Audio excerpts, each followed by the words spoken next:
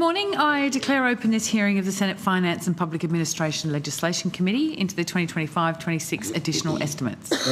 I begin by acknowledging the traditional custodians of the land on which we meet today and pay my respects to their elders, past and present, and extend that respect to Aboriginal and Torres Strait Islander peoples here today.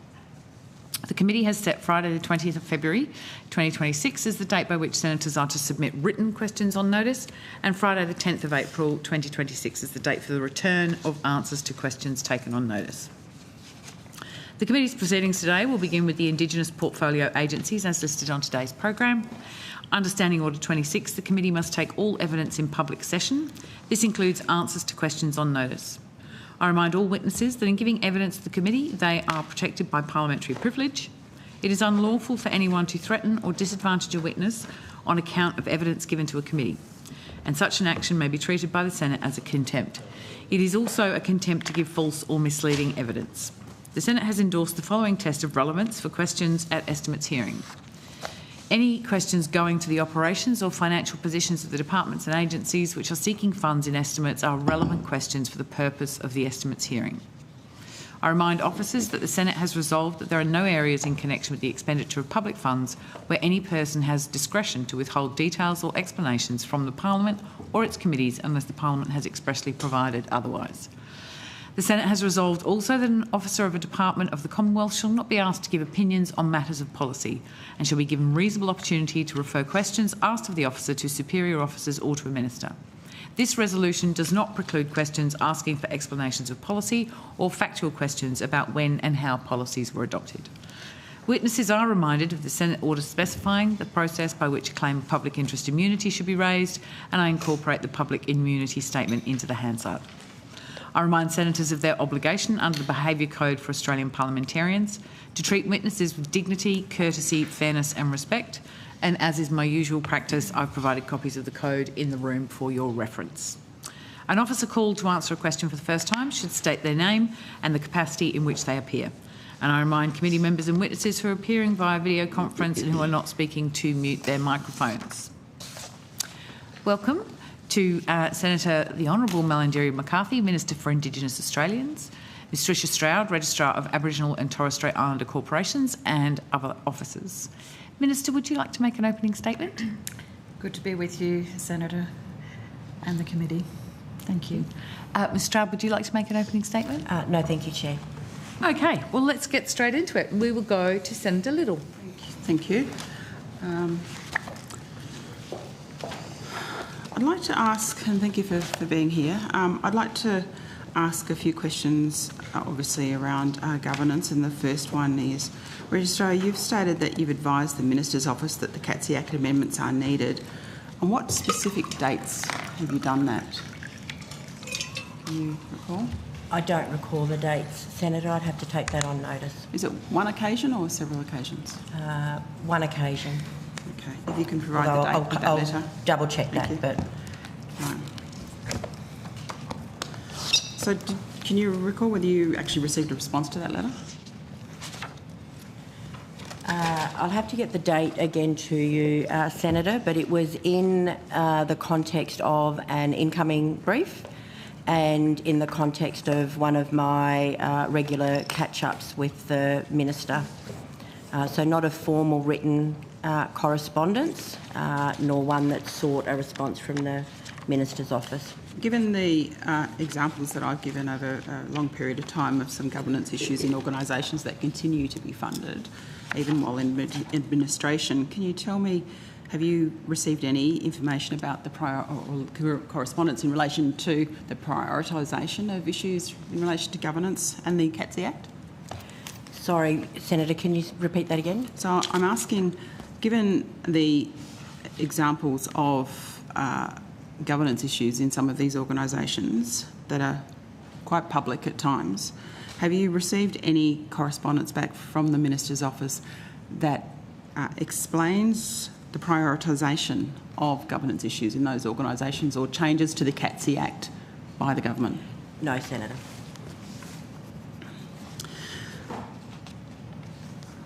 So can I ask what specific regulatory actions has ORIC been unable to take against the over 1,000 non-compliant corporations? What is it about the CATSI Act that means that sometimes you're not able to take action against them? Senator, certainly Deputy Registrar Huey can also answer, but I'd have to take that on notice. We are monitoring non-compliance of corporations through the powers we have at the moment. We have in the last 12 months, as set out in my regulatory posture, revisited the use of other powers that haven't been used in some time. And that's resulted in, for example, corporations being prosecuted for not holding AGMs. So we've certainly fulfilled our regulatory and support functions at the moment, using the powers available to us and, in fact, using greater use of powers over recent times. I'm trying to understand in the following questions how organisations seek to find safe havens from regulation or from leading practice governance, or even exclude themselves from those. And I'm interested to understand if you have any evidence of organisations that are seeking to either establish or move to the Associations and Corporations Act and similar in their states and territories to avoid the regulatory and compliance burdens of ORIC or ASIC. Senator, I would have to take that on notice, but only in the sense of corporations that have moved out from under the CATSI Act. I don't have that on hand at the moment. There are certainly a number of corporations, usually anywhere between 200 to 300, which we deregister each year, and they're corporations that have failed to lodge reports and have not lodged anything or conducted any business or interaction with ORIC for a certain period, and which we believe are actually not conducting any business. I'm more interested whether in any of those move over to the Associations Act, I wouldn't know, as far as I'm aware, but we'll confirm in our when we take it on notice. ASIC doesn't identify indigeneity of corporations registered under the Corporations Act, and I am not aware of any of the Associations Act under state and territory statutes that also identify. So to be able to identify how many migrate over, I wouldn't be able to, but I could tell you how many voluntarily transition out from under the CATSI Act. Right, thank you. Okay. I'm wanting to understand about why is there no automated system or formal protocol for NIAA or the Department of Health when a corporation they fund is referred to the CDPP for criminal prosecution. I want to explore that a little bit more about why there is this seeming firewall and how we break that down. Senator, certainly at prosecution stage, that's something we can visit as to whether we put in place formal mechanisms to formally advise funding bodies whether a corporation has been prosecuted. We wouldn't notify them at the referral to CDPP stage anyway. And even though we might commence a formal process of notifying funding bodies, it would be done so with us not knowing exactly what funding bodies corporations are funded by, noting that they're not required to, under the CATSI Act, report to us which funding bodies they receive grants from. Mm-hmm. I understand you had 29 successful prosecutions that were actively receiving Commonwealth grants at the time of their conviction. Are you able to tell me how many of those were actually actively receiving, how many of those 29 that you prosecuted were actively receiving Commonwealth funds at the time of their prosecution? Senator, apologies, I'll have to take that one on notice as well. We will provide, to the best of our ability, the financial reporting details of those corporations, but it wouldn't be with absolute certainty exactly how much and which funding bodies they receive it from. Okay. If a large corporation fails to report for several years, does ORIC share that risk profile with NIAA's Integrity Group? Or is that also siloed by a lack of automatic information sharing? So a corporation remains on our website under the reporting of corporations that have not yet lodged all of their reports, and Senator noting that that has been enhanced in the last 6 to 12 months in terms of the amount of information now provided on that. So it's for funding bodies to check that when they're doing their own due diligence on funding corporations as to whether corporations have outstanding reports. Once they're prosecuted, that also goes on our website. We would only reach out to an integrity unit of any funding body where there are substantiated allegations or where we have evidence of other significant wrongdoing other than not just not reporting. Right, okay. Can I ask, the total number of corporations as at 5th of February 2026 was 3,364.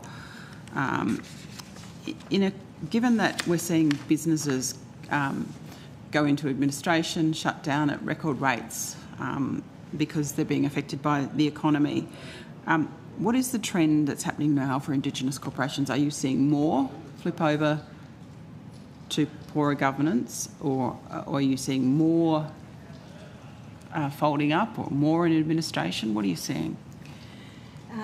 Senator, I could take on notice and get some specific data. Our numbers of special administration is static. There's usually about 4 corporations at any time in special administration. They are typically 2 factors. One is financial issues, lack of maintaining financial records, directors not seeing financial reports and exercising their director duties, or disputes in the boardroom. Off the top of my head, I could think that there has been in the last 12 months at least 2 special admin where the question of solvency is a concern. We have had in recent times a number of examinations where corporations have been issued show causes as to whether they are in fact solvent. What that looks like in terms of stats and trends, I could take that on notice and get some data to you. Right, okay. How many corporations are yet to lodge their reports? They were due on the 31st of December. Okay, so as of 30 January, the reports that were due, the 24-25 reports due in December, there are 2,061 corporations yet to lodge all of their reports. As is the usual trend, the vast majority of that are small corporations. At the moment, that's about 74% of those corporations are small, which are corporations that are not required to lodge financial reports. They're corporations with under $100,000. Right. Can I just ask about your use of, given the number of corporations, changing directors, the use of AI or other systems? Because even yesterday I was looking at an example that appears to be a successful prosecution a few years ago, where there is currently a director who was criminally prosecuted on a board currently. I'm just wondering how your systems pick up the movement of directors across organisations and the complexity of identifying those linkages other than just stumbling across them. Deputy Registrar can contribute to this. He's the lead in a lot of our systems work. Certainly director identification will make that easier, noting that we've still some way to go in terms of getting all directors with director IDs. Now, hang on, what number have you got now? Because it's been pretty low. 40. Just what? Yeah, sorry to interrupt. Just while we're there.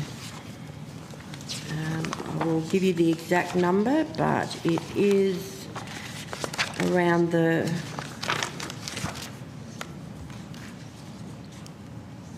45.6%. Right. So it is steadily increasing, but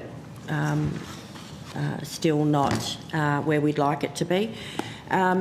The tracking of directors is reliant on directors' full details, their names, their personal details being absolutely consistent in the system, remembering that corporations are responsible for their details, so it's up to corporations to lodge details with the full legal name of directors.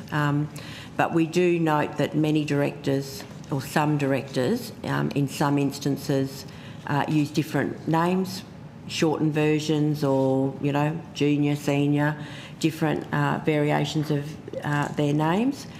If I'm honest with you, Senator, tracking directors that move from one corporation to another relies largely at this moment on our intel and knowledge of corporations, or corporation members and other directors lodging reports of concern or suspicion that a director isn't fit for duties. But only those directors that have been disqualified under the CATSI Act and are on the public register, and all directors in their consent and change of officer forms are required to declare that they are not a disqualified director. Only those directors are those that are legally unable to be a director of another corporation, regardless of the character or confidence and trust that members have in an individual. Yeah. I'm wondering on the flow of information to you and intelligence from people about some concerns within organisations. If I get a correspondence from people, the first thing they say is, I'm terrified of providing this information.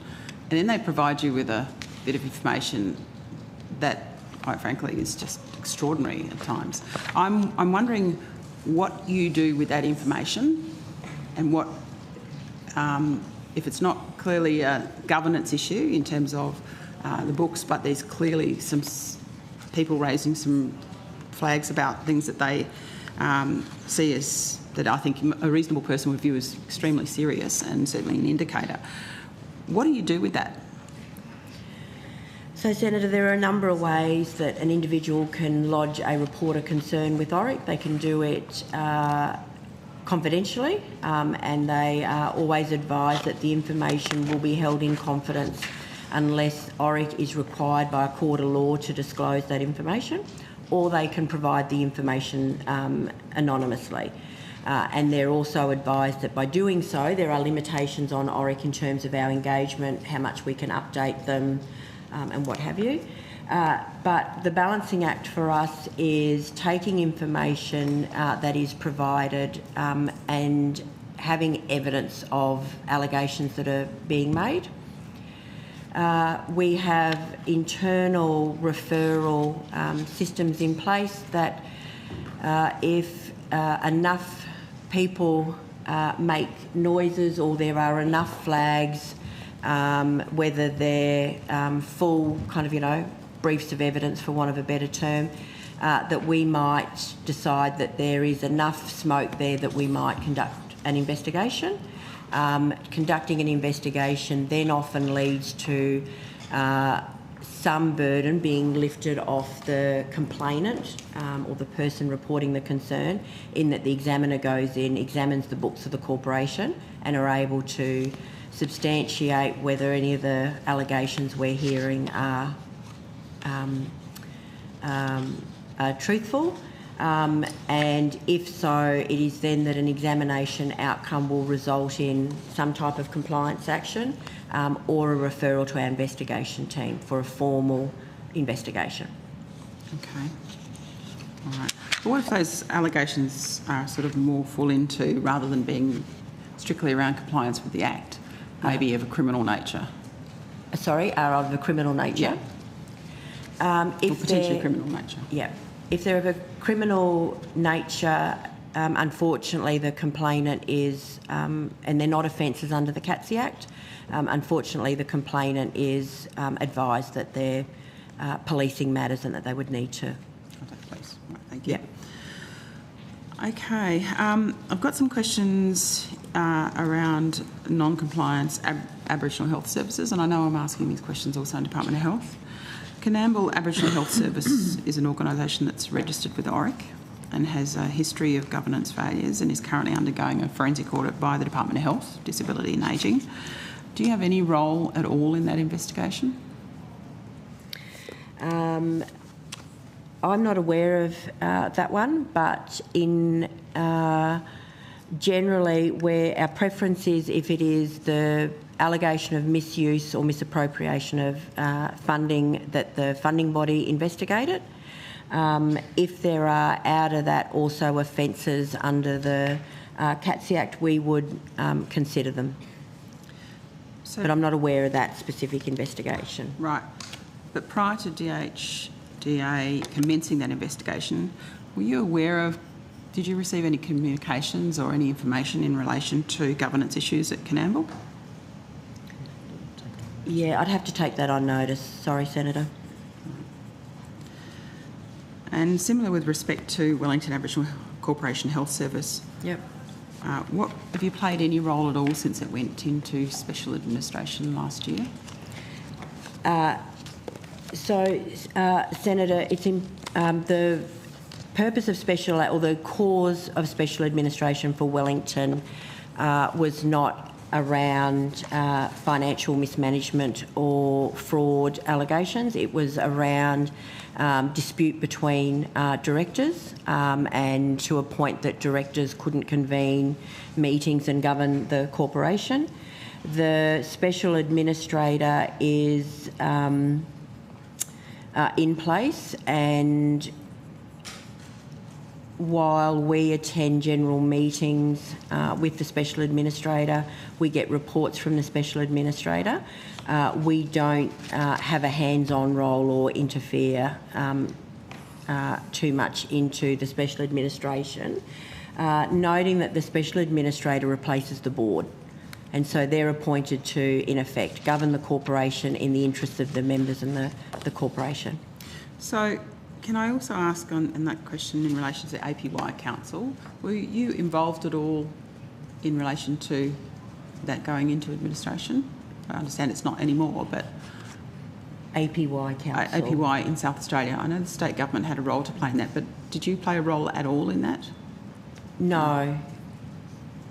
Did you receive any information from anyone about issues at the APY Council? No, apologies, Senator. This is a council, not an Aboriginal corporation? Yeah. Yeah. Yeah, okay. No, so no role for us. Whether we were given any information about issues, I'd have to take on notice, but I would suspect not, given it's not a corporation under the CATSI Act. Yeah, but that's why I asked if you got any information rather than... because people don't necessarily think that when they first contact the organisation they see as being responsible for Aboriginal governance. Yep. So you didn't receive any information about APY Council from anyone? Not that I'm aware of, but I'll double check just to be certain. Thank you.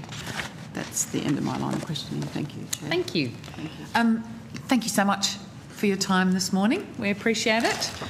We will let you go. Thank you. Thanks, Senator. And I will call the Indigenous Business Australia to the table.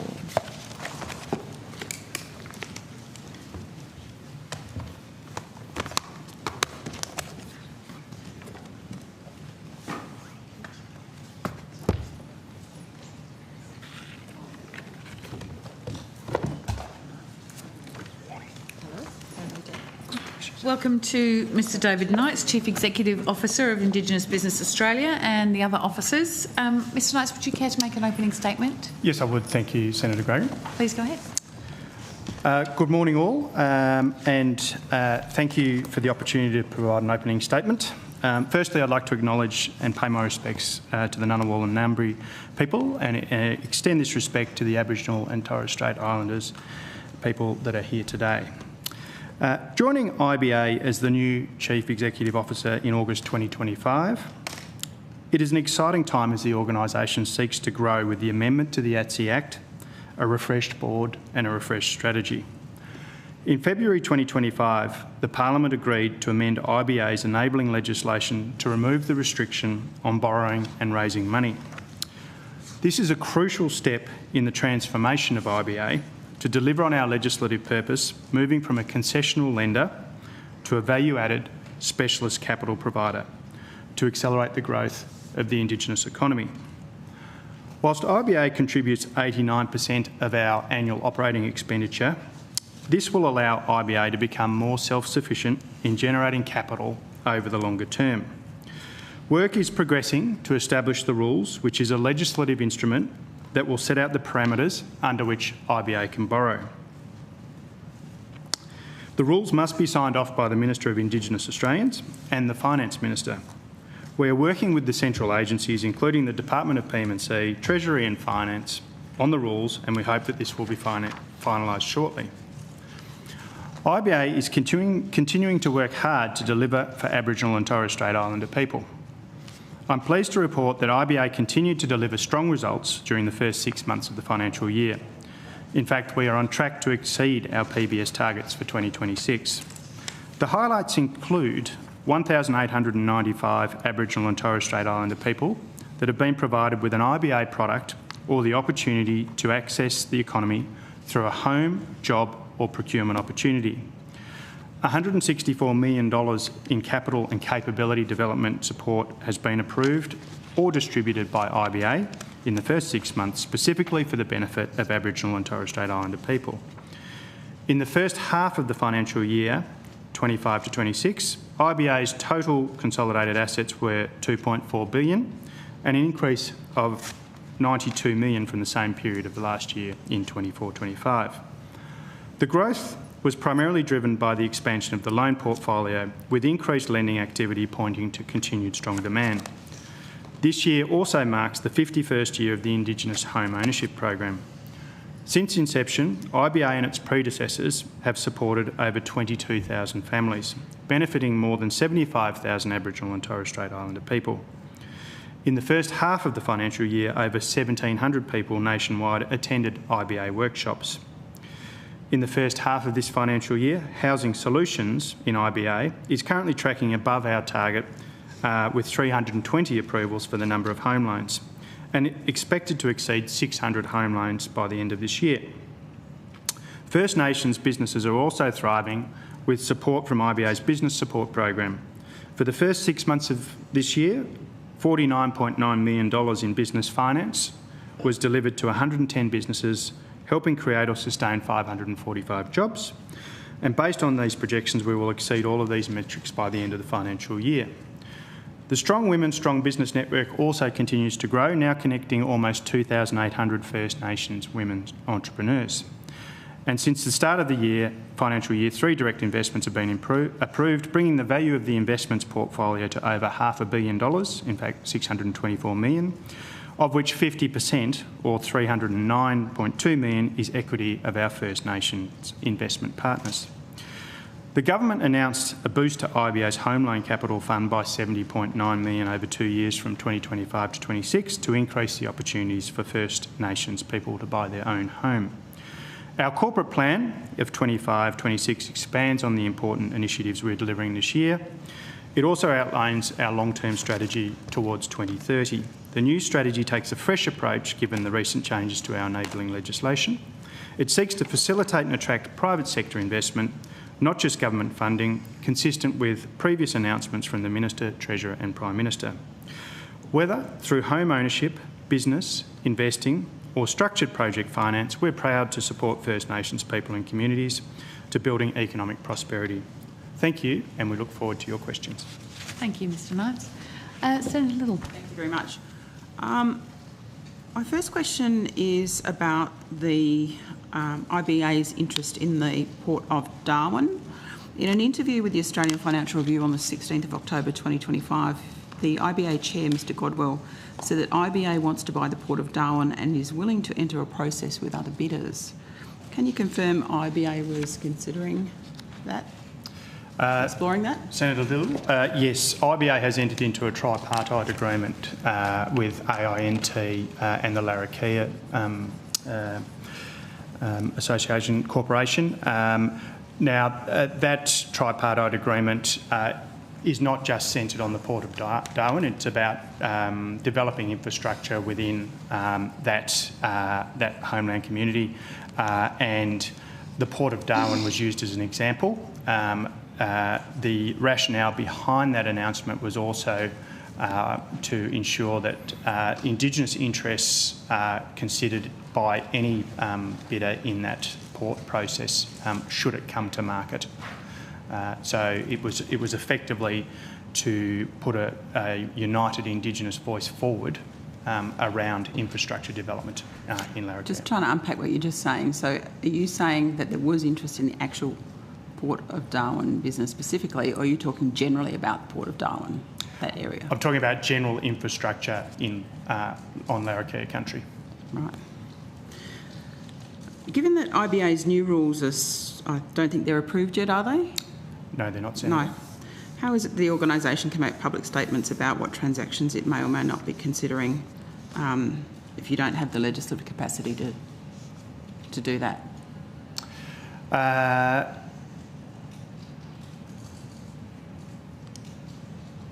We are working through the legislative enablement, Senator, at present. It does have a lead time. The announcement was around intent for consideration, not a commitment. And these transactions take a very, very long period to come to fruition and require significant due diligence. So perhaps it was a little premature. Minister, I just want to ask, has Mr Godwell ever worked or volunteered for you previously, including your time in the Northern Territory Parliament? No, Senator. No, thank you.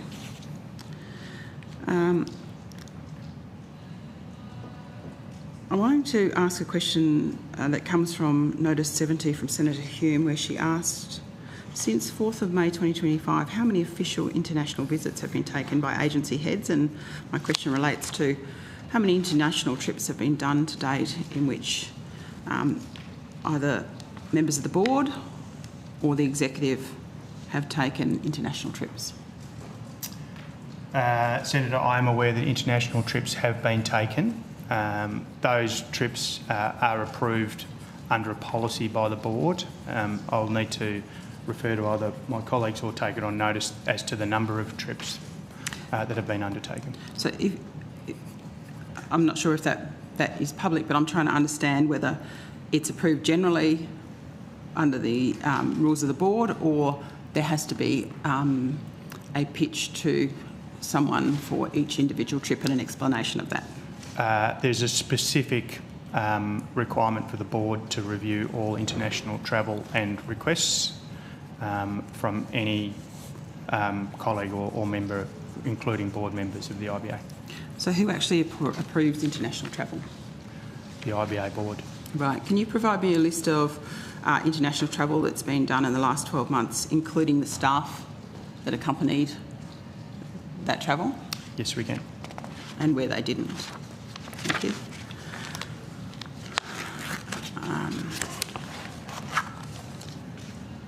I want to talk to you about the Albanese government and their pursuit of economic empowerment, which is a fantastic thing. I couldn't not agree with that. But can you explain the First Nations Economic Partnership announced at Gama in August 2025 by the PM, why that's still being negotiated? I may pass that question over to Sean Armstead, who actually sits on that economic partnership. Sure, thank you. Sean Armstead, Deputy Chief Executive Officer. The economic partnership, there are a couple of components to it. IBA used to hold the secretariat function. That doesn't sit with IBA anymore. That's with NIAA.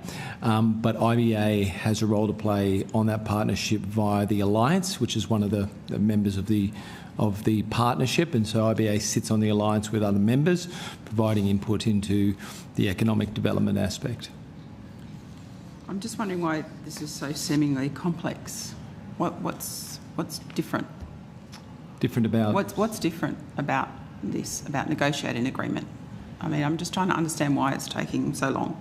Yep. So, So, Senator, maybe if I could just add, so Julianne Guevara, the CEO of the National Indigenous Australians Agency. Yes, as Mr Armistead said, the First Nations Economic Partnership Agreement, the partnership agreement itself actually was finalised. That happened in September. There is now work underway to establish working groups for specific areas that were part of the early actions under the partnership agreement. There were listed in the actual agreement itself a number of areas that the agreement partners committed to doing in the first year, and so those working groups are being stood up now to look at how they progress the work on each of those areas that were priority areas of work in the agreement, which was published and is available on the Treasury website. Okay, thank you. I'm interested in the $2 million in appropriation money that was left on the table and not used for economic empowerment for Indigenous Australians, when there are so many businesses that could have actually benefited from that. You've got $2 million left on the table somewhere? You spent it? Under the economic partnership? This is in terms of appropriation money, yes. Where is that money, the $2 million? Apologies, is that with respect to the economic partnership? Yes. So, Senator, the announcement that was made in relation to funding the economic partnership was there was an initial appropriation of $16.9 million for the economic partnership. That included funding for the alliance partners to participate in activities including the working groups of the partnership. There was also money set aside for the provision of secretariat functions for the organisations involved. So that was $290,000 that was drawn down. So what about the balance? What are you doing with that balance of that money? Well, obviously, Senator, the work of the partnership is still ongoing. So there are regular meetings now of the First Nations partners with its government partners. I think the next one is early March, if I recall. Next week. Okay. And so that money obviously supports the ongoing secretariat functions for all of the activities of the partnership agreement itself. Yeah. Okay. I'm just wanting to talk about banking and home loans. You only had 119 customers that transitioned to mainstream banks. And of course, your aspiration has always been on IBA being a stepping stone to somewhere else for people. Is that a small number? Would you like to see that number higher? I'm just wondering what's restricting you from getting more people off IBA when they're actually able to enable the pathway for others to come in. So, Senator, I will pass this over to Faisal Fassi, who runs that division for IBA. I will just make a covering comment, though, that IBA's role, statutory role, is unchanged. We are the bridge, if you like, for Indigenous Australia into mainstream financing, and our product and our strategies reflect that intent. But Mr Fassi, thank you. Faisal Fassi, Executive Director, Products and Markets. So, Senator, we do not push customers to leave IBA. We want to give them a choice. It is their choice to stay with us or to refinance. Usually when the economic situation is a bit difficult, they prefer to stay with us.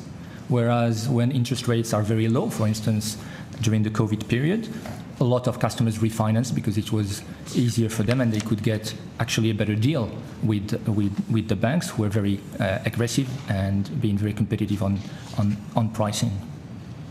So what? Can I ask a follow-up there? Yeah.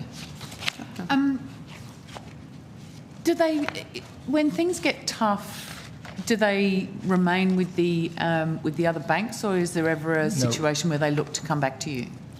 Yes, there are situations where they look to come back to us. We have a refinance product ourselves, so if they want to come back to us, it is possible. Now, of course, we make sure that they are able to service the loan if they want to come back to us. The difference with the banks is that we are able to provide them with a discounted rate, depending on their income level, which means that they would be able potentially to repay an IBA loan when they are struggling to repay a bank loan. Thank you. Thank you. I'm just trying to explore a little bit more about the cost of living impact on people being or staying rather with IBA rather than moving to the banks, and the impact on freeing up capital for those who are on your waiting list. How many are on the waiting list now? Currently, we don't have many customers on the waiting list. We have about 200 customers who are pre-approved, right. But they struggle to find a property. Right. And what's happening to them in this cost of living crisis? Is it becoming further out of reach? How do they they just sit there until hopeful something might happen? Senator, it is a challenge for all Australians. We do have a product range that assists customers. So we have a shared equity product that we will provide between 35 to 50% of the equity of loans for applicable customers. And second to that, we have significantly reduced deposit requirements, anywhere from $1,500 to, I think, $8,500, $9,000 for customers to be able to save to get into a home. So do you have something that will give me an indication of, in the last 3 years where you've got those people who are sitting there on your waiting list, how that's grown? Do I have to go to annual report to find that? Or can you provide that more quickly for me? So again, Senator, we don't have a significant waiting list. Currently, I think the wait list, people wait when pre-approved. Let's talk about pre-approved. Yes. The list of pre-approved increased, and it increased mainly because property prices went up significantly. And so the market is very competitive. When our customers go to market, even if they have been approved, they find it difficult to bid and win the bidding war with other applicants.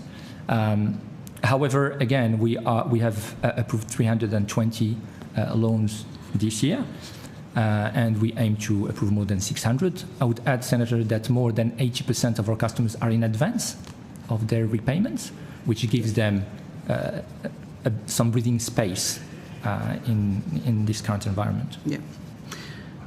So what's the current average duration of an IBA loan, and how has that changed over the last few years? So our standard term is 32 years, so slightly above what you find in the market, which is usually 30 years. And our customers usually refinance after 7 or 8 years. Now, 70% of our customers are on a discounted rate, and 30% are on the standard home loan rate. Those who are on a discounted rate usually stay with us until they reach the standard home loan rate, as the rate increases by 25 basis points every year. Thank you. Thank you. So I'm wanting to ask a question about, it's a little surprised by this, the superannuation anomaly that you reported. Given that you are a financial agency, this is around managing the overpayment of superannuation for 6 consecutive years without noticing. And I understand, Mr. Knights, that you're new, but I'm wanting somebody to explain to me how, given the finances that you deal with every day, that could have been overlooked for 6 years. Senator, I'll say a few things on this. One is IBA has, as soon as it came to our attention, has actioned that issue straight away. The reason for that anomaly was that there's a disparity for superannuation between those in non-government schemes and the government scheme, and we have worked to rectify that in an ongoing sense. And secondly, we are working through the assessment of recompensement of those funds. So your report states that you are still evaluating whether it is economically sensible to recover the funds. Why is there hesitation in reclaiming taxpayer money when we're talking about people who are in senior executive roles? That's due to a couple of factors. One is the complexity of retrieving funds out of superannuation schemes for the materiality that is involved. So we're working through to assess that. With your question with respect to taxpayer funds, the question then is, do we spend more of taxpayers' funds to recoup the amount in question, and then an appropriate commercially balanced decision will be put forward to for consideration. So is that the board's decision?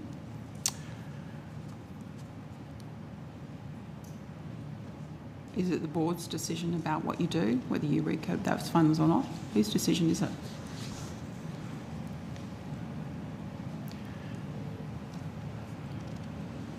It is currently the board's decision, Senator. Okay, thank you. That's all for me. Thank you. Thank you. Senator Whittaker. Thank you very much, Chair. Good morning. Thanks for joining us today. Just further to some of the conversation we've already had about housing, of course, one of the biggest challenges for housing at the moment is supply. And so I'm wondering if you're doing any work, undertaking any partnerships to increase housing supply? Yes, we are. We have done a small housing development in Broome. In my home state, great. Yeah. 10 houses over there, and we, through our business financing operations, and I'll defer to Mr. Bassey if he has further information on this, we're currently financing a housing development of circa 500 plus homes in Palmerston. Construction is one of our largest business sectors that IBA lends to. But Mr. Bassey, you want to comment further on that? Yeah, thank you. In terms of supply, we provide home loans for construction as well. So we are supporting our customers to build new dwellings. And as Mr. Knight mentioned, we have a residential development program whereby we work with Aboriginal corporations, Indigenous organisations who want to activate their land and to build properties either for their members so they can stay on country, for instance, or simply to sell the properties and use the proceeds for the benefit of their communities. That's great. And I understand that you recently signed an MOU with Commonwealth Bank.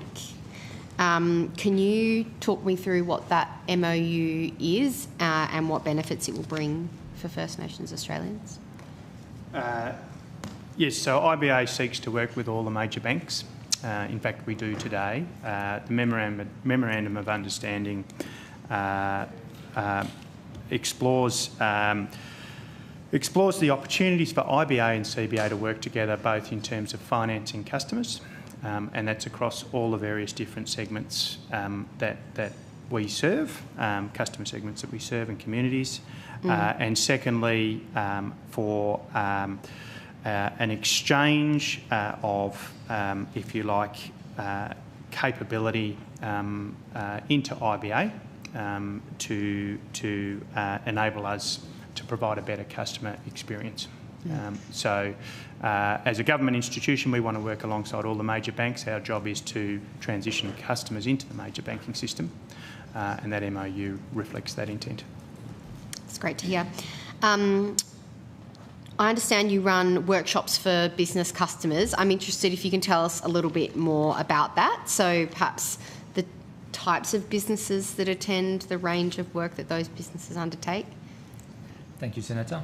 So we have a range of different workshops, and these workshops aim to support businesses across the whole life cycle, from entrepreneurs who just have an idea and they need to understand what it means to go into business, because going into business can be hard and difficult, and so it's important for them to understand what it entails, to larger businesses who are growing and who want to improve their capabilities, for instance, in digital marketing, in strategic planning or other areas.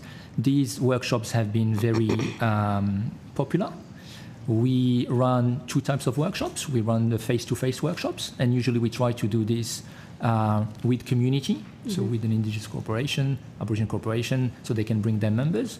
Or we do them online. Online workshops are quite successful because it allows people to just connect from their homes. It can be in the evening, it can be in the weekend.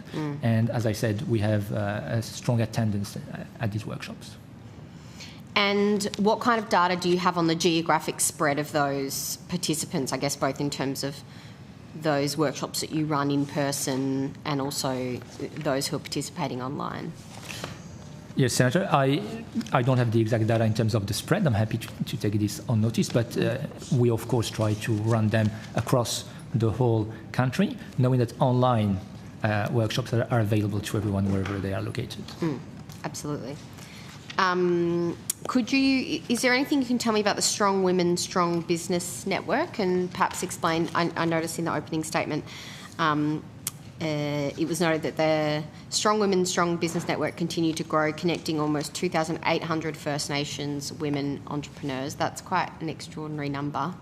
Can you tell us about that network? Absolutely. So we launched the Strong Women, Strong Business Network in 2018. It has been quite successful. It is led and managed by Indigenous women who are in business or who aspire to be in business. There is a Facebook group with about 2,800 people. There are about 2,500 members on Instagram. We also have a mentoring platform with about 1,200 Indigenous women who are mentoring each other, helping each other, supporting each other. And it's important to also to mention that this is not just in the city. It's in regional, it's in remote areas as well, where Indigenous women who are in business or who want to be in business feel more comfortable talking to other Indigenous women who have done it before them. We continue to support this network. We also have the First Nations Women in Business Mentoring Program that is going to start. It was announced by the government last year for $3.4 million, in which we are going to support about 150 Indigenous women in business with mentoring and coaching. Do you mind if I... What type of spread of businesses are you seeing Indigenous women particularly show an interest in and start up? So in terms of the businesses, we have many businesses that are in retail, many businesses that are in agriculture. I'm not sure, or construction. I'm not sure exactly about the split in terms of sectors between men and women. So I can take this on notice. Okay, thank you. I have a couple more questions, Chair, if you're happy for me to keep going. Go right ahead. I think you may have mentioned in your opening statement the IBA is very much embracing the net zero future, which is, of course, really important to our government, and I'm really pleased to see the IBA embracing that too. Could you talk us through what opportunities there are for First Nations businesses to embrace the clean energy economy and the work you're doing with First Nations businesses who might be engaged in that space? Certainly. So the IBA strategy is very, very closely aligned to the government strategy. One of those sectors is renewables and renewable energy. We're proudly supporting a microgrid project in Northern Australia at the moment to move off diesel, where that will transition into Indigenous ownership and significantly lower the cost of living for remote energy. Should that be successful, we're now talking to Indigenous organisations about how do we actually scale that program up and provide opportunities for both Indigenous ownership but Indigenous jobs on country as well as we work through that. So that's the renewable energy space. We are equally working across mining on renewables as well. So critical minerals, there's a very, very large percentage of critical mineral development that sits on Indigenous land. And IBA's role is to ensure that there's Indigenous economic participation in all of those projects as we move forward. From an IBA corporate perspective, we're also piloting an ESG strategy and ESG measures. I might just pass over to Deputy CEO Sean just to talk briefly about that. Yep, certainly, thank you. So the ESG, which was a measure Measure 5, which was effectively we're baselining what our use of a better term, footprint, but measuring, identifying where there are opportunities for better reporting, and therefore if we can measure it, reduce our impact on the environment. But it's also across the board, because ESG isn't just environment, it's sustainability, our reconciliation action plan being driven. So there are a number of factors there that we're working on. Yeah, great. Just, Mr. Knights, you touched on something in your response that I hoped you might be able to expand on a little bit. You talked about facilitating Indigenous engagement when there are projects on their land. Could you talk us through kind of practically how you facilitate that? Yes, so IBA does that today. So we have a number of direct investments where we work alongside the traditional owners. So we will, through our distribution and footprint, engage with traditional owners. So whether that's via PBCs, land councils or corporations, to enable them to consider equity positions in projects and developments on country. So rather than just the ILUA type model, we're moving more to economic participation, which then provides jobs, then provides home security. That's great. Excellent. Thank you very much for your time. We do really appreciate it, and for all the good work that you do. We will let you go. Thank you very much. Thank you. And I would ask the Indigenous Land and Sea Corporation to come to the table. And I believe we may have some of your crew online. I could be wrong.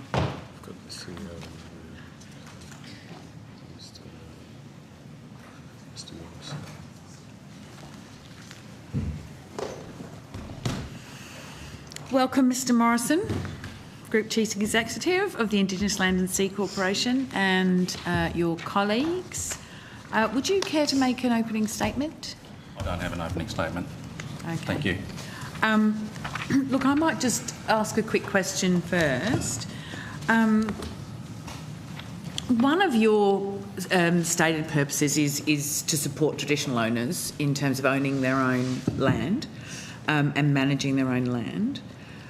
How does that relate to the agreement you've got to sell Voyages Indigenous Tourism Australia?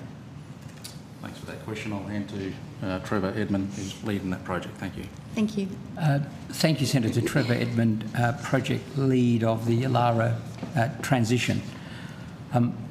In relation to the sale of the operating assets at both Esrock Resort and at Mossman Gorge, we have ensured, and we've been at pains to ensure that bidders throughout the process and Journey Beyond as the final bidder and now the contracting party have fully understood that land is not included in the acquisition. They will have a leasehold interest over that land at both Illawarra and at Mossman Gorge.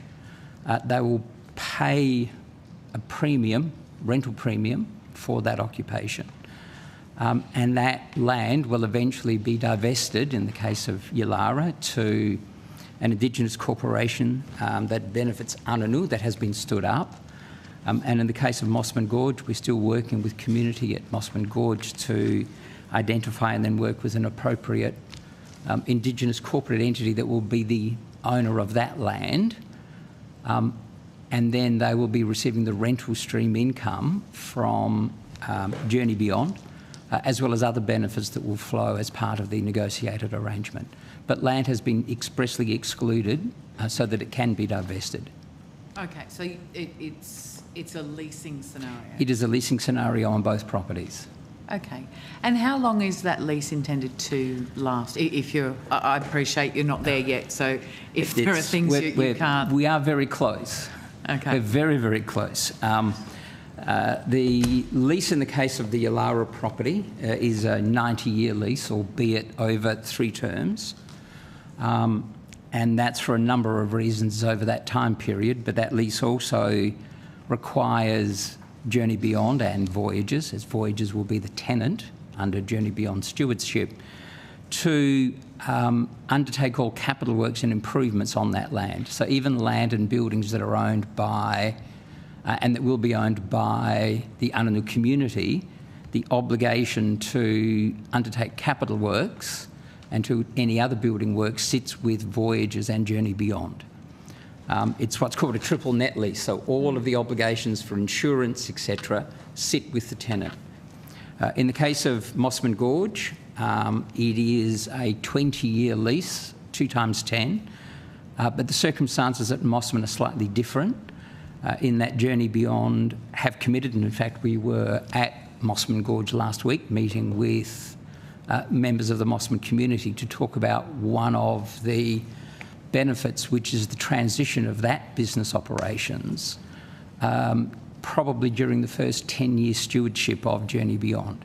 So the intent is that Journey Beyond and Voyages will work with the Mossman Gorge community to assist them to develop management and other skills to eventually transition that business ownership, as well as, in due course, us divesting the land, to the community.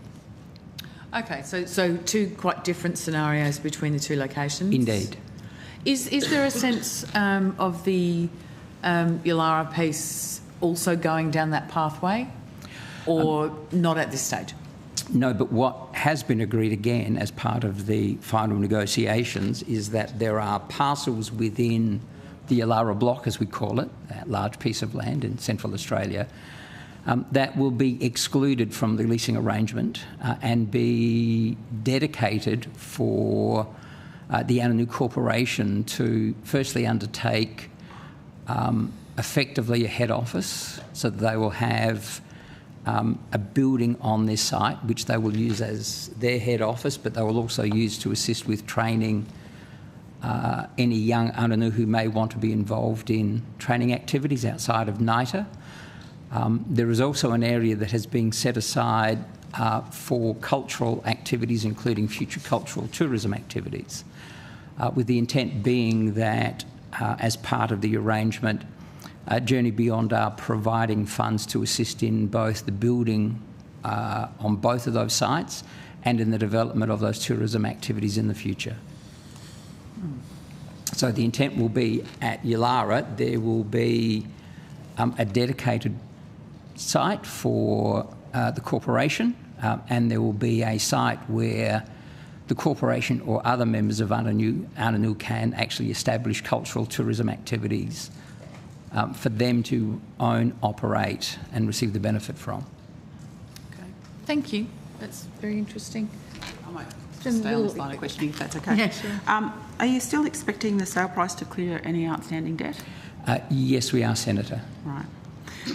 Just want to ask, when you mentioned about the infrastructure as part of the negotiations, you're not, given the ageing buildings that are out there, I'm just trying to distinguish between what you mean by infrastructure, whether you're actually talking about the roads, the sewerage, the electricity, or you're talking about the building as well. The buildings that we own, Senator, the roads are interesting. There are some roads which form part of the land which are owned by Voyages and will remain to be owned by Voyages, and under the lease Voyages will continue to maintain those roads.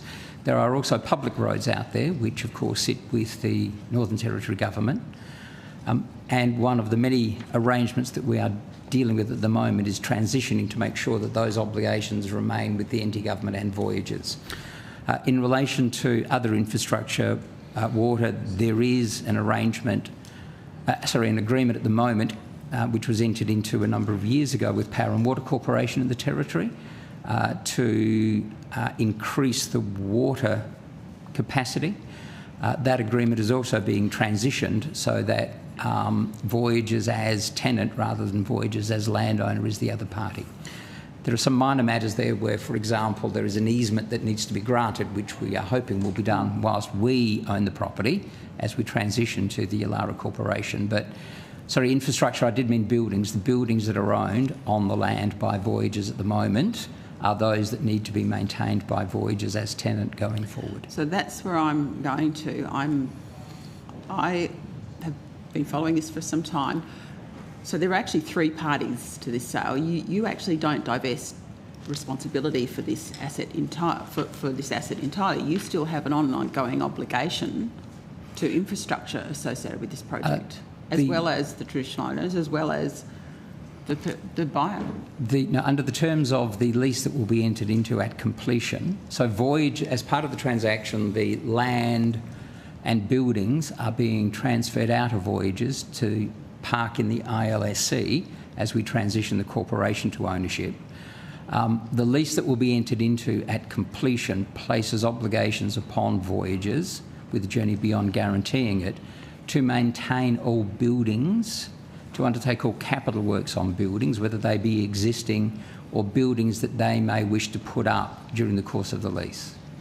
They also have the obligation to maintain insurance, both for any works they undertake and the buildings and structures that are on that land from the time of the lease. So you're not actually removed from all obligations when this sale occurs then?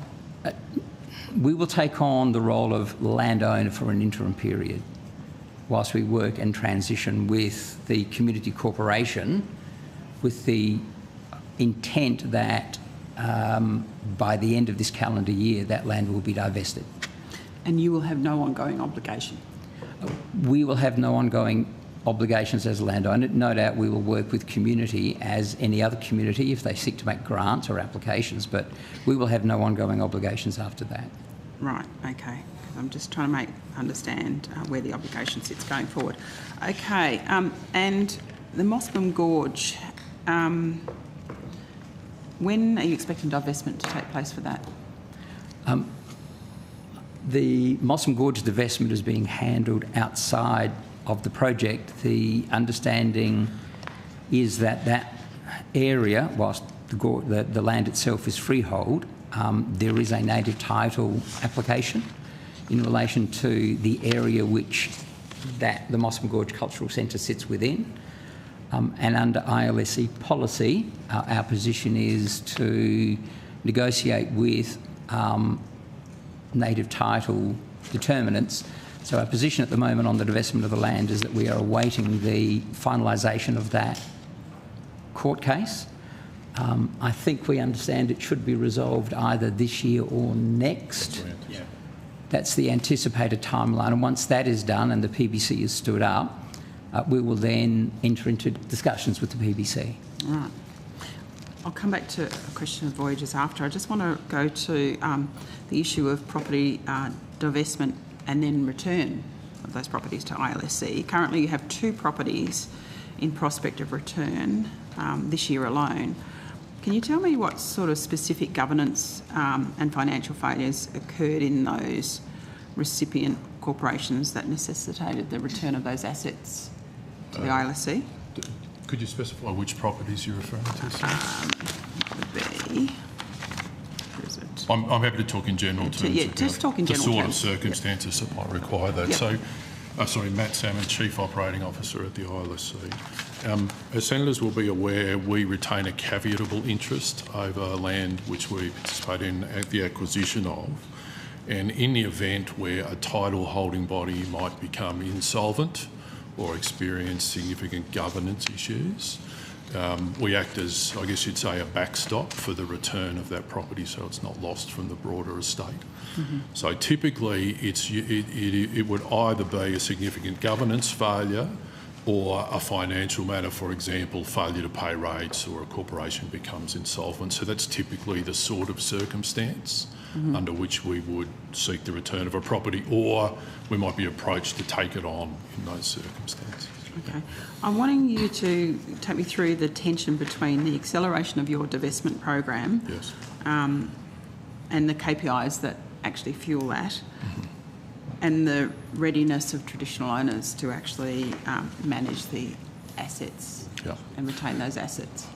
So I would use this year as an example where we have a portfolio budget statement target of 10 divestments. And that would be made up of a mix of assets which we acquire and divest in a single transaction, and we have an extensive due diligence process around that. There have been 3 of those, potentially 5 this year. So that makes up the first part of an annual divestment sort of portfolio where we consider economic capability, social benefit, the governance arrangements of a corporation, and a bunch of other things. And then we have, I guess it'd be fair to say, a backlog of land holdings which have inherited historically. There are about 42 of those. And the balance of the divestments for this year would be made up of us divesting those. And we particularly target divestments where that capability exists, where we've done a due diligence process and assessed the ability of people to hold that property, and we don't divest until that threshold is met. So I wouldn't say there's a tension, but we definitely prioritise capability over meeting the KPI. Okay. Yeah. I noticed that you've got 11 million of your consultant budget is dedicated to post-divestment support.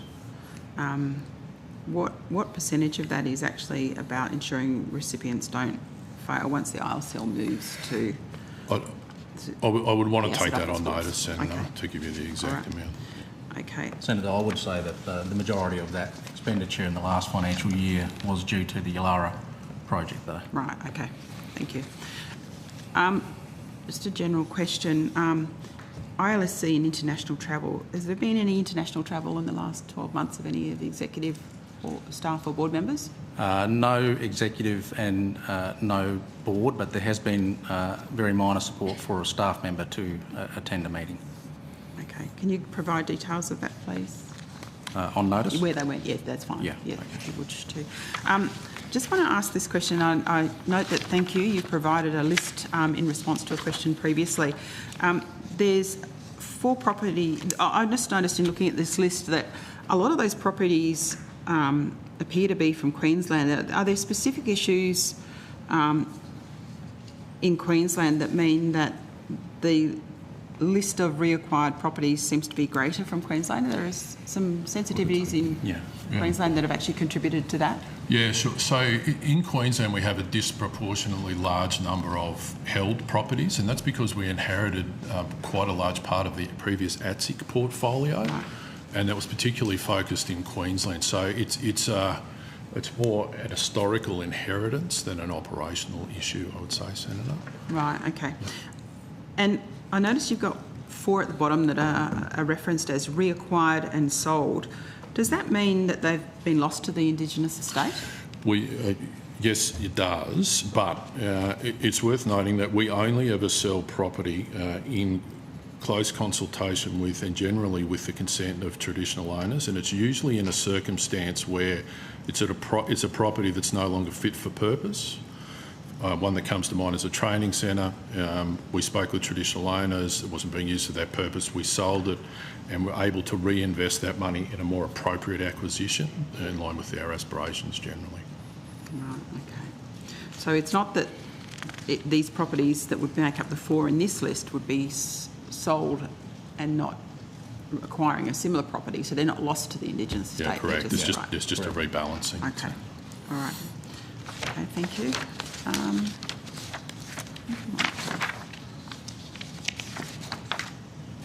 That might be all my questions. Thank you. That is all my questions. Appreciate that. Thank you. Cool.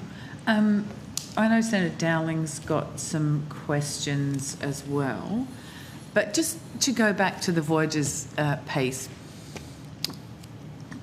the way that you were making this transition, can you talk us through the kind of consultation you've had with the traditional owners there and how that's going to actually deliver on their aspirations?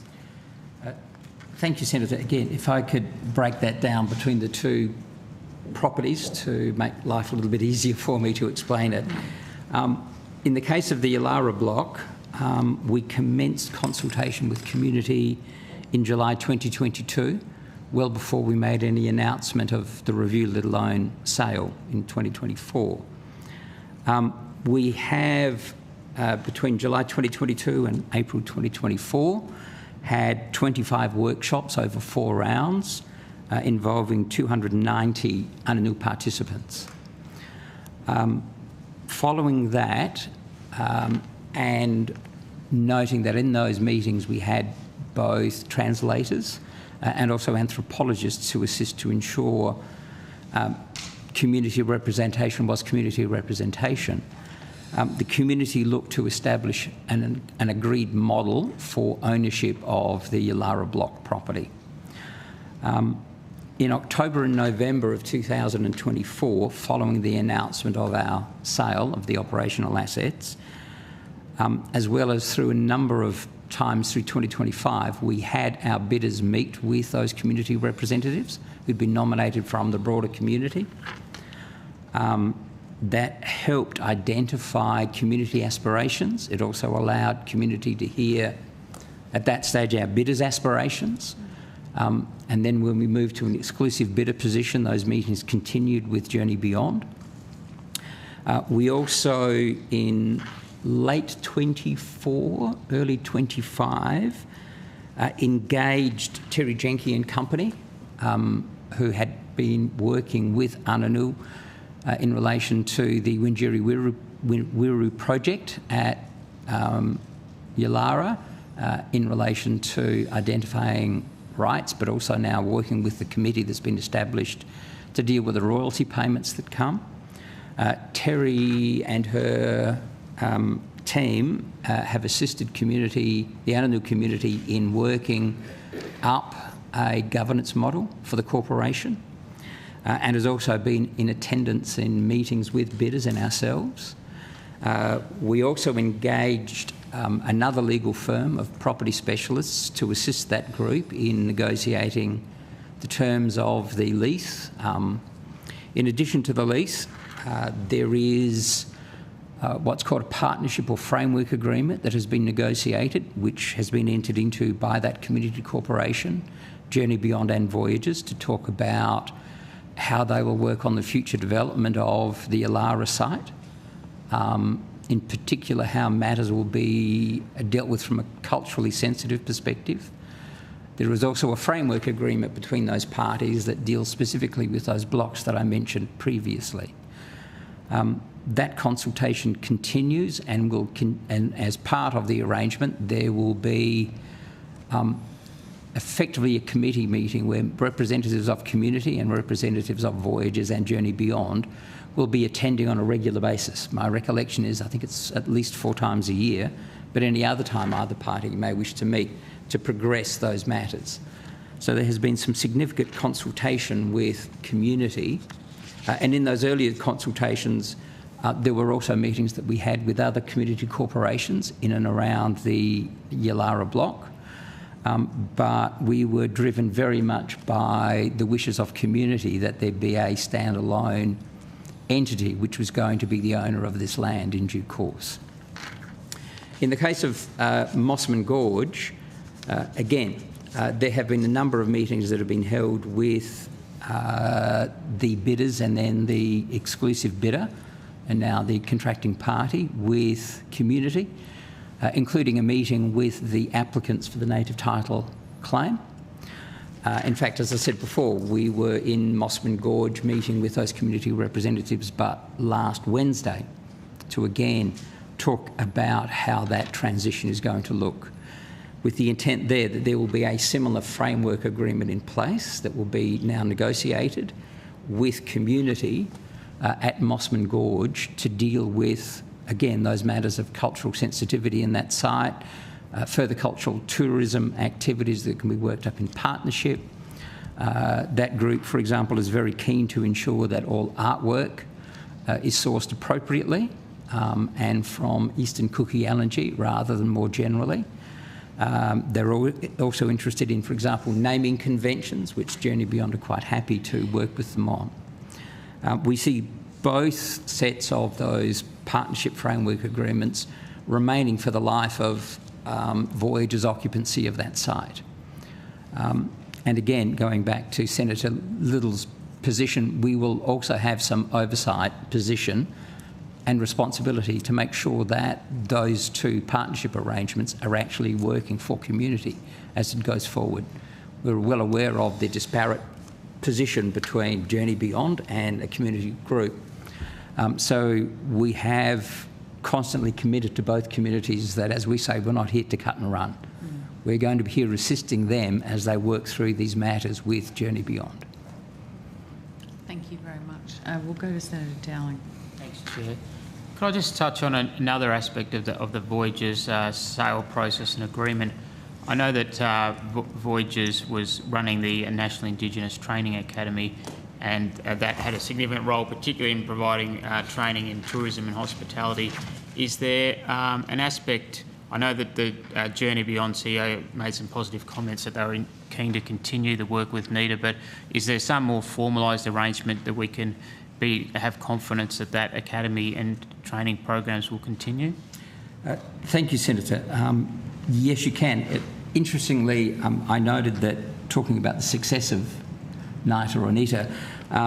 As at the end of last month, there had been 783 graduates go through that program since its commencement, and there is a graduation happening at the end of this month, which will bring that number very close to 800.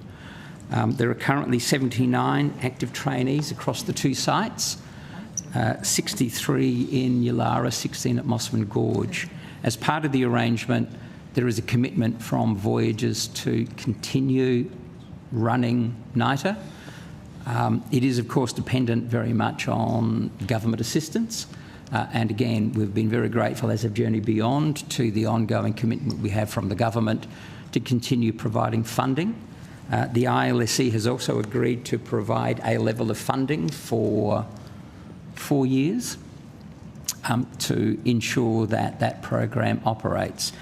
But not only have Journey Beyond committed to continuing NITA, they are talking about expanding NITA to cover the other activities that they undertake. So not just focusing on hospitality and tourism, but opening up for young First Nations people the ability to, say, obtain marine licences for the works they do on in Darwin and now in the Whitsundays and Port Douglas. Of course, to deal with people who may want to become engineers or engine drivers for their works that they do.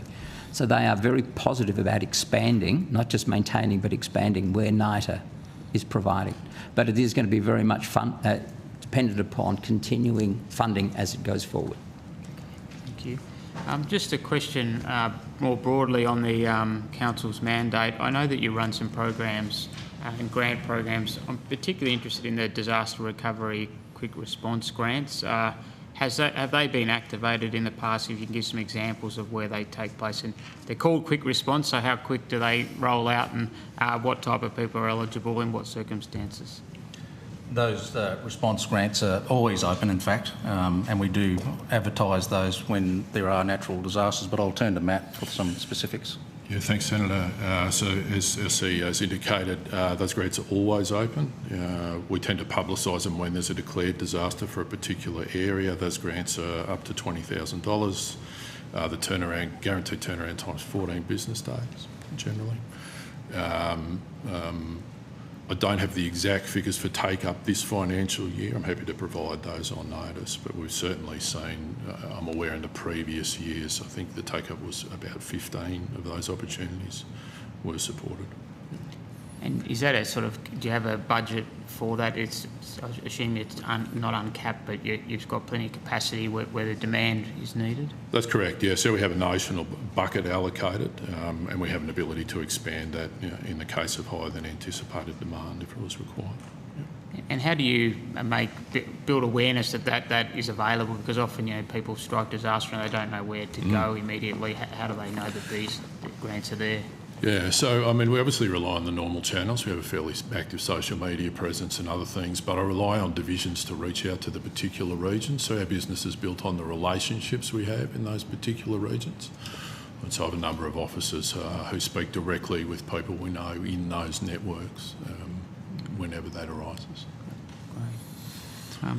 Maybe just a final one from me. I know that the Indigenous Land and Sea Corporation is coming up on now 30 years in operation. If you could maybe just reflect on some of the accomplishments over those 30 years and the lessons learned as well, and how you're going to use that in the future, and particularly any highlights you might want to advise the committee of through those 30 years.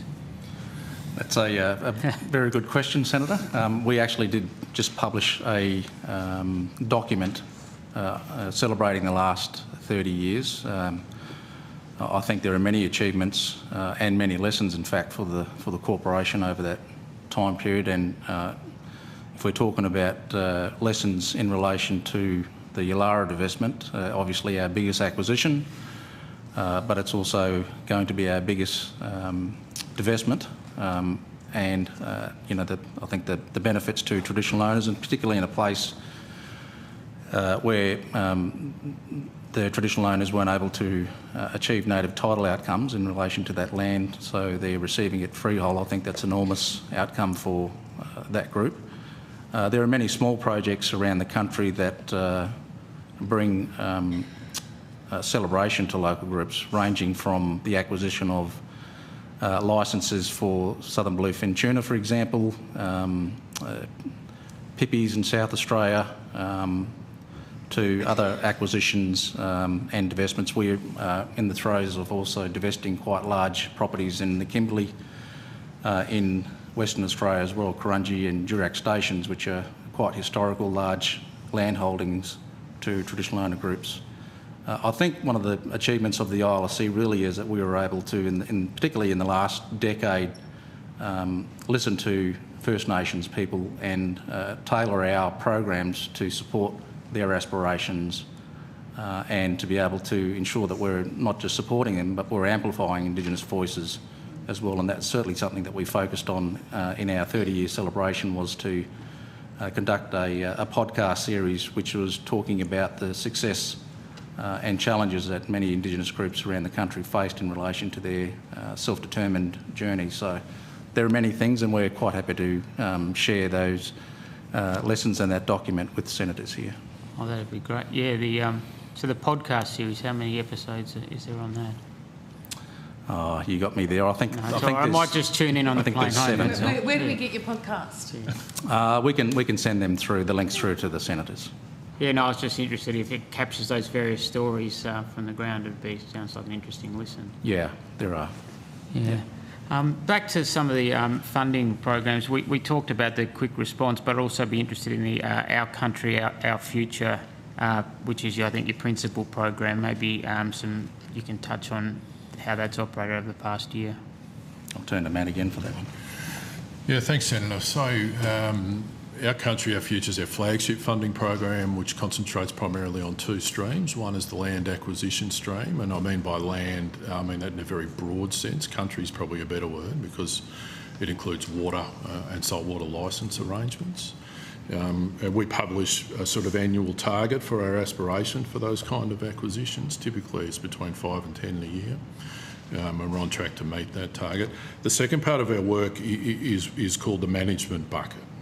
And they're the kind of projects where people might own land already, be fortunate enough to own land already, or we've previously invested in, and are looking to derive increased benefit from that land. So that's everything from helping people build ranger bases to investing in clean energy projects in the Kimberley, up to a bunch of other arrangements. So we publish an aspirational target for those activities. We've hit those year on year, at least for the last 4. But importantly, the things that we fund are informed by the National Indigenous Land and Sea Strategy, which sets out pretty clearly what people told us they wanted the ILC to be investing in for the next 5 years. We've got 2 years to run on that. So that's the sort of guiding principle which we use to make investment decisions. And as I've said to the Senator previously, there's a behind-the-scenes pretty detailed investigation of capability targets where we need to develop capacity for those investment decisions to be made. Great. I guess you call them investment decisions, but they wouldn't have, a typical ROI metric. How do you sort of say afterwards, was that a good investment? Yeah, so you'll see in our annual report that we've moved to a sort of value for money framework for measuring the benefits of those things, and we measure efficiency, economy, equity and effectiveness. So not your typical straight ROI measure. And for example, the efficiency measure is determined by the experience that people have in dealing with us. So it's not just us marking our own homework. So we agree with people what they think the benefits are going in, and then year on year we'll measure those to see if they're being achieved. Right. And when you're helping people you touch that management bucket, when you're helping people, how do you sort of procure those management, if they need that expertise or help with managing, how do you go about procuring that? Yeah, so we'll either guide them through an open market process of procurement, or we sometimes have a panel arrangement that we can refer people to. But importantly, we're generally steered by the need that the community identifies themselves in that kind of arrangement. Okay. Thank you, Chair. That's all from me. Thank you. One last question, probably a bit niche. At Yulara, currently there's like an art centre, clothing sort of store in there. but that's in the centre of the complex. Will that stay? Senator Goka, yes, the Gallery of Central Australia, yes, that's brilliant. That is remaining. That's an asset that Voyages is very, very proud of as part of their activity. I think it has, to last date, 13 community groups who they go out to get artwork and sold on a commission basis. And it is very popular with people who are staying at Esrock Resort and in Yulara more generally. I don't believe there is any intention that Journey Beyond have other than to probably expand it. That is great to hear. Thank you very much. I'd like to thank you for coming along and spending some time with us this morning. Thank you, Mr Morrison, Mr Salmon, Mr Edmund. And thank you, Minister, for your time over the last 2 days. We really appreciate all the work that you do and your attendance here. We will now suspend for morning tea and come back at 10:50. Thank you.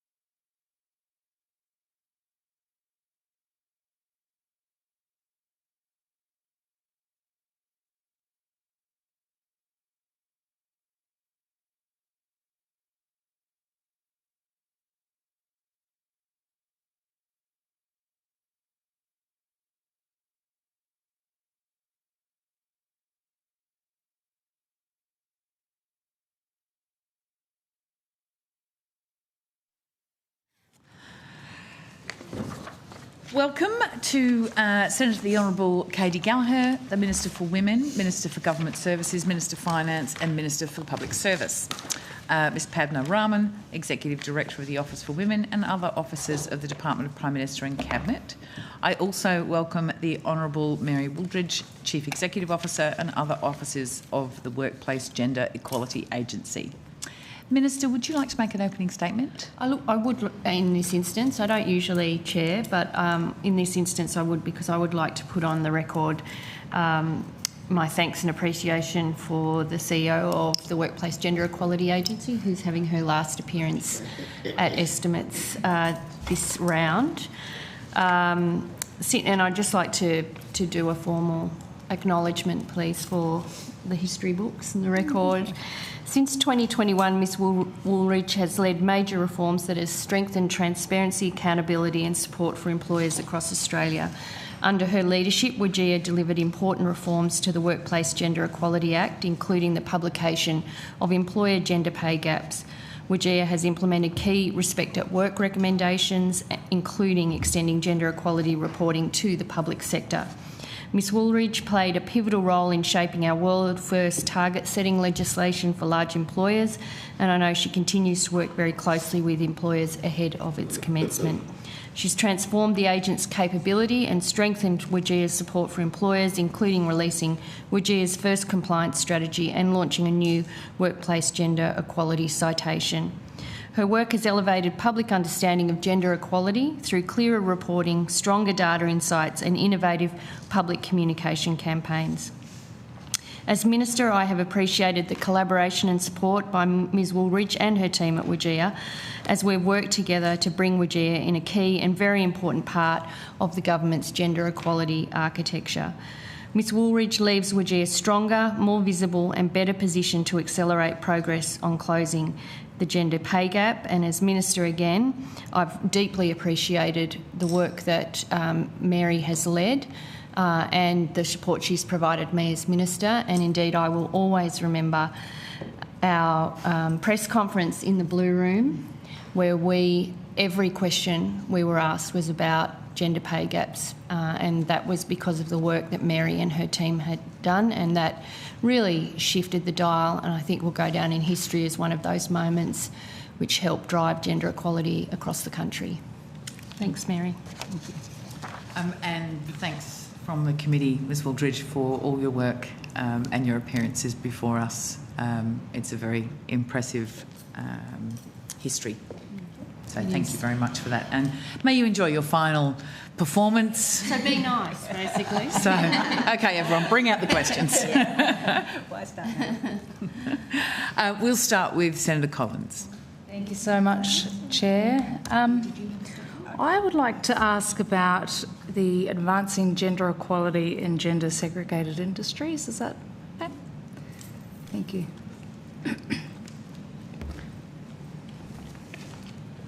Thank you, Senator. Megan Lay, First Assistant Secretary, Office for Women. Did you have any particular questions about that program? Yes, thank you. I would just like to understand it a little bit more. Can you just help me understand what is a gender segregated industry, please? Yes, absolutely, Senator. So, and there's a very excellent report that the Jobs and Skills Australia released, I think it was October last year, 10th of October last year, that sort of sets out like a really clear sort of index that outlines sort of the state of gender segregation in Australia against sort of an intensity scale. So that's very, very worth a look at. So it looks at sort of gender segregation against a scale, occupation by occupation. So gender segregation, and I will pass to Ms Hope in a moment, is essentially where there is a high concentration of either men or women in a particular industry or in a particular occupation, and it is recognised as one of the top three drivers of the gender pay gap in Australia. But I'll pass to Ms Hope if she wanted to add anything further. Yeah, Angela Hope, Assistant Secretary in Office for Women.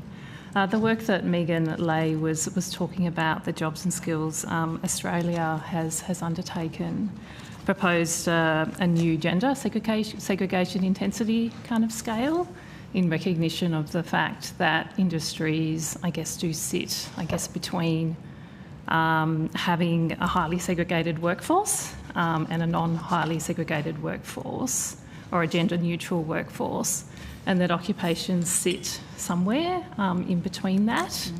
And in terms of doing their analysis that looked at occupational segregation, JSA created a new gender segregation intensity scale, which has 4 different categories. So gender balanced occupations, considered to be occupations where there's less than 60%, female or male dominated, between 60 and 75%, highly female or male dominated, 75 to 90%, and almost female or male dominated as being 90% and above.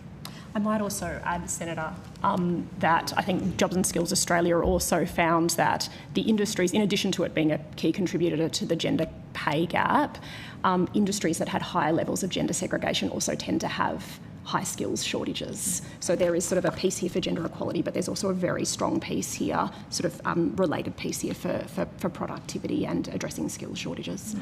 Does it go both ways? So are you trying to get men into female-dominated industries as well?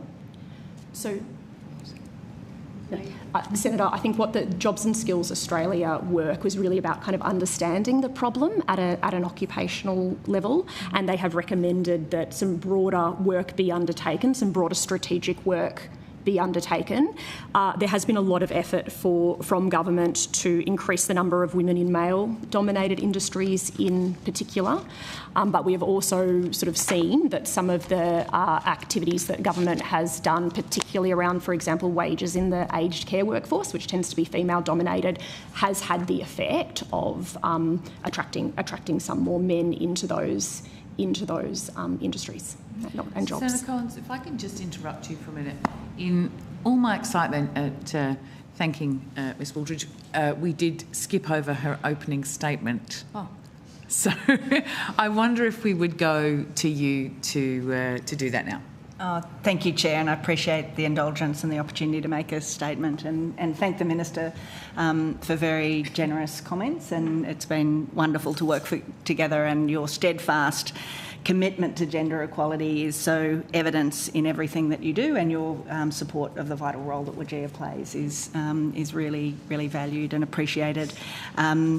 It has been a privilege to be the CEO of WGEA over the last 5 years, and right from the start we've been working with the Office for Women, undertaking a review of the Workplace Gender Equality Act, and over the subsequent 4 years have delivered on a really positive reform agenda that the Minister referred to accelerate change. There's been 2 critical amendments to the legislation that this committee's also been involved with in investigating those. With workplace safety such a critical part of gender equality, we now collect employer actions and policies to prevent and respond to sexual harassment in the context of the new positive duty requirements.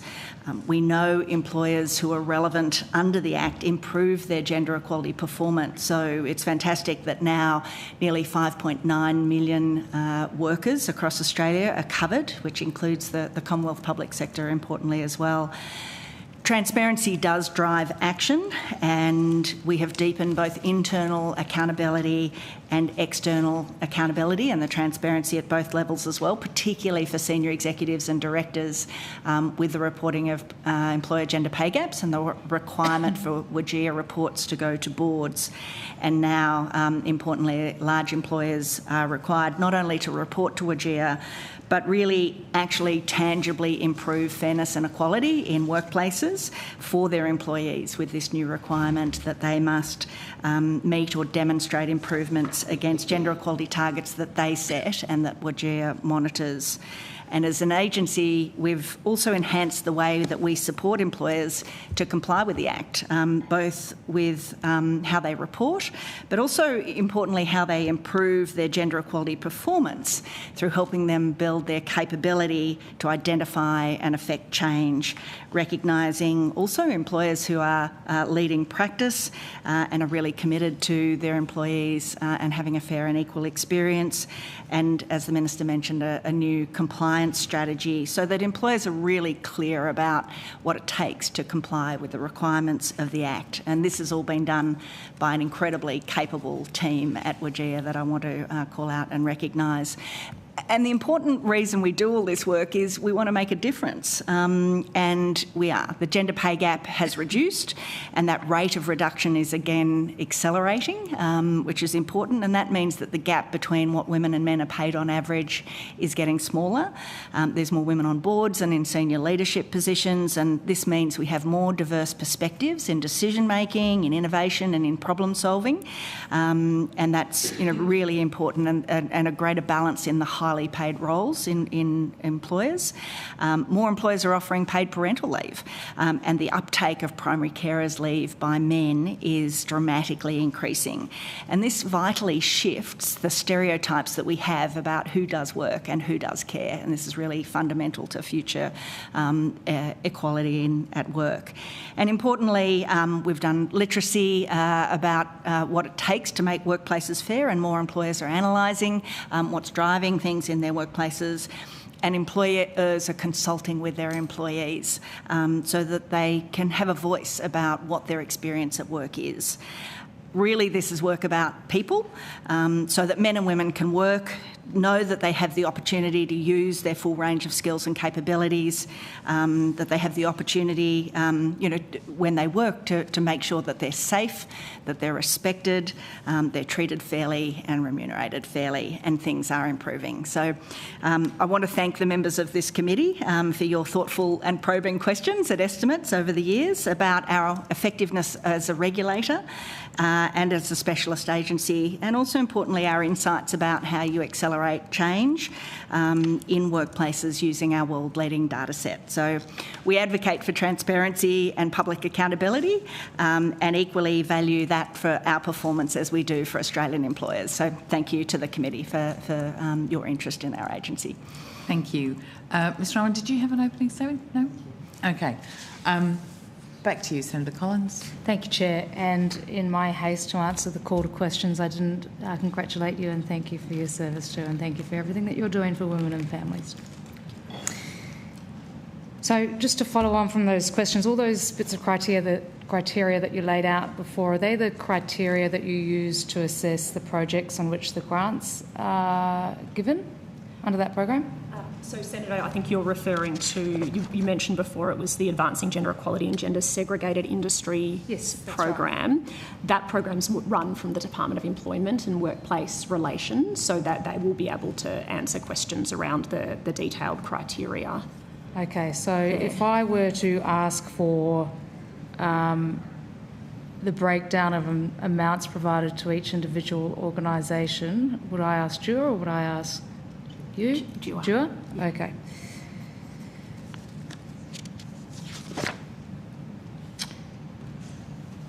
Would you have any oversight as to whether some of these projects have been conducted in partnership with the ACTU and how that works, what sort of role ACTU has? Is it whether it's administrative, or do you have any oversight over any of this program? I mean, do you do any kind of coordination, any meetings, any briefings on this stuff?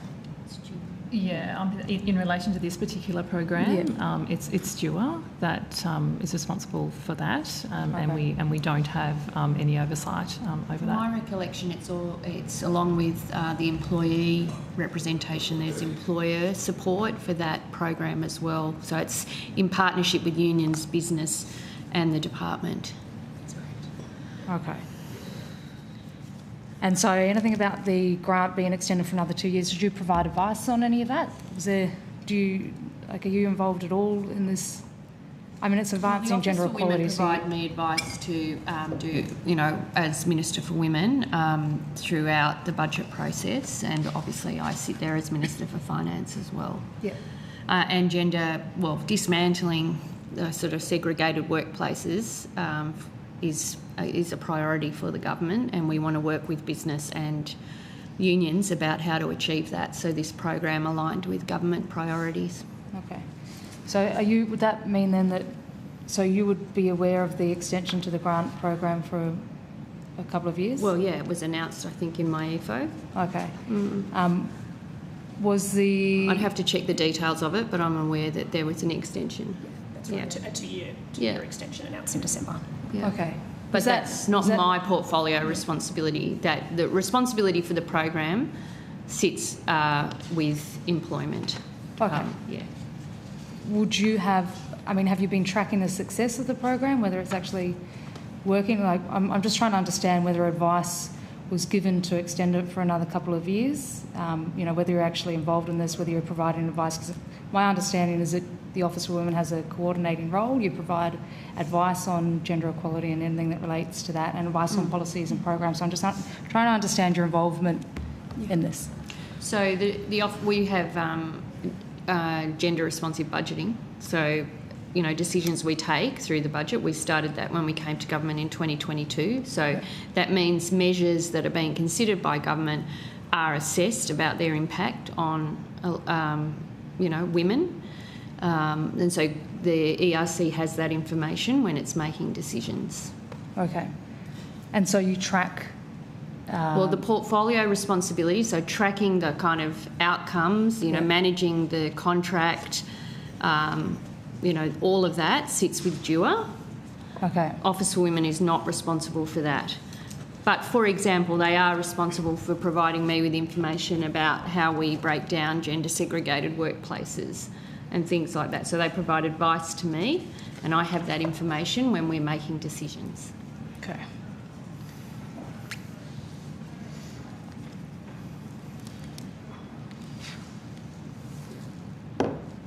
So,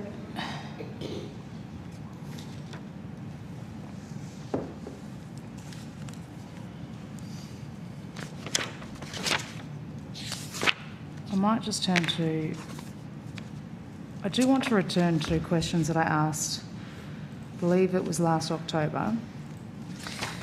And I guess it's in relation to that sort of tracking function that I believe the Office of Women should have. You know, you might provide advice, but I think if you're going to get, you know, serious about this gender equality mission, you know, if you're going to be advising on policies and programs, and you should be tracking this stuff. And I am really concerned that the Housing Australia Future Fund and the 4,000 homes for women won't get rolled out fast enough for the people, the vulnerable women that need it the most.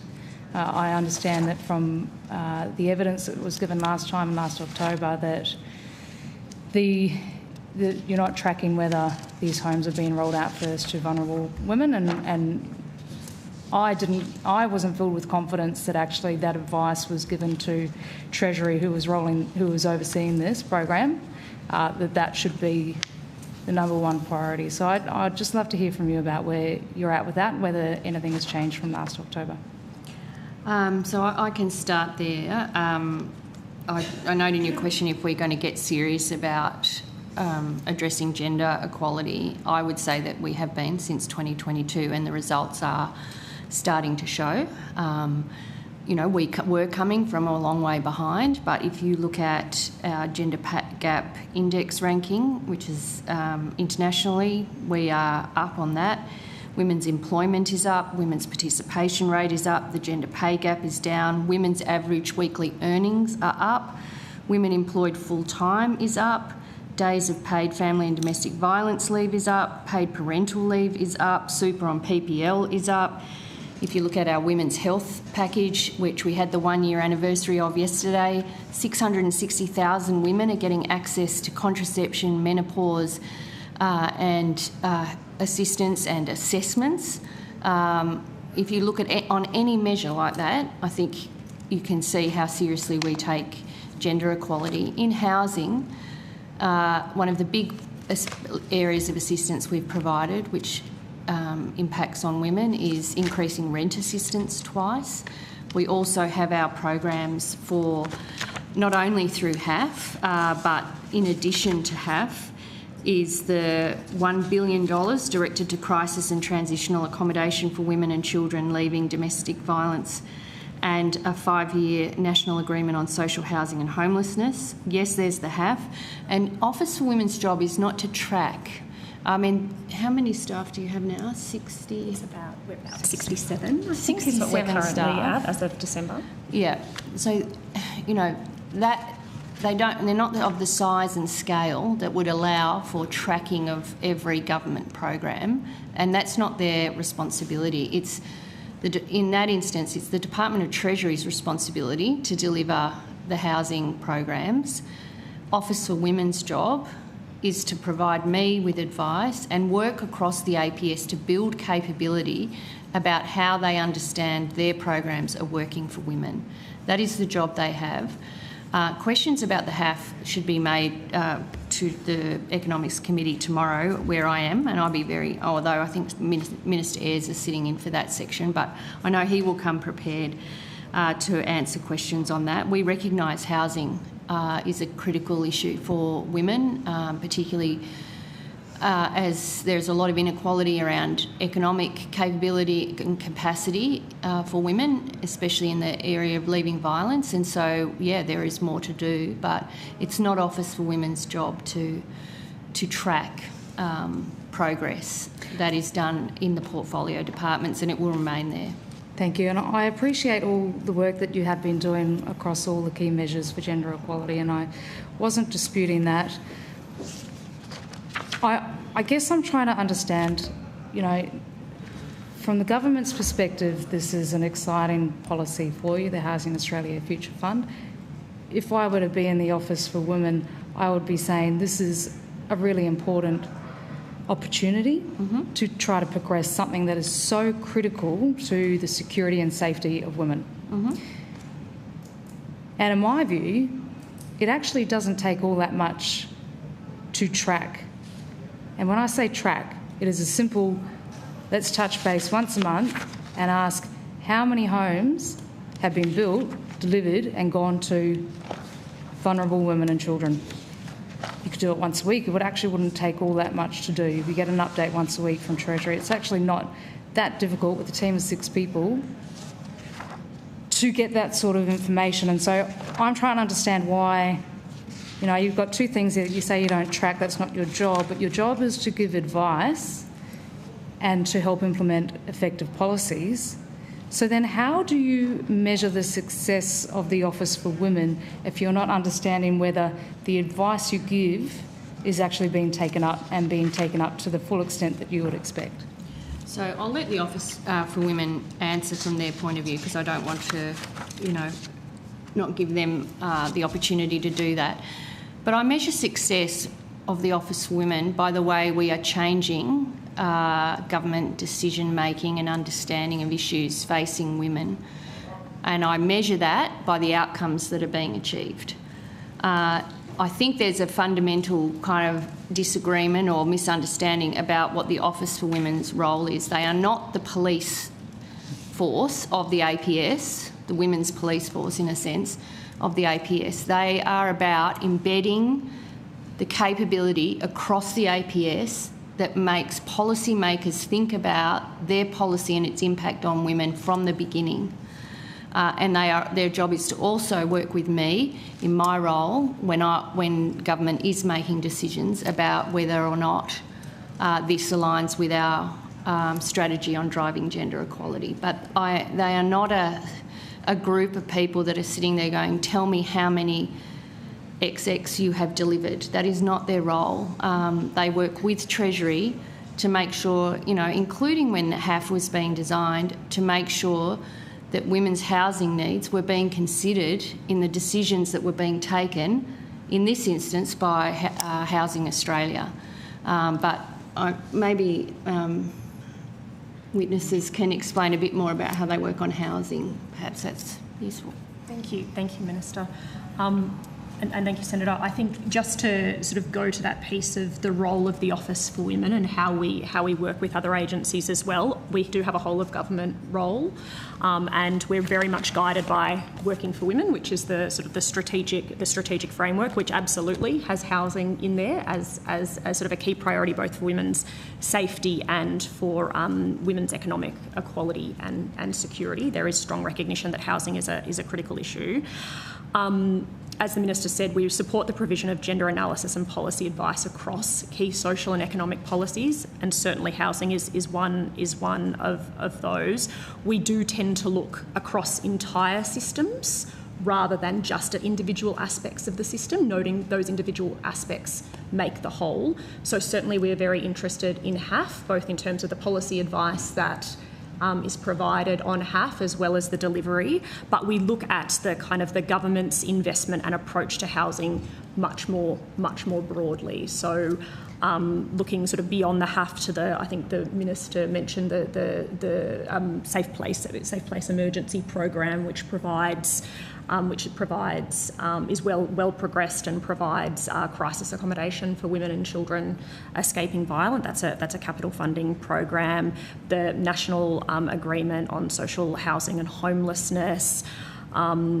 Other sort of social and affordable housing investments like the social housing accelerator. So we plus the significant investment in Commonwealth rent assistance, which does significantly benefit women and single women. So we're looking at it holistically. Certainly we're very interested in the HAF, but we're interested more broadly as well. We are engaging with Treasury over the course of implementation of a range of housing programs. And policies and investments. In terms of, I guess, our sort of tracking, there is a really sort of clear reporting framework outlined underneath Working for Women, where there are we've got sort of an annual women's budget statement, we've got annual status of women report cards. A baseline data report was released in 2024, which reports against well over 100 measures, and the housing measures are certainly included in there. That will be because some of these things take time. That will be reported against in the mid-year, a mid-term review, which will be 5 years after the release of the strategy. We also regularly formally hold formal governance mechanisms like a Working for Women Interdepartmental Committee, a Working for Women Strategy Group. Like, these are all opportunities for us to receive sort of systems-wide updates as well as whole of government updates on how progress is going underneath Working for Women. So you've got the interdepartmental network, it's working, it's ready to go, so obviously it's not too difficult to be able to speak to other departments about how a particular policy is going and whether your advice is being taken up. You're collecting well over 100 measures already, so 101 isn't going to make that much difference. It's just a number as, how many houses of the delivered under HAF are going to these vulnerable women and children. So from what you're saying, it's not actually a difficult thing to do. So I would expect that by the time we come back in May, you'd be able to provide an update. It's not their responsibility, Senator Collins. Collins. Yeah, it's but not. It is. So, okay, so if we're going to take it back to what you were saying before. No, Treasury will answer. If you want to run through. Senator Collins, let the Minister complete her answer. She's trying to help you out here. Treasury has policy responsibility through Housing Australia to report against outcomes against the HAF. The Office for Women does not. They do not come here to report against another agency's program. No department does. The reports that Megan Ms. Lowe was talking about are publicly available, and we are reporting against a set of outcomes that has already been determined. It's not just a matter of adding in another one because you'd like to ask that question here and not in Treasury. That's not what we're going to be doing. Okay. Well, thank you, Minister. It has been established that the Office of Women is interested in HAF. We just heard that evidence. Have you actually given advice as to the needs of women and children and how it would apply to the HAF policy? Certainly over the course of budget and decision-making processes. Yeah, that's right. The team certainly do engage with Treasury officials about, I guess, the need for women to have fair access to homes under HAF, and do talk to Treasury about options for what that might look like, recognising that Treasury ultimately has responsibility for the design of those programs. But yes, we do engage with Treasury as part of our gender responsive budgeting processes. Understood. So when you gave stats before about the advances in health for women, that wouldn't be a responsibility of the Office for Women, is that correct? That would be a responsibility of the Department of Health. But I, as Minister for Women, when talking about gender equality, we do have whole of government kind of interests, you know. So, but what I'm saying is we're not responsible for reporting at estimates against those programs. No, but if you were to provide stats, which is an important part, we've established that it's an important part of what you do, you're tracking the stats and you're monitoring the progress of gender equality. The HAF program isn't just solely run by Treasury, it is an infrastructure housing portfolio thing as well. Well, Housing Australia sit in Treasury. They do not sit in the Infrastructure Department. So HAF is not... The Department of Infrastructure doesn't have responsibility for HAF. And our interest in housing, more generally, is not just HAF. We're interested in what's happening under the social and affordable... under the National Partnership Agreement, the Housing and Homelessness Agreement. We're interested in what's happening on rent assistance. We're interested in what's happening with 5% deposits. We want to see whether women are getting a fair opportunity in accessing those programs and being supported by those programs, but we're not responsible for them. Yep, I understand that. I'm just trying to understand from the perspective of these women and children that are, you know, looking forward to perhaps having security under these 4,000 new homes. I just want to understand whether that's been rolled out fast enough for them. Well, then you direct those questions to Housing Australia and Treasury, because we're not going to have Office for Women sitting here answering questions on behalf of another department. No, it doesn't happen anywhere else, Senator Collins. So Minister, I will move on after this. Senator Collins, I'm just going to make a comment here. Estimates runs in a very specific fashion in terms of addressing questions to the lead agency, the agency responsible. Yep. Any dreams or wishes that you may have of it running differently are not going to be meted out in this session.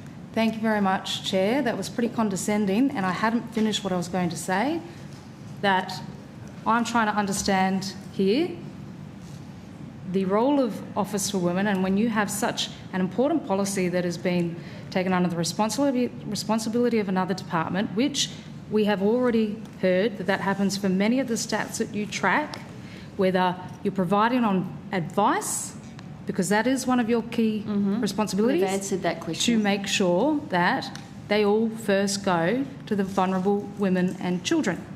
That's all we want to know. And whether you're measuring the implementation of that advice, or just asking whether, hey, do we need to give you more advice on this because it's not actually happening?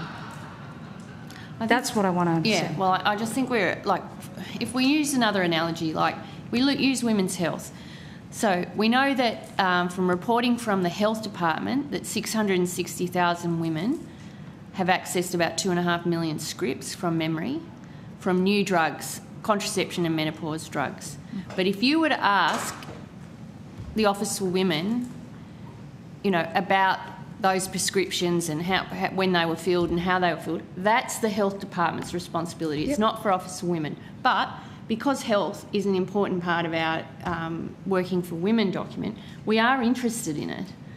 And we do, and the Office for Women does provide advice, but they are not responsible for it. And, you know, in the analysis, in the question you ask, Housing Australia determines allocations from the HAF. The Office for Women doesn't have a decision-making role in that program or responsibility for rolling that program out. But housing more generally, and whether women are getting access to all of the programs government is investing in, and they will provide me with advice on that. Okay, that's good. And I think, you know, we are in agreement on all of that, Minister, and I think what I take from that is that we have no assurance from Treasury that those the first 4,000 Well, you haven't houses... asked Treasury. They haven't even appeared yet, so how can you say that? No, but I'm asking you. I mean, you... God. Senator Collins, I'm not being condescending, but it is my job to ensure that the questions are appropriate in the session. And I'm going to say that we are going to go round in circles here. Can't assume that, because the delivery portfolio has not appeared at estimates to answer the question that you are now answering yourself. Okay, all right, we will move on. We're going to get nowhere on that one. I'd like to ask, do I have time for... Yes, would you want please. to come back? No, you can go ahead. Okay. Thank you, Chair. On the Ending Gender-Based Violence Interdepartmental Committee, is that the same people at the table? Lovely, thank you. Okay. In October, the Office for Women said it had now taken on the Ending Gender-Based Violence IDC and provided terms of reference on notice to the committee. Yep. How many times has this committee met since September 2025? So, Senator, I will confirm with my colleague Ms White here, but I can say we met last week, and I believe we also met at least once late last year since September 2025, but we'll just need to confirm. Yeah, Rochelle White, Assistant Secretary, Office Women, I think that's right, twice since October. Twice since October. Okay, thank you. That's correct. Have the terms of reference been updated now that this function sits within PMC?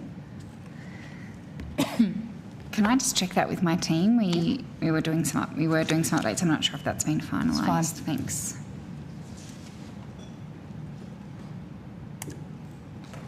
And if there are new terms of reference, I'm wondering if you can table them for us, please. Yeah, that's no problem. We would have to take that on notice, but we could provide any updates that have been made. Thank you. Sorry, I do have an update. So yes, they were updated in November, and we can provide those on notice to you. Thank you. And it no longer says that the Department of Social Services is chairing. That's right. That's right. Okay. How is the E-Safety Commission and the Domestic Family and Sexual Violence Commission represented on the IDC? They currently aren't on the IDC, but we are intending to invite them to join the IDC. Okay. Yep. Why? So there is just because they're an independent commission. Yep. To date they haven't been, but there has been active discussion in that group about inviting them to join. We haven't had them in the meetings to date because they were discussing matters of a nature that couldn't be shared with the independent commission, particularly budget matters. But there's an intention to invite them to appropriate meetings for appropriate agenda items. Can I add, Padmaraman, Executive Director, Office for Women. We also have another group, which is the Working for Women Strategy Group, which includes the E-Safety Commissioner and the Domestic Family and Sexual Violence Commissioner on it. So we've tried to think about the architecture in a way that ensures that we can provide the Minister with advice across the system and across all of the statutory agencies that have some connection also to gender equality and women. So that group includes people like the Sex Discrimination Commissioner, Social Justice Commissioner. Ms Wooldridge, yes. Ms Wooldridge. So if you'd like to think about the architecture in terms of we've got all of the statutory bodies that can't necessarily be as involved in an IDC as a separate grouping, but the IDC sort of sits underneath it and provides. But we are planning to invite those other agencies. Okay, thank you. Is the Office of Women's new Violence Against Women coordination mechanism tracking data on whole of government activities? That's a good example of what we do through the IDCs, look across government and try and understand kind of impact and outcomes, that strategic advice role. So we actually have just gone out to departments and sought information and advice from them, and that's work that's still underway. Okay. So there are dashboards and... There aren't dashboards. What we're actually trying to do is understand what evidence departments hold and how we can kind of bring that together in a strategic coordinated way to bring advice to ministers about kind of forward-looking investment on ending gender-based violence. Is the data able to be tabled? I don't think it is because it's not data that we hold and it isn't kind of in consistent forms. Okay. Yeah. It looks quite different depending on who's provided it. Okay.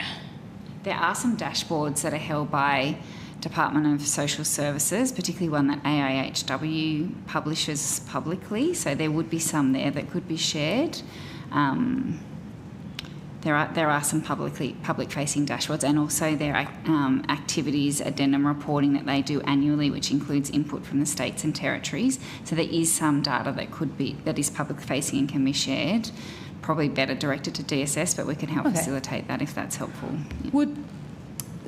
Thinking back to the 4,000 homes, and I'm not going to open another can of worms here, but would the Department of Social Services be responsible for identifying those people, those women and children, for Treasury? Is that how it would work? Do you know? So the HAF works in that community and other applicants to the Housing Australia Future Fund put forward proposals that Housing Australia then determine. Yep. And they could be different. So it could be a women's housing organisation partnering with another provider that say, look, if you give us access to these funds, we'd be able to deliver XX housing for women and children. So that's the way it's done. It's not determined. And as a federal government, we rely in the Department of Social Services on community organisations to deliver programs. It's not like we have that direct relationship with women and children, for example. It would be done through community partnerships. But there would be, and maybe this is a question for DSS when they appear on Thursday, about, they have numerous kind of consultation forums and things where they engage with the community sector. So I'm sure there is some level of engagement about what proposals are being put forward, but they're not the decision maker. No, but they might be a good department to ask about whether, that data that you said, they might be tracking that to see whether it's actually being implemented. Well, they would have responsibility for the areas that they fund and the programs they fund to monitor them, and they do have overall funding responsibility. So, and I work with Minister Plibersek, but she is the minister responsible for women's safety. Okay. I'm the Minister for Women. We obviously, we co-chair the Ministerial Council that meets, and in some jurisdictions they have two people performing those roles, I think, where they're Ministers for Women and Ministers for Women's Safety. But the budget funding attached to the National Plan, and indeed the launch that we went to this morning of this one, Our Ways, Strong Ways, Our Voices, which is the first National Aboriginal and Torres Strait Islander plan that sits within the National Plan to end violence against women and children. Minister Plibersek and DSS have responsibility for all those programs. Okay, thank you. Okay, so that sort of leads to this. What is the Office for Women's Involvement in the Domestic, Family and Sexual Violence Commission's annual report to Parliament? I think the second annual report to Parliament was released in October 25. Do you have any involvement in that at all? We have a very good and collaborative relationship with the Commission. We certainly saw a draft and were able to comment on the draft before it was finalised. And, collaborated with the Commission right through the process. They came to us at times to seek information where possible. We facilitated that and the connections that they might have needed to get the information that they needed. So very, very involved in their work.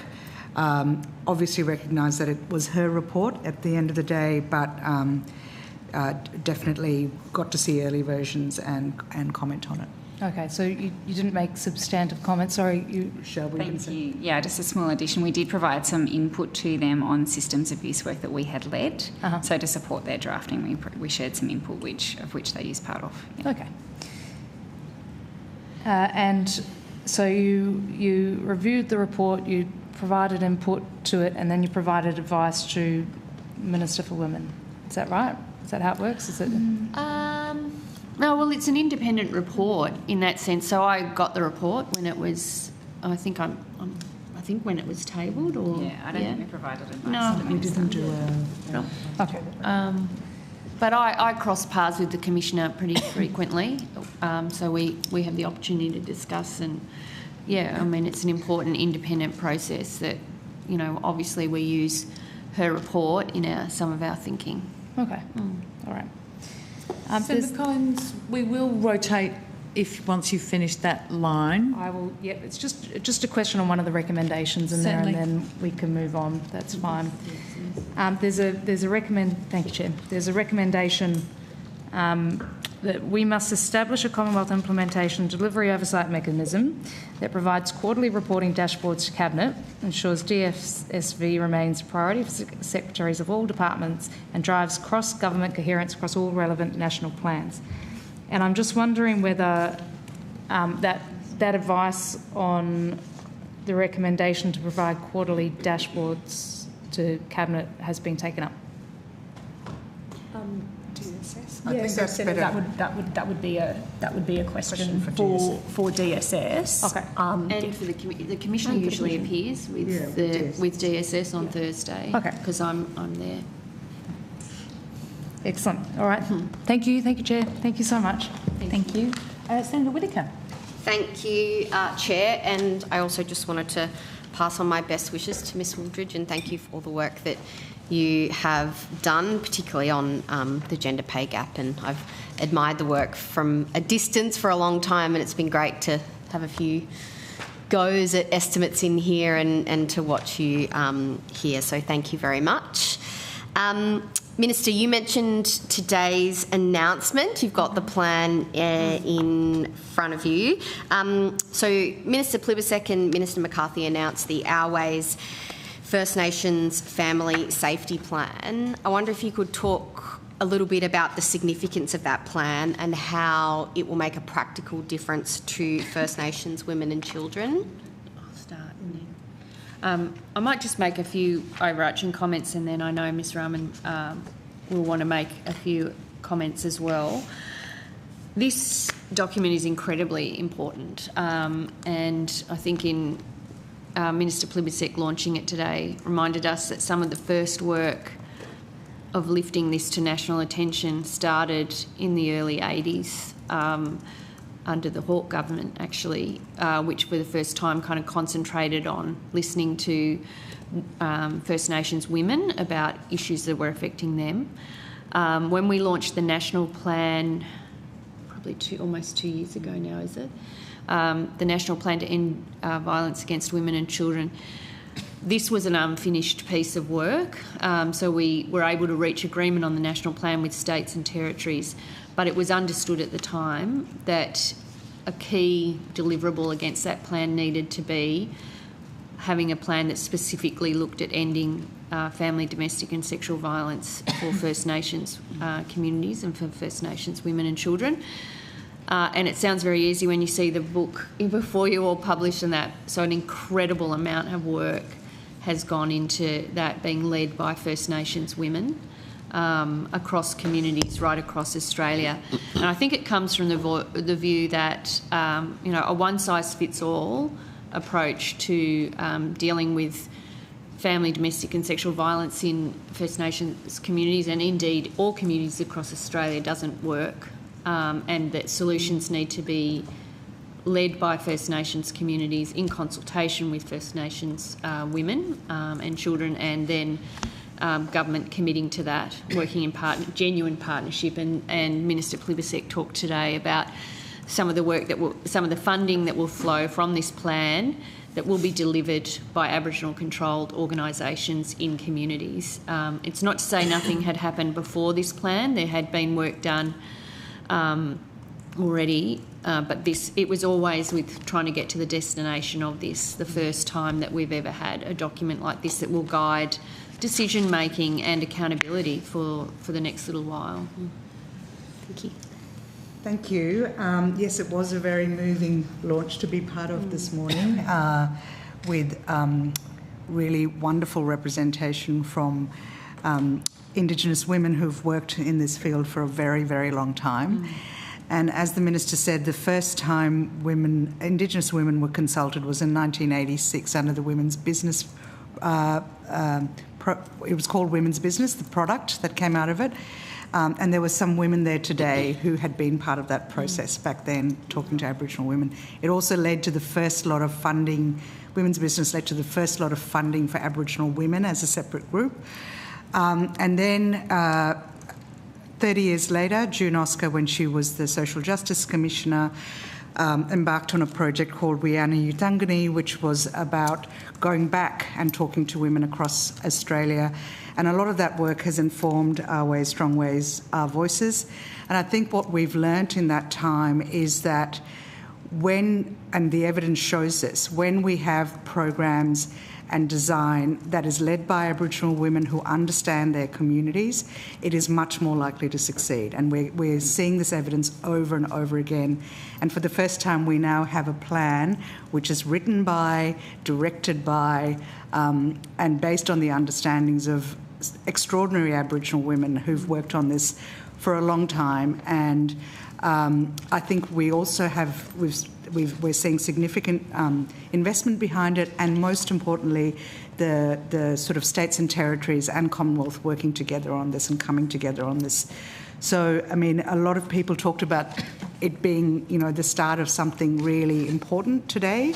Not that, as the Minister said, there's been work under the action plan, the Aboriginal Action Plan, Aboriginal and Torres Strait Islander Action Plan under the National Plan, but this just gives it that self-determination and that understanding that when you have programs and strategies that are designed by Aboriginal women for Aboriginal women, with an understanding of that, you know, one size doesn't fit all, and being able to be nimble around your communities, you've got the highest likelihood of success. Thank you. I wonder if you might be able to talk a bit more broadly about the work that you do for First Nations women, how you capture their experiences in the work that you do, and whether you have any specific work underway to do this. Well, the Office for Women tries really hard to be intersectional in all of our work, and by that I mean we understand that women's experiences are governed by sometimes multiple forms of discrimination and disadvantage. We work closely with, as I said before, the Social Justice Commissioner sits on our strategy group. We have very close relationships with NIAA, and also through the process of working on family, domestic and sexual violence, understand that some of those, the horrific statistics that we have of prevalence in those communities require different responses, and ones, again, that Aboriginal women are best placed to tell us in terms of their solutions. So I would say we work closely with the architecture that's already there to ensure that Aboriginal women's interests are taken into account. We lean in wherever we can, and we also have the alliances, the National Women's Alliances, and we have an alliance that's the National Aboriginal and Torres Strait Islander Women's Alliance, which is like, if you like, the sort of peak alliance for Aboriginal and Torres Strait Islander women. The alliances sit underneath the Working for Women strategy, and it's a way of the Minister connecting back into the ground on what's actually happening on the ground. And we have regular contact with the alliances, and they were represented this morning, in fact, at the launch. That's great. Thank you very much. That's it, Chair. From me. Thank you. Thank you very much for your time this morning. We really do appreciate it, and thank you for all the great work that you are doing. We will let you go and look forward to seeing you at the next estimates. Except for Mary. Except for Mary. And I would ask the Australian Public Service Commission and the Department of Prime Minister and Cabinet Australia Government Consulting to come to the table.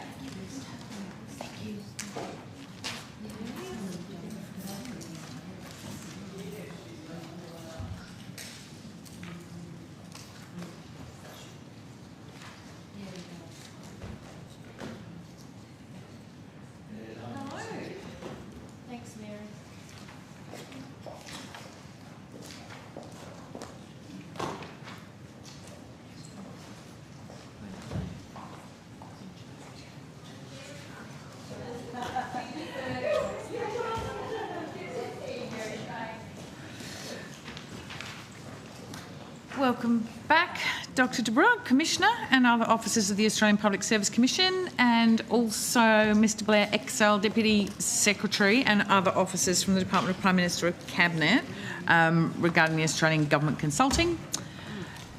Now, Mr de Broek, I believe you're going to make an opening statement. Yes, thank you very much, Chair. Please go ahead. Brower, Australian Public Service Commissioner. So thank you very much for the opportunity to make an opening statement to the committee. As Public Service Commissioner, I'd like to talk with the committee about the state of the public service. The Assistant Minister for the Public Service, the Honourable Patrick Gorman MP, presented my latest annual report to the Parliament on the state of the service last November. On the various measures of public service performance, employee engagement, wellbeing, integrity, innovation, representativeness and bullying and harassment, the public service is at its recorded strongest and best.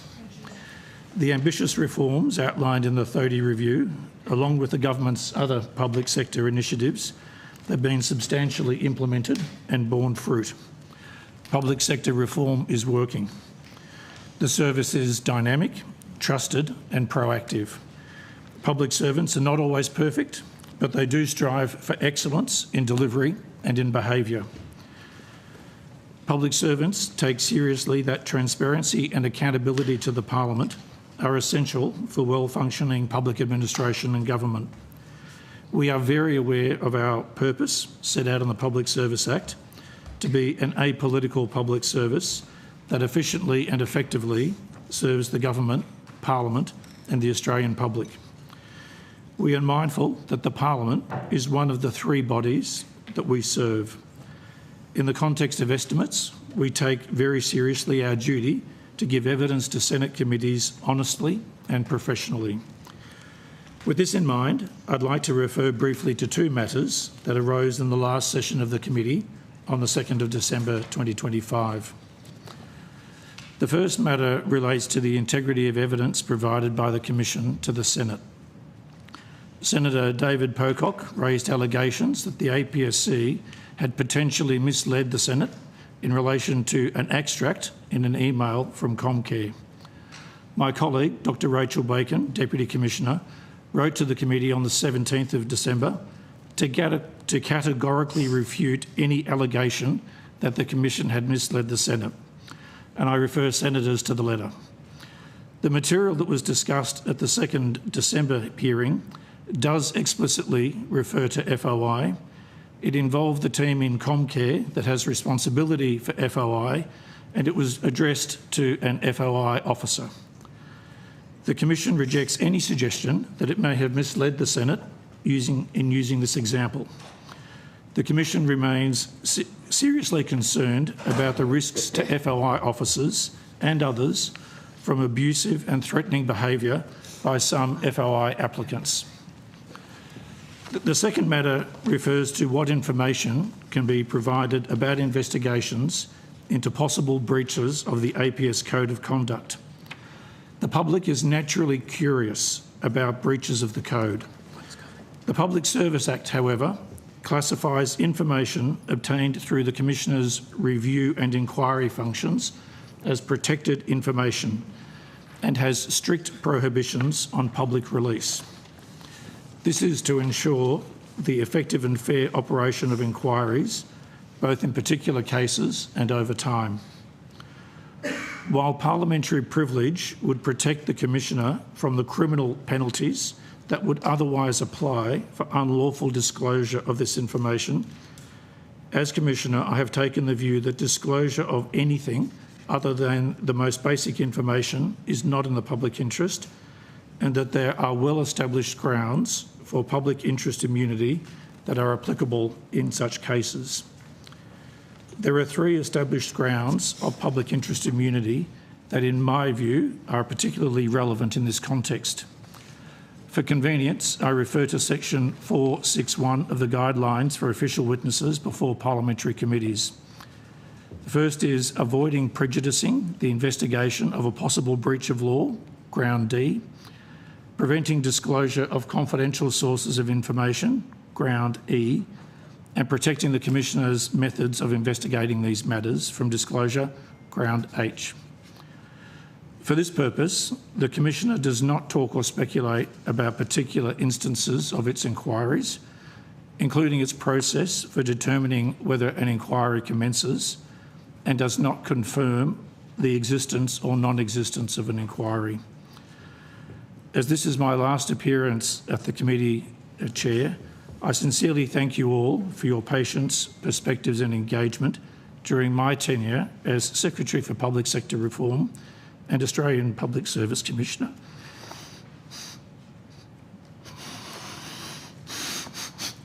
Sorry. It's been an honour to serve the government, Parliament and Australian people and work alongside so many committed public servants and inspiring some public servants. And I thank you too, Minister. So thank you, Chair. And he's ready to answer all your questions for the next hour or so. That will make me not cry. I can say that with honesty. Yeah. Chair, on indulgence, could I just respond to Minister. the Commissioner's remarks there and place on the record, on behalf of the government and myself as the Minister, a very impressive record of public service. For over 35 years, Dr de Brouwer has worked in the service of the Australian public across a range of institutions and portfolios, including the RBA, Treasury, PM&C, as Secretary of the Department of Environment, as Secretary of the Department of Environment and Energy, as a panel member of the independent review of the APS led by David Thodey in 2019, and indeed as a member of the panel of the review of the Reserve Bank as well, at the request of the Treasurer and appointment of the Treasurer. I feel as Minister we were very fortunate to have Dr de Brouwer return to public service as Secretary for APS Reform when we came to government and wanted to reform the APS and invest in its capability and its enduring institution of our democratic architecture. Dr de Brouwer was a driving force behind helping us to build a more capable, ethical and community-focused public service. Much of this work laid the foundations for what he has achieved since 2023 in his tenure as Public Service Commissioner, where he has overseen APS reform, reforms of the Public Service Act. He has led, along with his executive team, the doubling of the number of First Nations SES leaders from 54 in June 2023 to 110 today, further developing the APS Academy, rebuilding in-house APS expertise and strengthening guardrails around the use of external labour, and, importantly, promoting a values-led culture that supports respectful professional workplaces and where people feel safe to speak up. And in his opening remarks, he alluded to some of the outcomes that we're seeing from that work. His leadership also extended to complex integrity matters, including guiding the centralised Code of Conduct Inquiry Task Force for robo-debt, ensuring a rigorous process and helping embed lessons learnt across the service. I worked closely with Dr de Brouwer on that piece of work, and I know the personal and professional toll that work placed on his shoulders and of the team, but he led that work with the utmost integrity.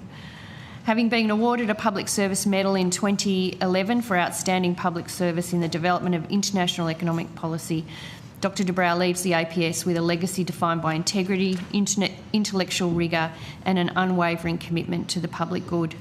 His leadership has strengthened the APS in lasting ways through reform, stewardship, capability and a deep belief in the value of public service. In announcing his retirement, Dr de Brouwer told staff at the APSC that the Commission doesn't rely on any one individual but the collective skills and experience of all its people. In his true, characteristically humble way, I know that we will miss Dr de Brouwer's expertise and judgment for me individually as a Minister, but I know across the APS, but we wish him well for his retirement and all of the exciting opportunities that lie ahead for him and his family. So thank you very much. Thank you, Minister. And as we did yesterday, just echo the thanks from the committee for your lengthy and important service to our community. Thank you very much, Chair. Mr Axel, do you have an opening statement? Okay. We will then go to questions, and we'll start with Senator Patterson. Thank you, Chair. Dr Barrett, congratulations on a very long and distinguished career of service to the public service. It's a very significant commitment on your life to public service in this country, and I want to extend the opposition's congratulations to you on your retirement. Don't speak too soon, though. We could have a spillover estimates any day now, and we may require you back. No, we won't do that to you. I think the position will come back, but not the person, perhaps. Yeah. I just want to address a couple of issues in your opening statement before getting on to substantive questions. Just in relation to the APS Code of Conduct investigations, I do understand your argument about why you think it's not in the public interest to release that information through estimates. Just to clarify, though, are you making a public interest immunity claim? I have, Senator. So in relation to my response to the questions on notice, I have made a public interest immunity claim in that. As the Minister knows, it's not dealt with by the committee at the moment. Yeah. Thanks, Chair. As the Minister knows, it's not for officials to make public interest immunity claims. Only a Minister can make a public interest immunity claim. The legislation or the guidelines also allow for the relevant statutory officer to do that, and as an independent statutory officer, I have done that. Well, I have to seek advice on that. My understanding is only a Minister can make that claim. Minister, if you think I'm wrong, please correct me, but that's my understanding. We can provide you with some information. We have a couple of letters that will help that confirmation from the Minister regarding the claim. Well, yeah, was it a claim from the Minister or was it a claim from the APSC? Well, in my correspondence, it's a claim from me as Commissioner, as the relevant statutory officer. Okay. But I support that claim and would be happy to, if, based on the discussions I've had, that claim has been made in accordance with appropriate processes. But if that needs to be from me, I would be able to make that claim as well. Okay. Coming to your retirement, Dr Brown, I think it's helpful if I ask this directly so it's in the open, because there is speculation when a senior officer retires early, and in this case more than 2 years early, about what the reason for that is. So I want to give you the opportunity to state in your own words on the record why it is that you're finishing your term 2 years early. Yeah, thank you very much. Well, I'm resigning my office, so and retirement is one word, but I'm certainly retiring from the public service. And it's entirely my decision, Senator, and I've made that very clear in my correspondence to the Prime Minister, but also my public statement.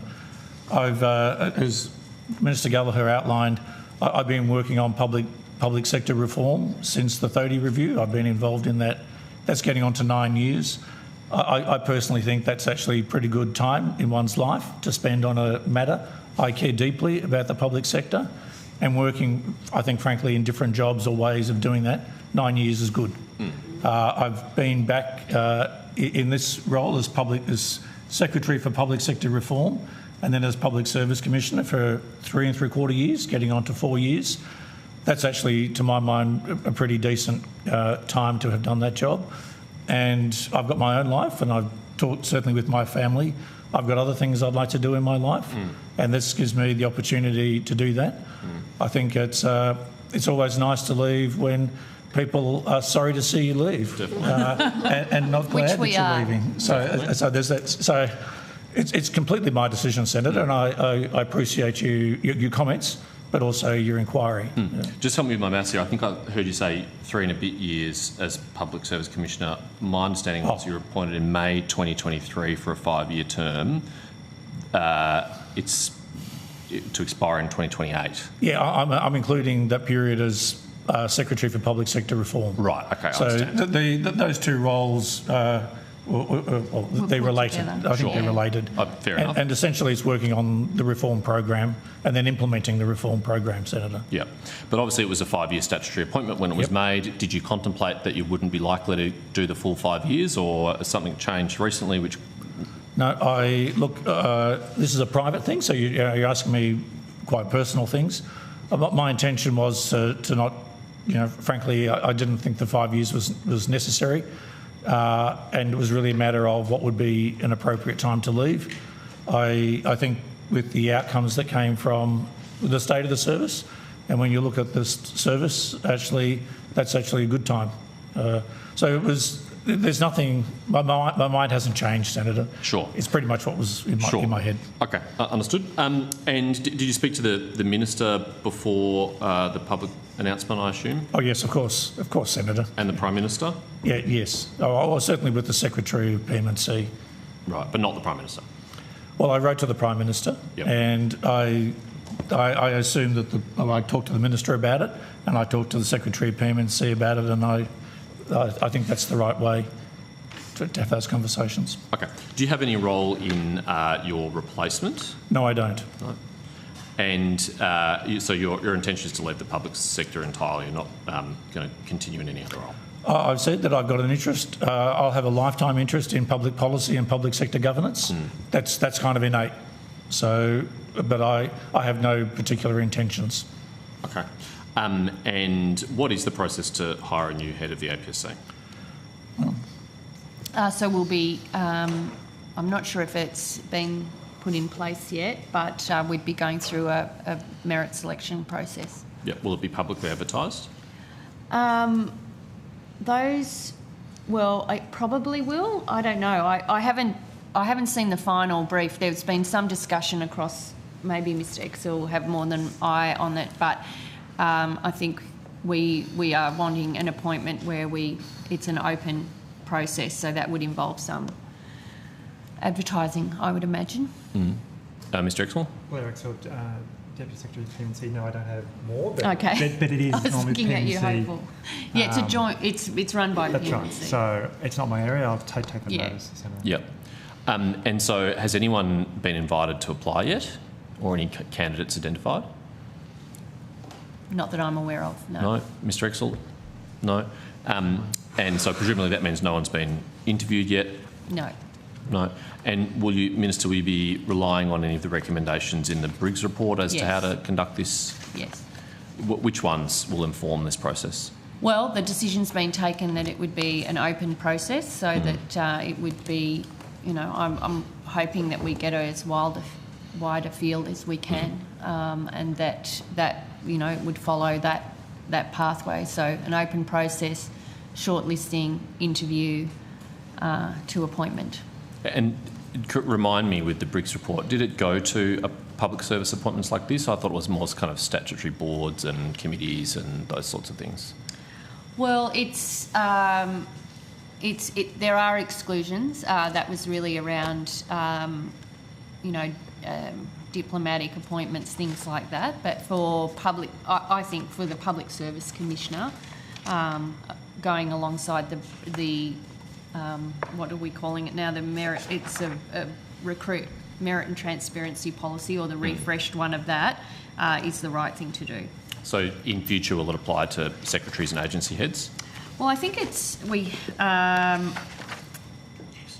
yes, it does have. We pulled in, and I think it's in the documentation. I don't have it right in front of me, but about who it would cover when we made the announcement. But yes, and since June 22, I'm told competitive selection processes have been undertaken for the majority of secretary positions. Majority. I think when Senator Kennedy moved, Secretary Kennedy moved to PMNC and Ms Wilkinson moved to Treasury, they were not competitive processes. Because I've had an exchange with Senator Wong about this previously, and she was very clear, in my memory at least. I don't have the Hansard on me, so I don't want to misquote her, but I was left with a very distinct impression that the government's view was that the Briggs report was just for boards and committees and such things, and that the government would continue to choose secretaries and agency heads through their own process.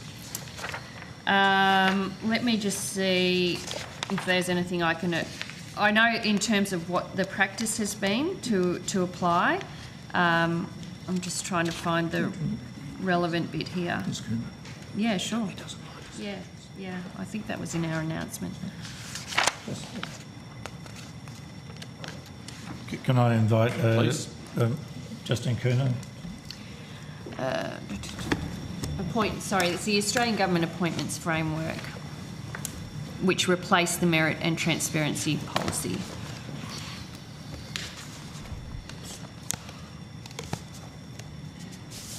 Yeah, that's what I was looking for.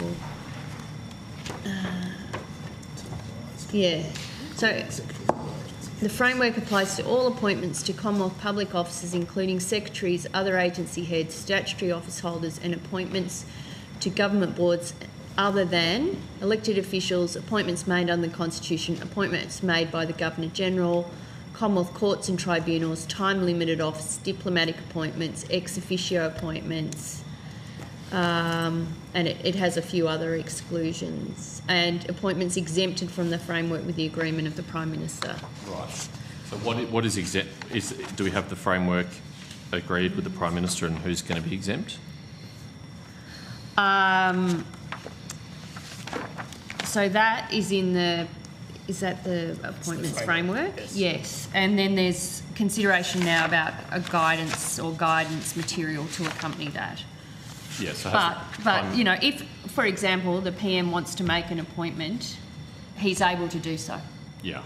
I mean, and the whole, you know, I guess part of the approach that we've taken is that, you know, depending on if you choose a closed process or you've selected a person, then you have to, you know, as ministers, we have to justify that. Not that it's not allowed, but you have to justify and be prepared to explain the decision that's been taken. Right. Well, then that seems to me, at least, to be contrary to your earlier evidence, which is this process would be open, it would be consistent with the recommendations we've accepted out of the Briggs report. Yes. But now you're saying maybe it won't be if the PM doesn't want it to be? Well, that's not the position we're in on this appointment. We've reached agreement. It's an open process. Yeah, but we just said earlier that agency heads and secretaries would be appointed consistent with the recommendations we accepted from the Briggs report, which is, you know, open and all the rest. That's the starting point. So this one will be, but other secretary appointments in the future may not be? Then we're in hypothetical situations. What I'm telling you is this appointment will be conducted under an open process. Yeah. And nobody has been approached, nobody has applied, nobody's been interviewed. I have a completely open mind about who should fill that position. Because some recent appointments have been through a closed process, like the Director General of O&I, that was a closed process. People were not in, there was not open applications for that. There was a selected number of applicants. That was prior to the framework. Yep. Right, yep. so... And that's not, I mean, that is allowed under the framework. That's why we've got the framework, which sets out, and then ultimately ministers are responsible for the appointments they make and to explain the appointment process that they chose and why. So in simple terms, the government will abide by these rules except when the Prime Minister doesn't wish to comply with the rules. No, I don't think that's fair. I think we've got a framework that allows for transparent decision making around appointments across government. Okay, thank you. Moving on to another topic.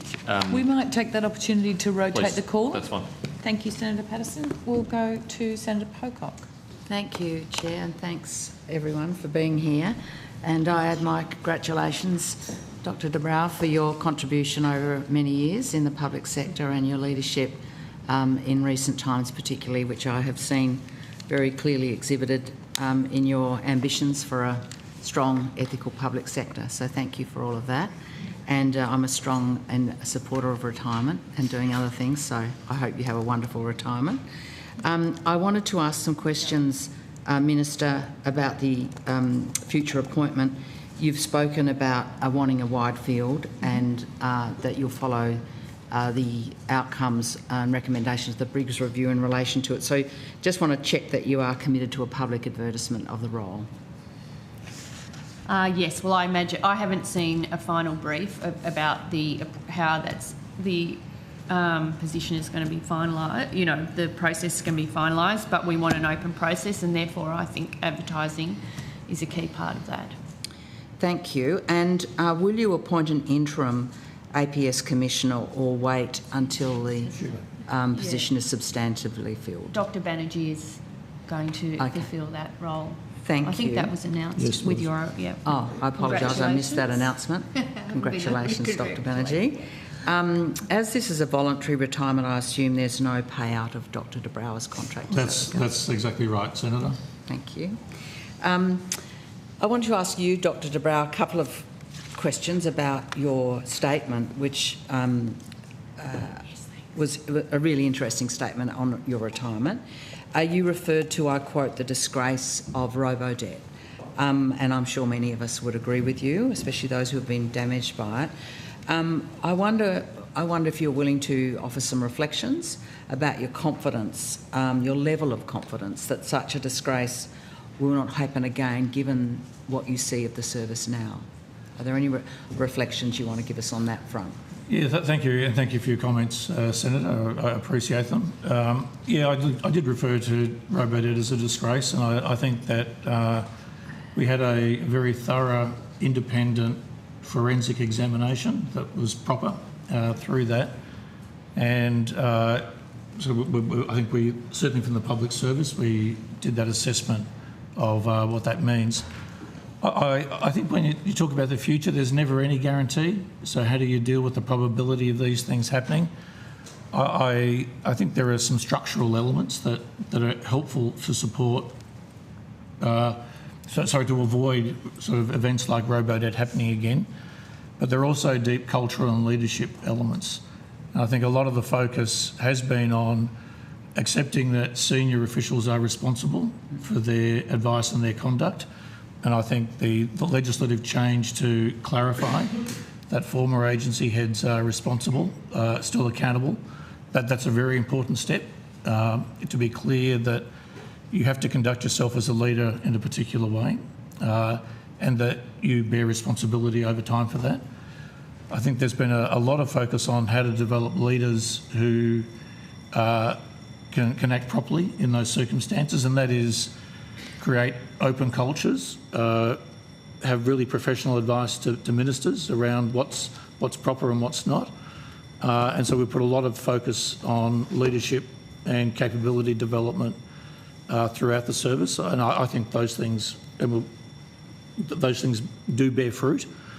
I'd say that the introduction of stewardship as a value for all public servants is a very clear statement that every public servant has responsibility in their domain of work for what they do, and that they not only have responsibility, but they have agency to do things. And that's a way of empowering people to do their job properly, which is in line with the public service values. And again, excellence in delivery and excellence in ethics. So the service has gone through quite a tumultuous reflection on Robodebt. And I'd say a very clear rejection of that sort of behaviour and instituting, I think, ways to address that very explicitly. I'd also say that things like capability reviews are a way of reflecting institutionally, are institutions focused on their purpose? Are they engaging with communities properly? Do they have the ethical sort of and integrity in their systems? And we take an institutional lens across that. So I think those reforms, all put together, hopefully reduce the probability of events like Robodebt, which were unacceptable. I think one of the things that, reading the history of Robodebt, that's really striking is the long period in which there was a failure to be honest about what happened and concealment of advice and its consequences.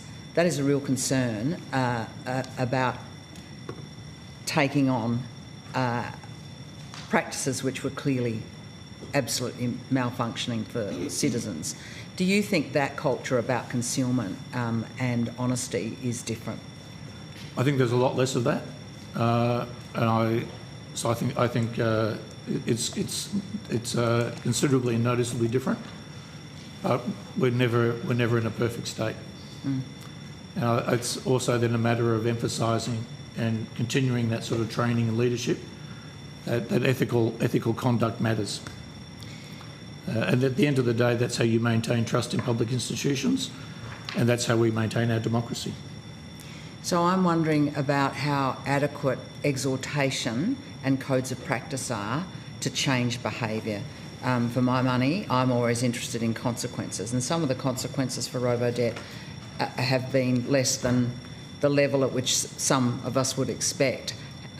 What's your reflection on exhortation and code of conduct versus real consequences for really significant malpractice? Yeah, so that question, when it's coming to Robodebt on the conduct of public servants, my perspective is going to be from what are the tools and instruments that are available to the public service as a public service, not what are the other instruments that are available legally, and there's a whole lot of other systems around that. I think in terms of what we do, But personally, I think the lesson learned is if people don't really internalise doing their job really well and doing that ethically, then you'll never get anywhere. You'll never get to that state. So it has to be deeply internalised and people have to feel that. So there is a role for exhortation and there's a role for people talking about values and talking about what our purpose and our place in our system is. So I think that is important, Senator. I do think that there were consequences for robo-debt for the public servants involved, and they may not be, so people may not think that they were enough, but they were certainly within the law of what's in the Public Service Act and what our engagements are. In this respect, code investigations are an employment matter, and the employment relationship is private. It's not a public matter it's not a matter of criminal law or civil law. It's an employment law matter, and the law is very clear around the privacy that has to attach to those investigations. So all I can say is that we do this by law, properly with the law, and the law says how we do these things, including the use of protected information. Now, these processes were done independently. They've got special sanctions advisors. You can only do that if someone's still in the public service. If someone chooses to resign, we just don't have any instruments to lean into that. So we have to act within the law. And I think that's part of the dissatisfaction of people, is that they don't seem to be consequences outside of employment, but all we can do is talk about the employment relationship. So it's our context, Senator. Well, thank you. Thank you for those reflections. I want to move on to another matter, and that's the termination of Secretary James. She was terminated partway through her 5-year term as Secretary of the Department of Employment Workplace Relations. And yesterday we heard the Department of Prime Minister and Cabinet confirm in estimates that her term was terminated, and the termination did not relate to misbehaviour or misconduct reasons. You're nodding, you're agreeing with that. Can you tell us why her term was terminated? What other reasons can there be? I think I really have to take you back to Prime Minister and Cabinet. The employment relations and employment context for a secretary is a matter for PM&C. The Commissioner's role is subsidiary. The primary role is with PM&C, and that really is a matter for PM&C, Senator. I can't provide any other insights beyond what was provided yesterday by PM&C. We did hear from PM&C yesterday that under Section 59(4) of the Public Service Act, before recommending to the Governor-General the appointment of a secretary be terminated, a report be prepared for you, and they said that such a report had been prepared. Is that correct? Well, the report's prepared by the Secretary of PM&C for the Prime Minister in consultation with and consults the Commissioner in preparing that report. So I was consulted, Senator. So I understand that under Section 59, that section does not outline under which circumstances secretaries can be terminated. Section 29(3) of the Public Service Act outlines reasons that APS employees can be terminated, and that includes unsatisfactory performance of duties. Are secretaries subject to the same grounds for termination outlined for APS employees in Section 29(3), or is there more discretion? They're separate parts of the legislation, Senator. So secretaries, the termination of a secretary appointment is within section described by Section 59. It's really a matter for PM&C, Senator, and I'm not trying to shift it, but it's really it's theirs. It's their responsibility. So, can you give us any insight about her termination and whether it related at all to the findings of the Ombudsman in relation to the targeted compliance framework? I think I'd go back to what Mr. Walter said yesterday, that it doesn't reflect misbehavioural code matters. Okay, and you believe that relates to anything connected to that Ombudsman's report? Well, I'm not drawing that connection. That's really a matter. That's a matter for PM&C to talk about, not for me. And I'm sorry, but it's really a matter for them, Senator. Okay. It's not for me.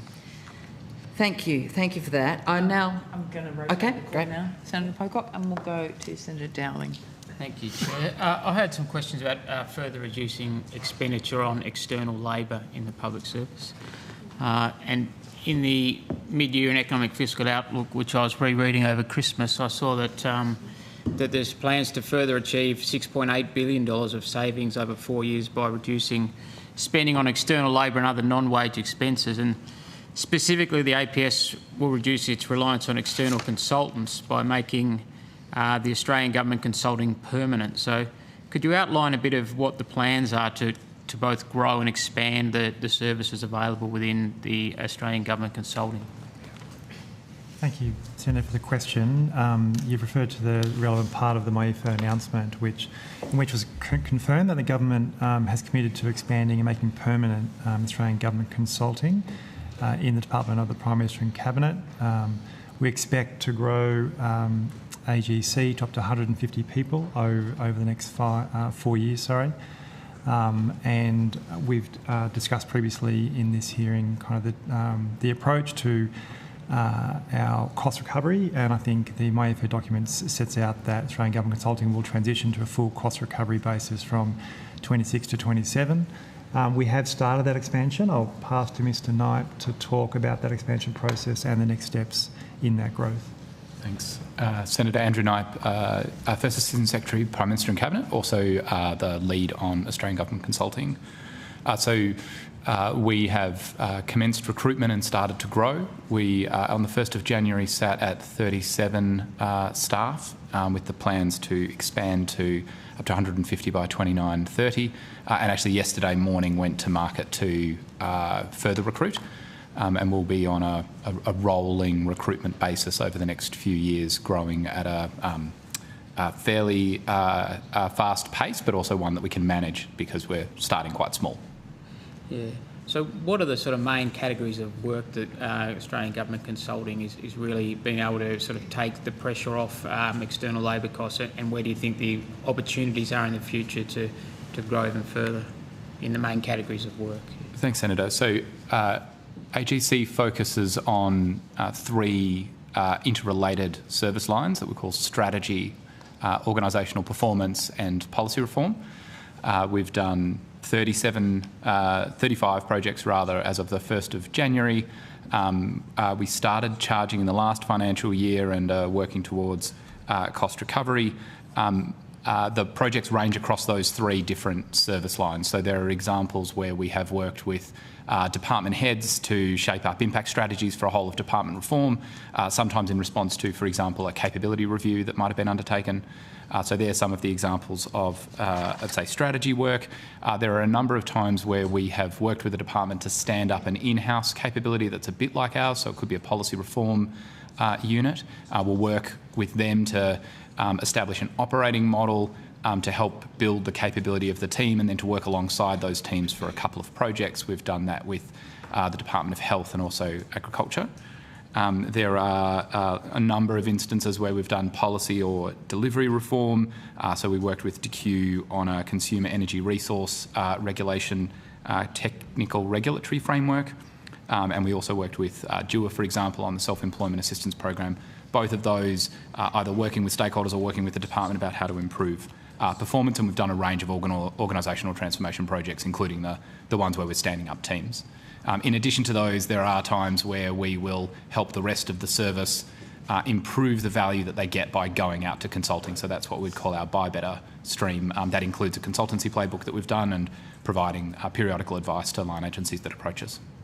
Okay, no, thanks for those examples. Obviously, clear examples that may have been outsourced in the past, but is there a good level of awareness now about what your services are and what you do, or do you need to do sort of more sort of educational advertising activities across the public service?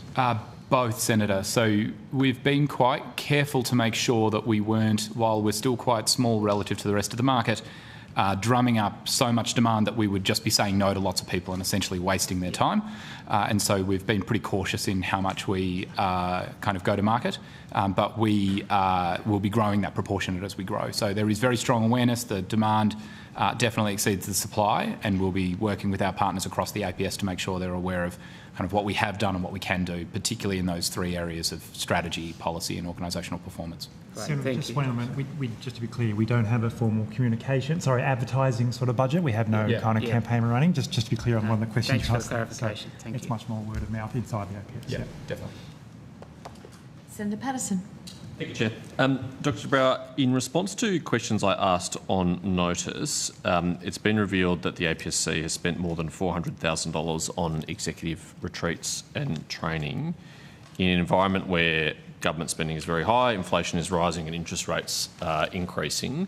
Do you think that is a publicly defensible use of taxpayers' money? Yes, Senator. Why do you think it is necessary to spend $400,000 on Southern Highlands retreats for public servants to train them? Are there no cheaper ways to conduct training like that? Yep. So,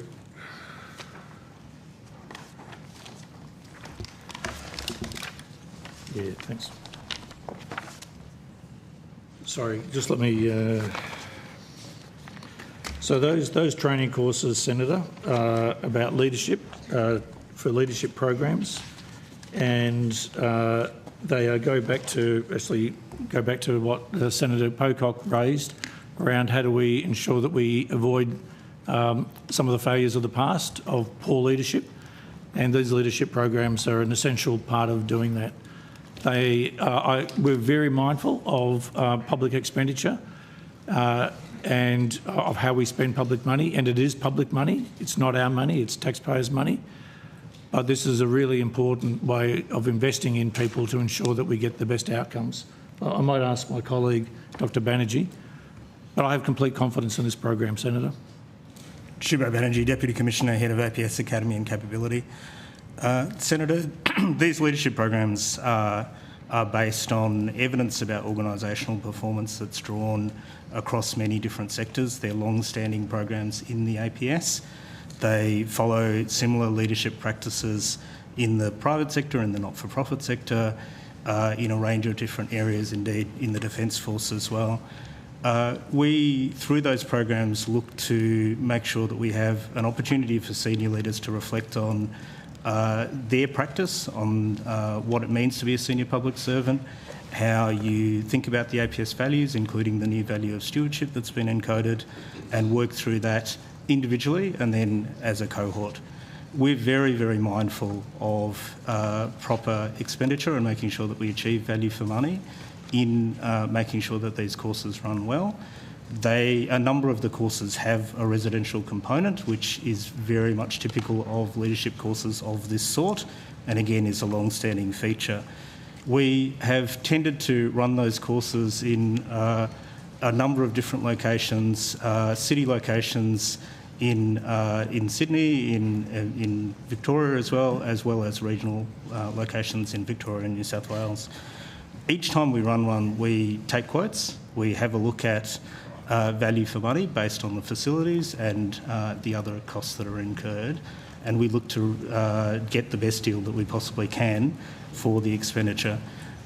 In the press reporting today, Senator, I note that the per participant figure that was given for one of these courses was incorrect. It was this is the SES Band 3 or Stewardship Program.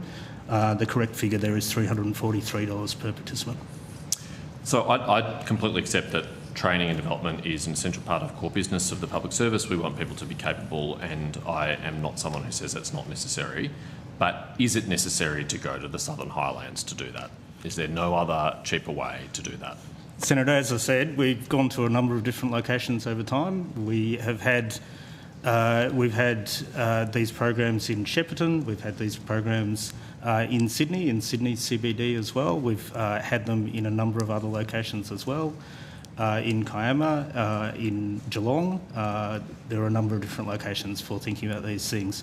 It depends a little bit on the intent of the program, what we're trying to do, but it also does depend a little bit on logistics.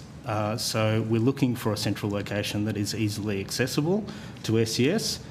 And then, as I mentioned, we're looking at the facilities that are available for the venue.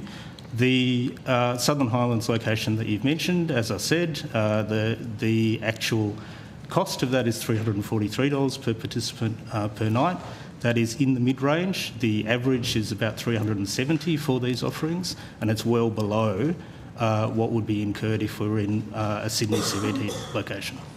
Sure, but I mean, many, not all, but many of the SES officers who are your target audience are Canberra-based. Did you consider hosting any of these in Canberra? So, Senator, we have thought about this. So two things that are on my mind in thinking about these courses. The first is that it's only roughly a third of public servants that are Canberra-based now, so we actually have a substantial national footprint. And understandably, SES officers who are outside Canberra are keen also to be considered in terms of whether or not we can look to minimise the travel burden on them. We do follow the practice of having a residential component because the unequivocal evidence of the learning impact is that bringing a group together makes a difference. Mm-hmm. And so if you have it in the immediate work location, for busy senior people, inevitably that means that they're pulled away into their day job in a different way. So sure. We're trying to balance all these different things. I think it's a very common model for leadership development. We take the value for money considerations very, very seriously. We take multiple quotes and we think about moving into different places so that we can test different environments. Sure, but I mean, that answer is slightly contradictory. On the one hand, you said you try to organise it where people are, and on the other hand, you said we need to take people away from where they are. I mean, how many a residential component? How many SES officers are based in Shepparton or near it? I'd have to take that on notice. Probably not many. Senator, can we take a guess? As I mentioned on the way through, it depends on the circumstances of the program. The Shepparton program is the Band 2 leadership program, which specifically looks at engagement with community. So in that program, we were specifically looking to go to a location where we could talk to a range of different community leaders who would have different perspectives that are outside a mainstream capital metropolitan setting. So part of our rationale there was to think about a different form of program and the best location for that different program. That's the flexibility that I was mentioning before, that we think about a range of different circumstances when we're thinking about where to locate these programs. Sure. That SES Band 3 agency head program you talked about, it did cost $43,000, didn't it? Senator, there was a response to the QAN that was provided to you. Yep. That itemised two aspects of the cost. The sum I could check against the QAN, but the numbers that were given in the QAN were accurate. So if it was $43,000 for that program, just explain the maths to me. How does that work out to $340 per participant? I mean, so Senator, unless you're training thousands of people. Two components of the cost cover all participants plus facilitators and everyone that needs to run the program. Right. So it might have been that the division that was done that was not provided in the QAN. So the number that was quoted today was not provided in the QAN, was clearly off a different base. So, but hang on. Are you saying that the $340 cost per night does not include all expenses associated with the program? No, I'm saying it does, Senator. I'm saying that the base of the number of people that are considered in those two component pieces is most likely the reason for the difference. I didn't calculate the other number, Senator, so I can't give you the maths for the other number. Sure, well, we can only go off the information you provide us, and the QAN does say that that program cost $43,000, but you're telling me the cost per night was $343. So either it's a very long program or there are thousands of officers participating in it in order to get it up to that level, or hundreds at least. Senator, I'm happy to provide our working on notice if that's helpful to you, but as I say, my guess, without having access to how the other number was calculated, is that the difference is in the base in some form. But we didn't calculate the other number. We calculated cost per participant for a range of other programs in that QAN, which we would stand behind. The average cost per participant per night is of the order of $370, which is roughly consistent with all the others that are calculated from us in that table. The number that was quoted this morning was not from us. I don't know how that was quoted. So just so we're clear, that the $370 average figure and the $340 figure for this particular program, that is inclusive of all costs. It's not just accommodation. It includes transport, guest It speakers, includes the whole components of the costs that were given to you, and yes, that's all costs. Well, were there any components of the cost that weren't given to me? No. No. Senator. So that's all inclusive. Yes. Transport, per diems, you know. It's all inclusive in the APSC's expenditure. Right. When someone attends, generally an agency would cover some aspects of their costs as well. So it may not include their flights, for example, if their home department paid for it. That could well be the case, Senator. Right. Well, how else are they going to get there if they have to fly there? Yes, Senator. Right. So we don't have the total cost of this program, and it could be more than $370 a night if you include transport costs paid for still by taxpayers, but just not by the APSC. Senator, the question was about costs incurred by the APSC, and we've given you an accounting of the APSC costs. Yes, but Dr Banerjee, I think you understand that the important thing for taxpayers is not how much it costs the agency, but how much it costs them. How much did they pay for this training to take place? APSC is not responsible for it. Like, they're responsible for answering the questions that you have asked of them, and they've done that. Yes, but I was left with the very strong impression that this was the total cost of the program.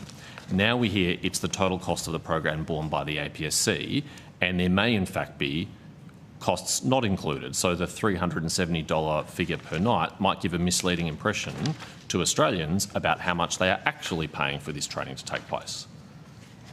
Well, if we can see if there's anything further we can provide you, but the question as to APSC's responsibilities have been answered. Yep. Minister, you're the Finance Minister. Yep. Do you think Australians are entitled to know what the total cost of these programs are? Well, we answer the questions that we've And I'm asking a new question. Yeah. Well, so let me finish. I am supportive of leadership training and capability building across the APS, and I, as Finance Minister, as always, are keen to make sure that there's good value for money, as appropriate, as agencies do when they determine these matters. And we, will provide all the information to questions that you have, Senator Patterson. I note when you did leadership training that you declared on your register, it was a scholarship program. There isn't scholarship programs in the APS for that. Your leadership training was in the Hunter Valley. It was a residential program. It was valued at the cost of $32,000. So obviously there's merit. You've seen there's merit in going on leadership training. I'm sure it's helped you do the job that you're doing today here. I support it as well.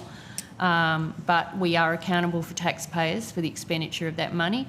There are no scholarship programs like the one that you went on that are able to be provided to our SES. I think there are, therefore, actually. the public, I think there are, well, but anyway. therefore, the taxpayers or public funds are used to support that training. And yes, I totally support trying to get the best out of our SES leaders, including developing new leadership to come through the APS.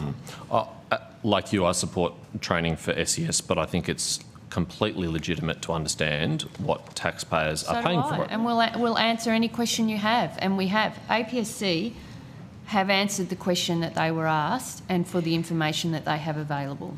Yep. Well, I would like to rotate the call. Thank you. Let me conclude on this, Chair, and please then do rotate the call.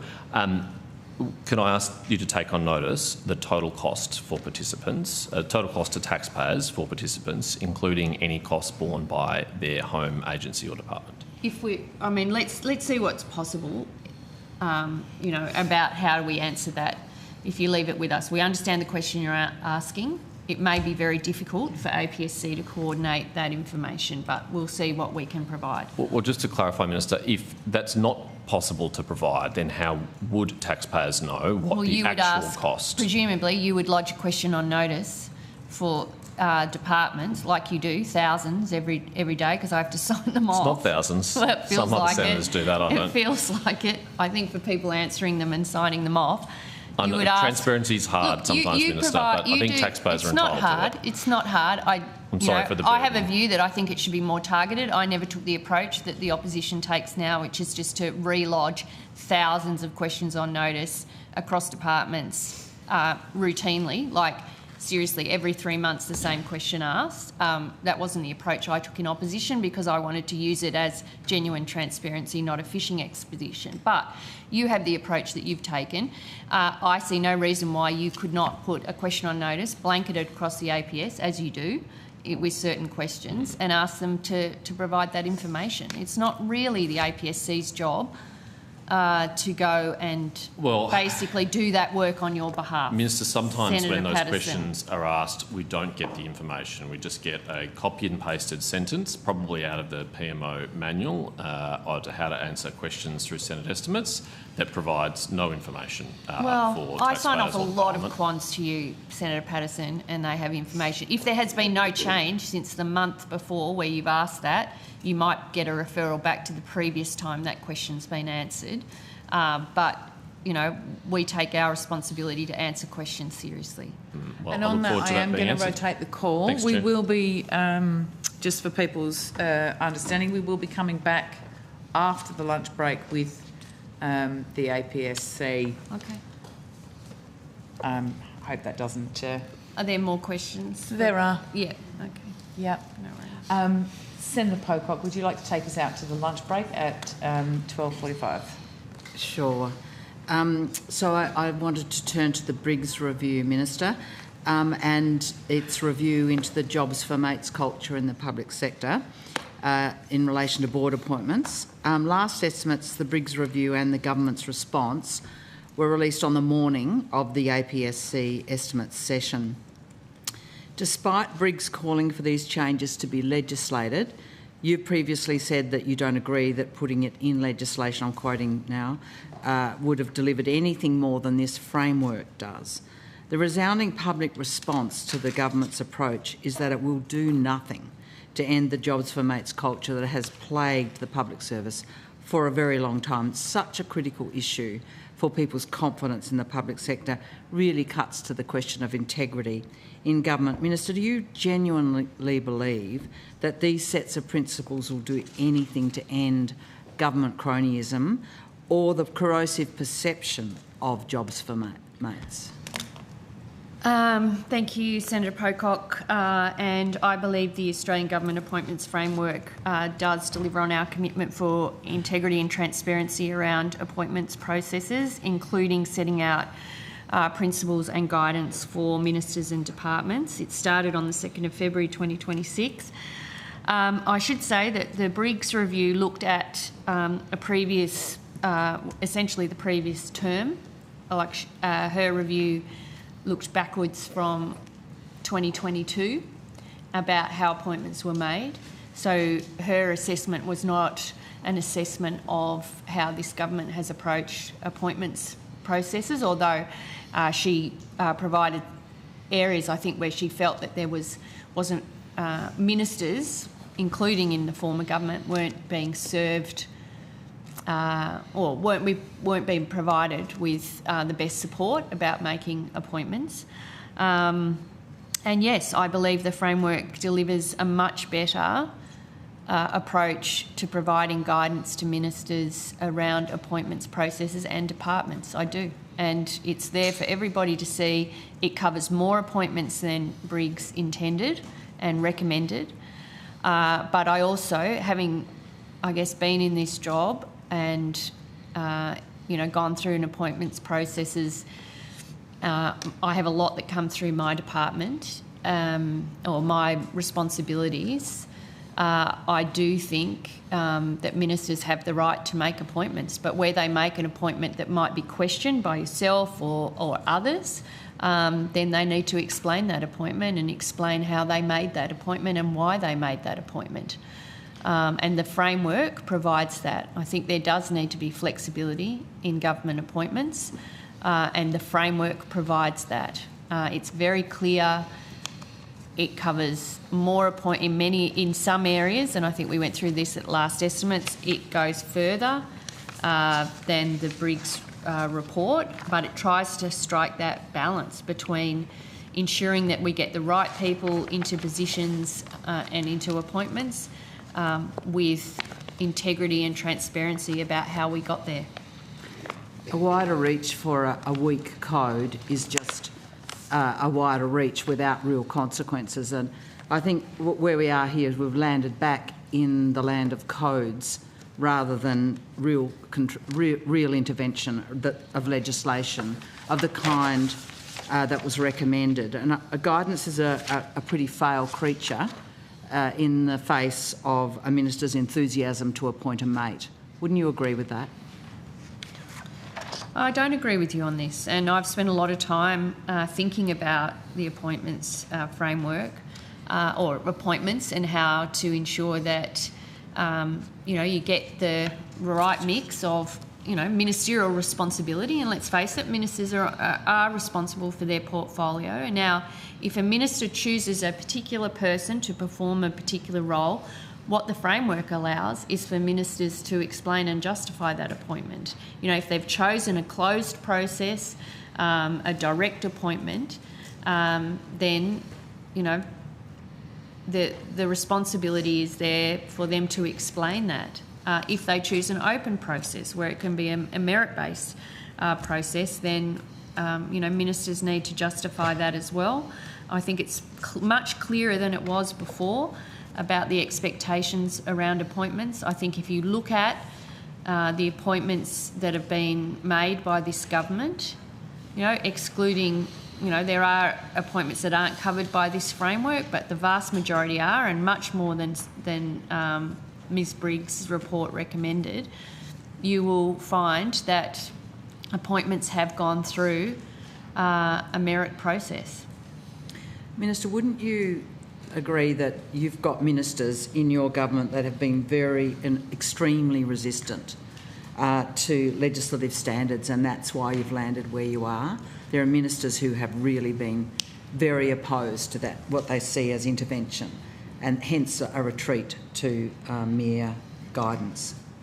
No, I don't agree with that characterisation. I mean, I don't support legislative enshrining of these because I think they do need to be flexible. I also don't think that, I don't think even if you look at approaching legislation, there would be agreement across the chamber about how you would legislate this. Like, I think your views would probably differ to my views, which might differ to other representatives in the chamber's views. And so on one level, I think legislation would be incredibly hard to land, and, and that's not the determinative factor, but it is one that you need to consider. Plus, I also think governments have a right to make appointments, and they should justify those appointments. If you don't think that appointment is right, criticise the appointment, but also the responsibility falls to the government to explain that appointment. And I do believe that, having spent hours and hours thinking about appointments, how to make the process better, work for departments, work for ministers, provide some integrity and transparency around the process. I have thought about this deeply. I don't support legislation. I don't think it would allow for the flexibility that we need when making appointments. Minister, we do tricky legislation regularly. That's not a reason not to have a guide. No, I said it's not determinative, improved. but I think let's have an honest assessment of that.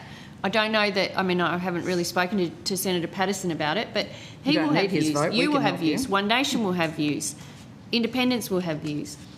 Like, I think genuinely it would be, I think it would be very hard to legislate, but even if you did, it would be very difficult to implement and potentially would work against having the right people in appointments. I don't know, because that's hypothetically, we haven't gone down that path, but I think this is a much better, the framework provides much clearer outline of how appointments are made and the process that needs to be undertaken. And I think that does strengthen it, regardless of whether it's one that your preferred option.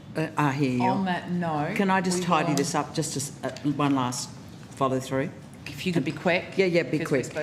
When we did a question on notice on this, where you indicated that there was guidance being developed. Mm-hmm. Has it been finalised, and where is that up to? When can we It hasn't been finalised. I haven't seen it yet, but the intention is, once it is to publish that. You can't give us any timeline on that? Let me try and see if I can come back and give you that answer. Yep. Okay, and final question to the Commissioner. Have you been consulted on recent appointments? Which Public sector appointments? board appointments. Not that I can recall, Senator. Okay, so that's not happening. Thank you. On Thank that, you. we will suspend for lunch and we will resume at 1:50.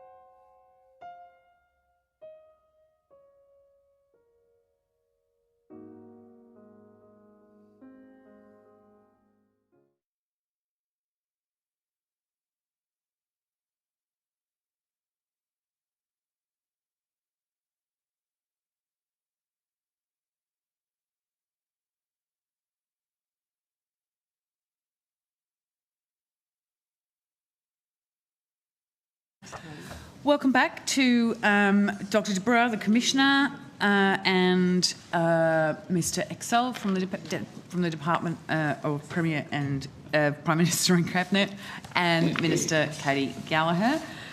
We'll go directly to questions, and we'll go to Senator Patterson. Senator Sharma. Actually, I'll lead off if that's all right, Chair. Oh, sorry, Senator Sharma. Thanks, good afternoon.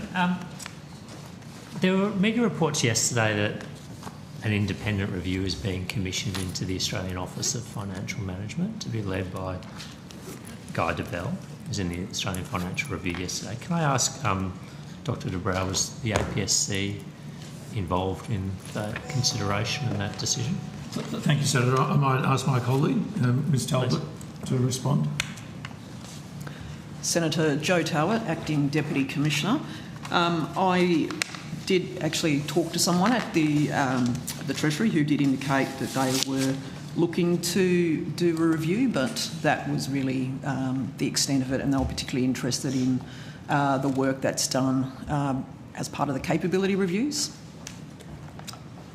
So it's true to say that the APSC was consulted on this decision then?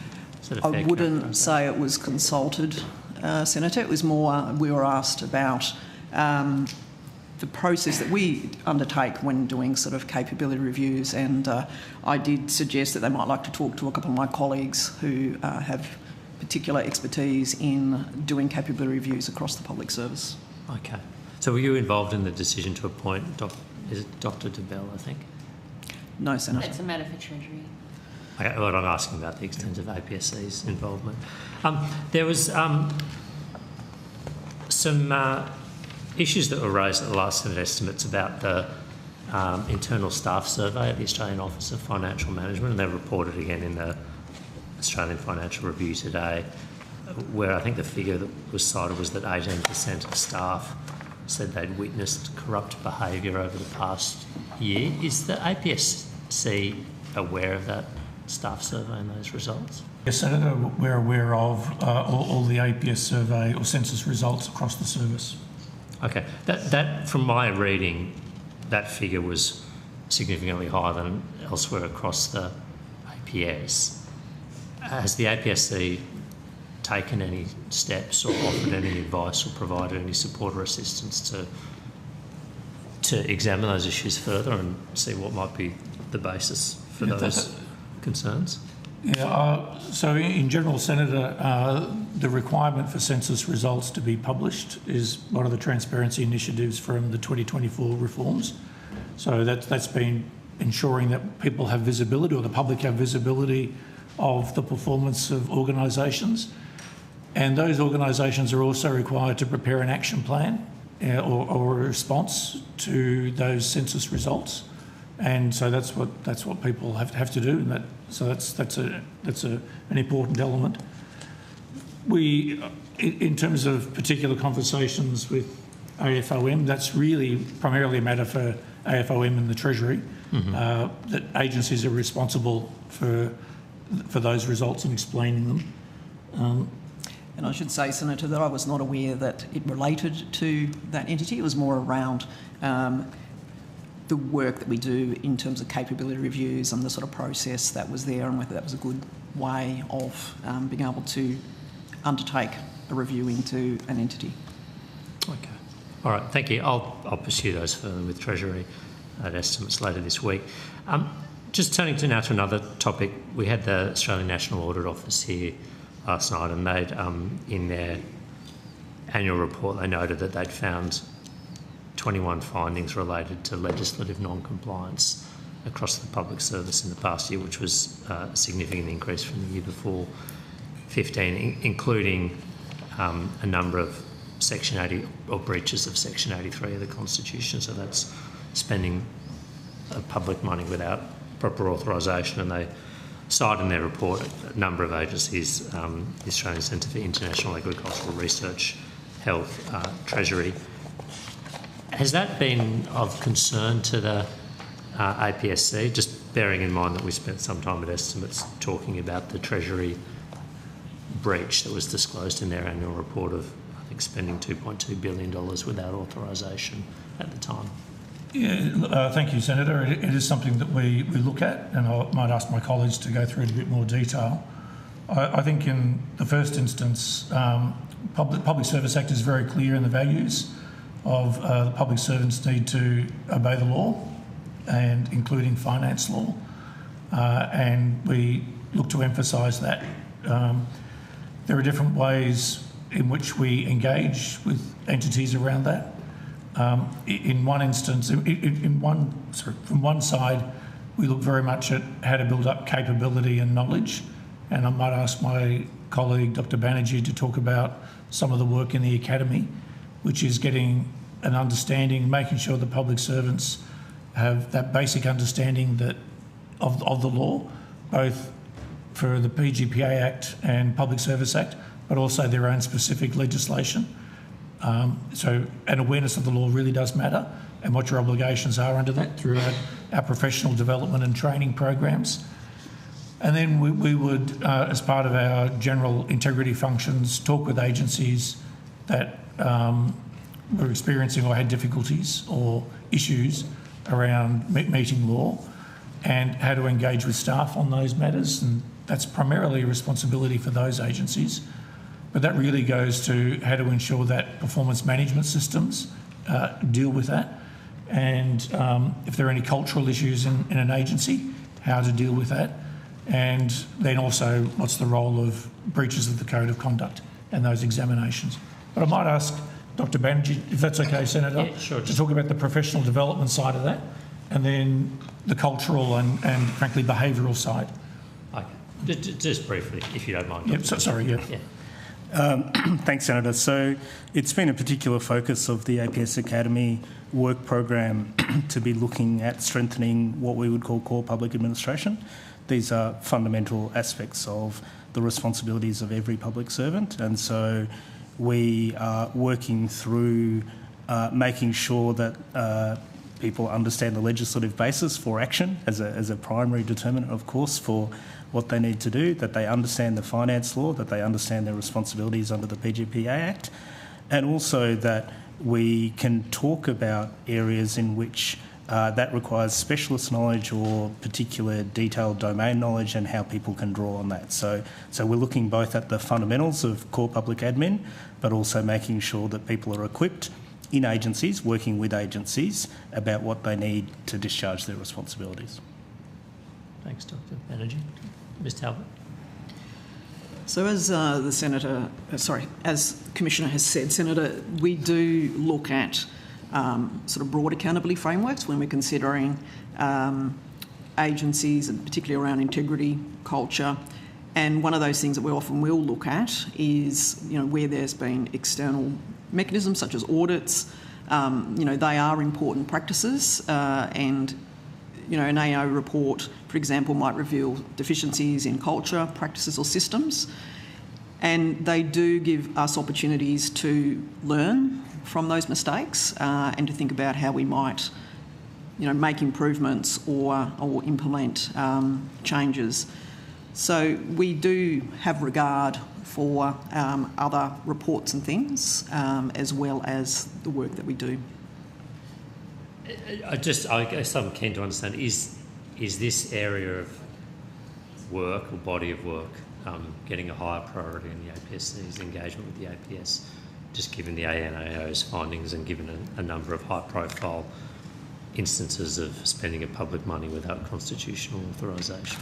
Yes, Senator, and I think it's been going on for quite a few months. I think we've got a sense that of the need to address this in a proactive way through cultural and behavioural support and professional development. Okay. So it is a high priority. All right, thank you. And then just the response that you tabled, Commissioner, to my colleague Senator Patterson's questions on notice about the questions on notice 929 and 930. This is the spending of Treasury money without constitutional authorisation. Thank you for providing those. I just note in the communications from the Treasury Secretary to you, she advises that she will provide a further update to you at the conclusion of the audit reviews. Has that update been provided? Not yet, Senator, and we're speaking with the Treasury about the timing around that. Do you expect those audit reviews to conclude soon? I don't have a specific time frame in mind, Senator. It really depends on those processes, on their own processes and demands. Okay. Would we expect it before the budget? Before budget I don't know. You probably should ask the Treasury Secretary. Okay. All right. Well, thank you. And look, just finally, PMC informed us yesterday that the Australian Public Service Commission was developing a pilot training program on anti-Semitism in implementation of the recommendation from the Seagull report, the Special Envoy's report, on the importance of public servants having access to training to recognise and address anti-Semitism. Could you advise where that's up to? I might ask. Yes, Senator, we can. Yep. Yes, as mentioned yesterday, we have been doing some ongoing work in relation to responding to working together to ensure the APS is free from anti-Semitism. There are a range of learning products that are being worked on at the moment. The key message that we have just released out is in an APS-wide circular is providing all staff with guidance on expectations with regards to anti-Semitism. The APS and the APSC, we are working with ASECA at the moment as well, and that includes... with whom? The Australian Special Envoy Combating Anti-Semitism. Right. Yep. Yeah, thank you. We're developing some specific learning products. The first of those will be available starting in late February, and then we will be providing more in the months coming. In particular, we are looking at products via APS Learn. We'll be looking at updating the diversity and inclusion induction model for APS, called APS Foundations, to address anti-Semitism in the workplace. We are soon to launch Many Cultures, One APS, which is some ongoing work from the cultural and linguistically diverse strategy that we started quite some time ago, Senator. One of the key aspects of that is to actually have a series of stories of APS employees that have actually talked about a range of stories around their personal experiences working in the APS. One of those stories will feature a Jewish APS employee's story as well.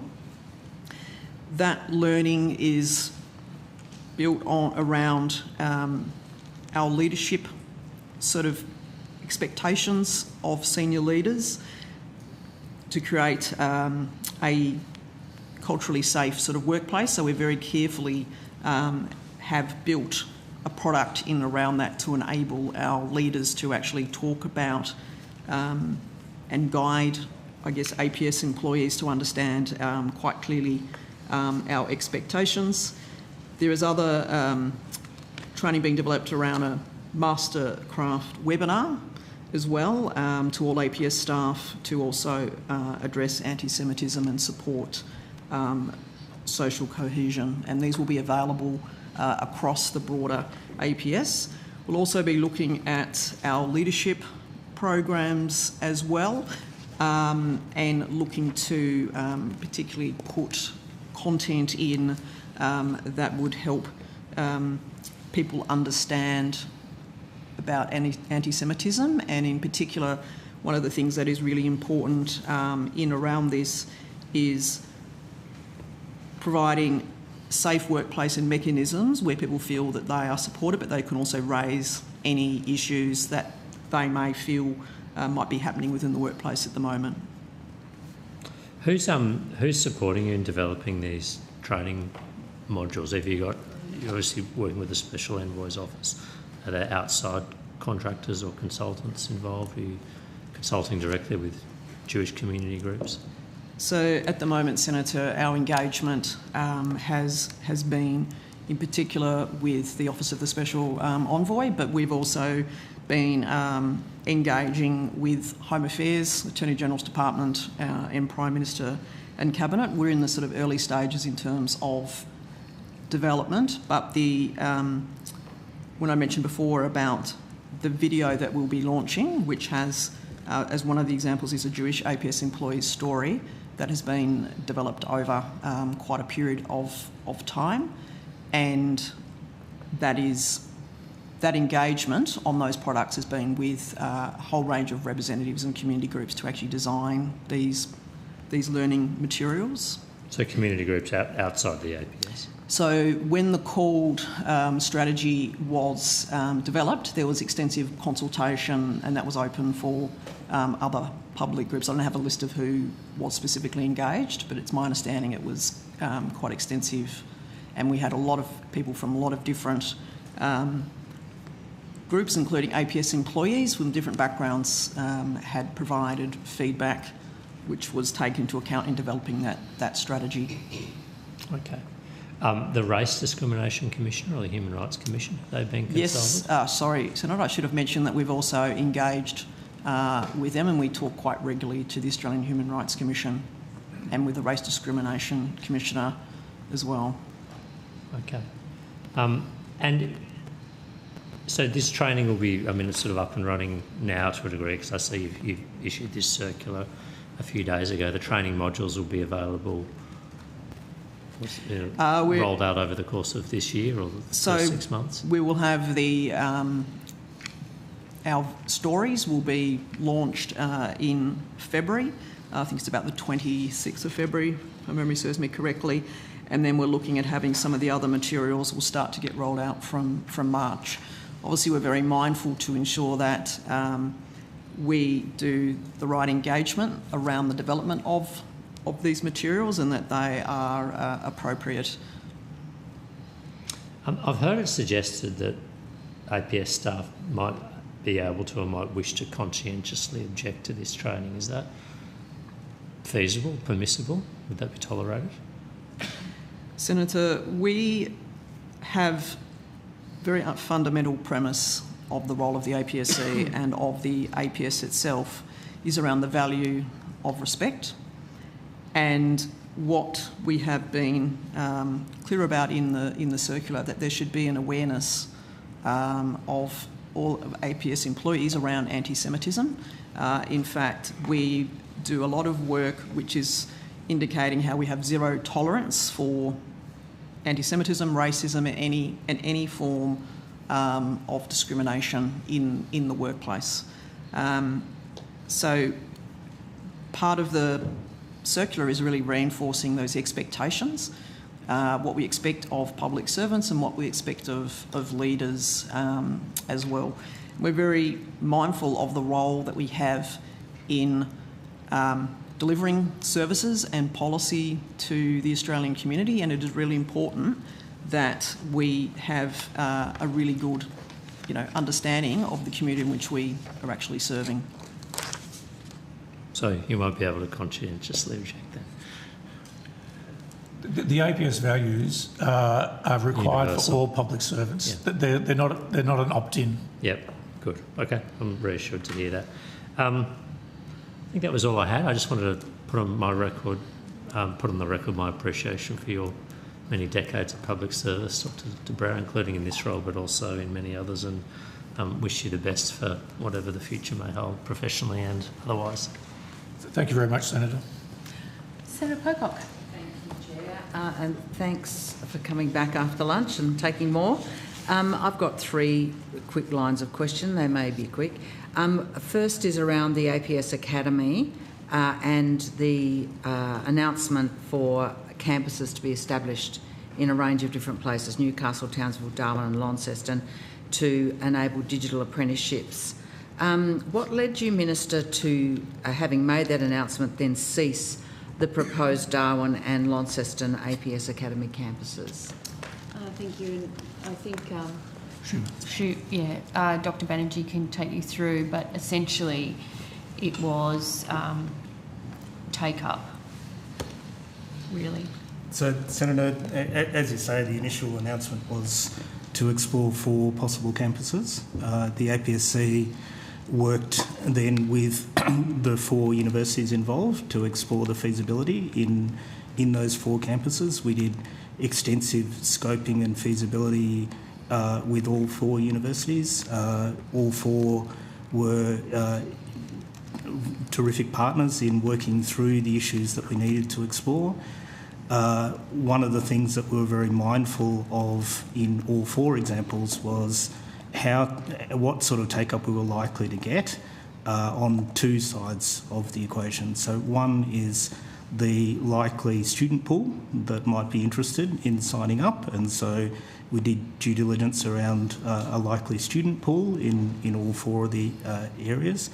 But we were also looking then at the sign-up. So the model that's applied is that students are supported to be on campus, but they have a particular placement with an agency. So it requires a student interest and it requires an agency interest to close a placement in that sense.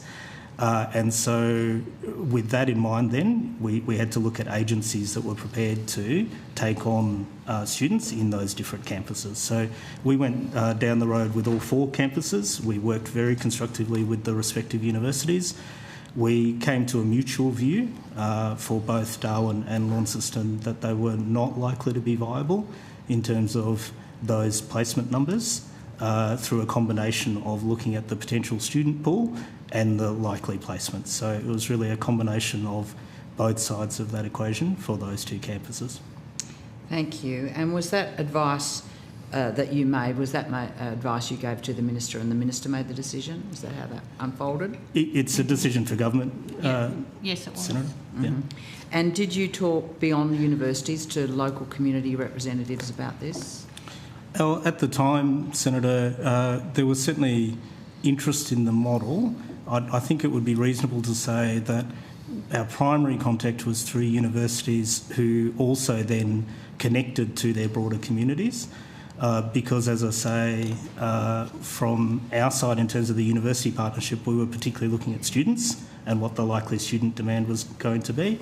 From our side, from the APSC side, we took responsibility for talking to APS agencies who might look to place people. So while there was a broader connection around the campuses, it wasn't one of the programs where we would have, as a matter of course, done widespread community consultation, because we were really trying to assess the feasibility of the 2 sides of what I just explained to you to get the viability to work. And was the budgeted funding for those 2 that didn't go ahead reallocated within the APS Academy program?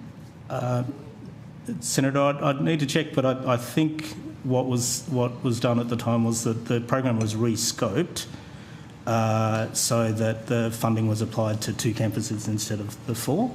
At that stage, well, the money wasn't spent, it was re-scoped. So Sorry, Senator Pocock, can I just add there, we inherited this commitment, so it was announced by the former government in March 22, so just before the election. And when I came into the role, discussed it with the APSC about giving it a shot, seeing whether we could make it stack up, because, you know, I don't, you know, it was essentially a pre-election announcement by the former government, and it worked out that there were certainly 2 of those areas. It did look very positive, and in the other 2 not so positive. Thank you. I wonder if you could clarify on notice exactly whether the money in that rescoping was contained within the program. I'm happy to, Senator. I guess the short form answer is the money wasn't applied in that program per se, and I'll look at what other information If you could clarify how that panned out. Yes. What impact did that decision have on the commitment to the 300 digital apprenticeships and cadetships? Was there an alternative place to meet those regional skills and training needs in the absence of these campuses? Senator, there are a range of different measures to try and encourage entry-level pathways in data and digital. We've been running a range of different programs along those lines. We have quite a variety of entry pathways. We're really cognizant of shortages in data and digital in particular, which has been well canvassed through workforce planning and other places. So we've certainly been looking at trying to encourage more people to come through those different pathways. I can again on notice give you the aggregate numbers for data and digital entry pathways. Thank you for that. If I can move on then to APS reforms. In October last time around, I asked about the next stage of APS reforms. Dr de Brouw, you advised then that those matters were under consideration by the government. Have you got any update about where those reforms are up to? Which reforms in particular? A next wave of APS reforms. There was a discussion about a further wave that we talked about in October, and I'm just wondering if you can fill us in. You said they were under consideration by the government. I don't. I'm pretty sure because the estimates really were at the end of last year, and this is at the beginning of this year. There isn't anything to update you on just now. Senator Pocock, it's currently sits with the Assistant Minister and myself. Okay. The government's own APSC estimates briefing pack prepared for budget estimates last year, 2024, states the previous term's reforms were, quote, the first legislative step that can continue to be built on in the long term. Can we expect to see any APS reforms in this term of Parliament, or have you given up on essential, significant reforms to the public sector in this term? No, you'll see more reform. And I mean, late last year I announced the AI in government agenda, which is pretty significant reform that will happen across the APS over the next, well, immediately and into this term. And then there's matters, other matters that we're considering. Of course, we'll go into our bargaining arrangements for collective bargaining soon. That gives opportunity for further discussion with employee representatives about APS and working in the APS. And then there's the matters that are under consideration by being led by the Assistant Minister and myself. Can I add, on a number of these reforms, that they were always designed to be a sequence of steps, not just one. So I'll just give you a couple of examples. In thinking about performance management of public servants, a number of years ago standardised that approach for the senior executive service to say you'd get a rating for your delivery and you get a rating for your behaviour, and your aggregate rating would be the lowest of those two. So it was a standardisation of performance management for the SES. That was meant to be also how do you use that for promotion and for rotation and movement across the service. We always knew that that would take a couple of years to mature that system, and that's been worked methodically through Secretary's Board to make sure that we have confidence of that system, that performance assessment, leadership management is actually accurate and well done. So we've had that. That's gone on for a number of years. What Secretary's Board has then decided to extend that model to the executive level to middle management, which is about 70,000 people. So that's saying, again, we're looking at your excellence in delivery and we're looking at your excellence in behaviour, and that's how we will go about performance management. So that Senator, we're now just at the phase of having agreed to do that, and then we've got to have a year or two of rolling that out. It's the same with Secretary's performance. There's a Secretary's performance framework in place, and that system is also being rolled out. So reforms, so the announcement is we're going to strengthen our performance management, but actually that's a sequence of multiple steps, and that takes quite a few years, which is why often we've talked about some elements of these reform package to be decadal. So it's not like reform stops. Reform is actually an ongoing element, and we can find the same with many other elements of the 59 initiatives that were announced under the government, of which 54 are largely complete, but they've all got some further element to them. So it's not the stopping. It's not reform is finished. Reform is an ongoing exercise within the service. And we can think of even just capability reviews of how they work in practice, and we're continually refining that model.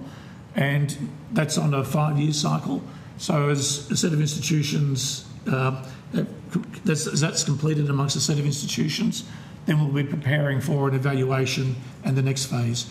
So reform is inbuilt and it's an ongoing exercise. I'm just giving 2 examples, but we can talk about many of these elements in that same way. Thank you. Thanks, Dr. Brow. I wanted to pick up on the AI, which you mentioned, Minister. The APS AI plan noted that the APSC will issue a circular setting out clear standards for consultation on AI-related workplace changes. Is there any update on when this circular will be issued? It'll be released quite soon, Senator. We're just going through that final checks and consultations at the moment. And do you feel, Minister, or you, Dr. De Brouwer, that you have good oversight about how AI is being used across the service? I think yes, although I think there's constant need to stay on top of it. So across government, and many of the areas fall under my portfolio. So obviously APSC has responsibilities, DTA has responsibilities, and the Department of Finance has responsibilities. Agencies are required to issue a usage of AI statement about where they're using it, and that work was put in place, I think, under the AI assurance framework that was being led by, might not be quite that name, but work that was led by the DTA. So there's some good, solid whole of government guidance and better understanding of where it's being used and how it's being used. And then the coordination function that we've put in place under that AI plan will assist that even further. You know, some of the big agencies, as you would expect, Services Australia, ATO, are much more advanced than some smaller agencies. So part of the work that we're doing is making sure that all agencies, regardless of your size, have access to good centralised information and guidance about decisions to use AI or not. And do you have confidence that we're managing the risks, or that the service is managing the risk associated with AI effectively? Yes, I do. In fact, I think, you know, you could ask, are we being too risk averse with the use of AI? Is that another legitimate question? So I think I think part of it is about, so I think the APS as a whole is wary about using AI and thinks very carefully about how they use it and where they use it. And the vast majority is using it in own systems and processes rather than any, you know, automated use for decision making, for example. So one of the things in the AI plan is having an essentially an AI high risk committee, which is, you know, a place where if you are wanting to use AI and you've read all the guidance and policies and you think it could fall into that higher risk category, that be more centrally understood, and we'll be putting that in place to manage that as the use of AI increases. We're seeing through the DTA work that gets done on the digital investment overview that increasingly coming forward from agencies are ICT solutions that have an AI component in them. And I imagine that will just continue as ICT solutions are more integrated with AI.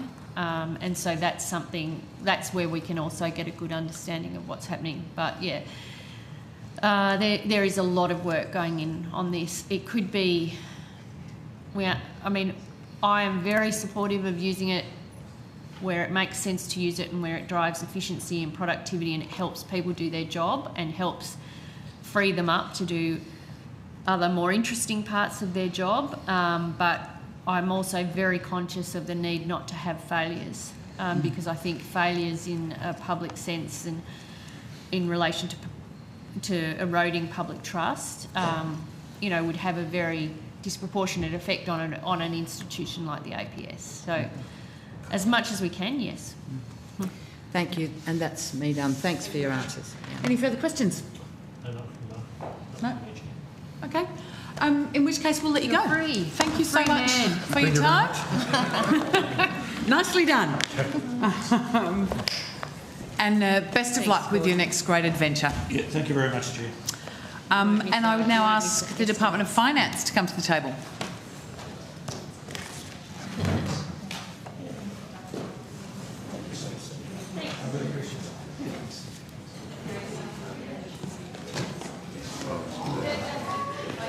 We might just suspend for a moment while we change up the people at the table.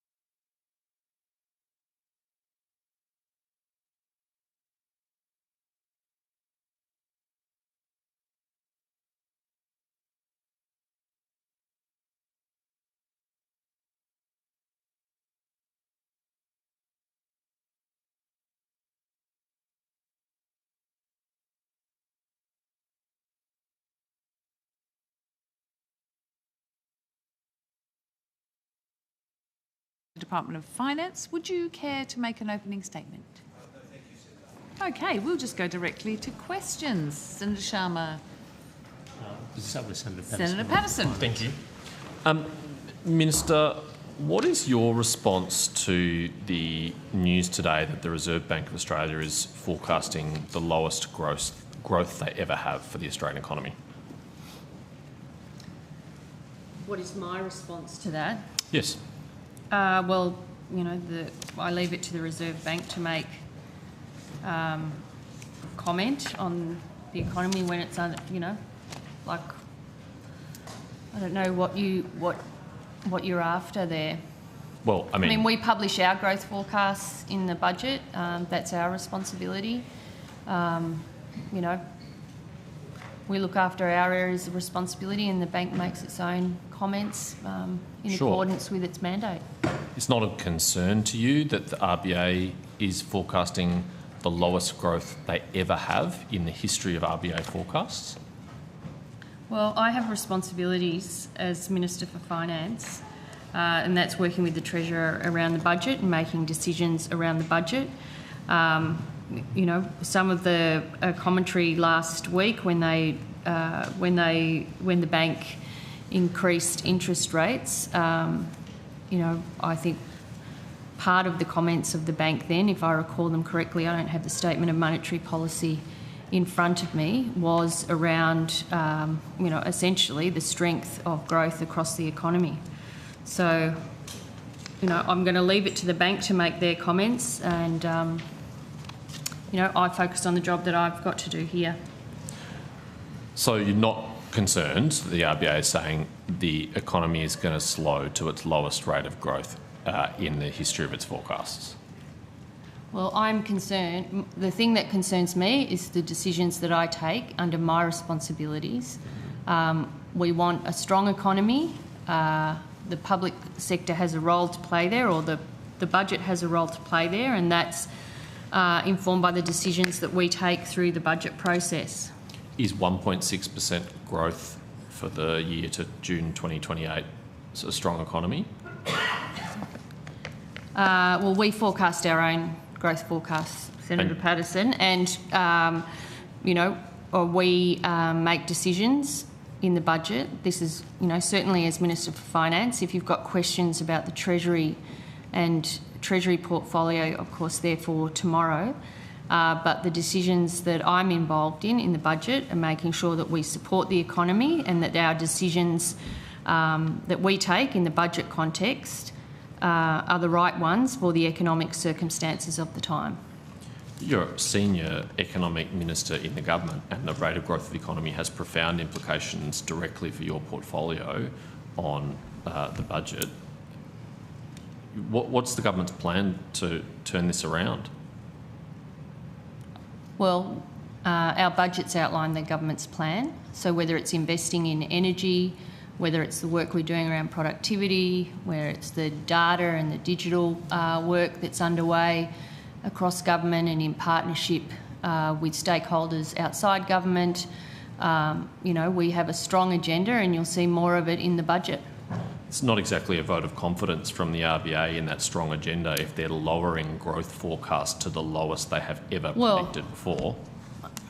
Well, that's your commentary, Senator Patterson. I don't accept it. Do you disagree? Do you think it's a resounding endorsement? I disagree with your commentary. I mean,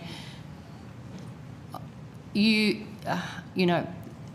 position, well, one, I think I never see anyone as happy as you as when there's forecasts that are revised down. That's a bit unfair. No, I genuinely, that is how you present. The government has a job to do. We outline our plans in the budget. You argue against most of that. Like if we take clean energy, obviously a big opportunity for growth in the economy. You don't agree with that. So it's a contest in terms of the policy response, but we believe we get the decisions we've taken in the last few budgets and the one that we'll take in the upcoming budget are about making the best decisions and the right decisions for the economic circumstances of the time. But we're not in government, you're in government, and your plans are the ones that actually affect the performance of the economy, and as a result of you being in government for 4 years, the RBA has slashed their growth forecast to the lowest they ever have. It doesn't seem to me like you're all that concerned by that or have a plan to deal with that. Well, what I'm outlining to you is the plans that the government has and that we've put in place in the budget and that we'll continue to make in the budget that's going to be released in May. And I would put our plan against yours any day of the week, Senator Patterson. You went to the last election with bigger deficits, higher taxes and more debt. And I argued at the time, and I maintain that argument now, that was not the right set of decisions for the economy. We have a different approach about what we want to see happen, including the tax cuts that will come in July this year and the year after, and the substantial, support and assistance we're providing in the economic transition that our economy is going through, much of which you contest as well with your head in the sand on things like energy policy. We lost the last election, Minister. You won it. We are not governing the country. You are governing it, and it is your policies. Well, I'm merely drawing a comparison between what you were offering and what we are delivering, and that is a difference. And how's that working out? I stand by the decisions that we took to the election platform we took to the last campaign, through the last campaign, and the decisions we've taken in my EFO and the ones we'll take in the budget. So will there be policies in the budget to turn around these anaemic growth figures? Well, the Treasurer has already been clear about what the budget would look like, or the general kind of elements that you would expect to see. You would expect to see continued effort on the savings front. You would see focus on productivity and on tax reform.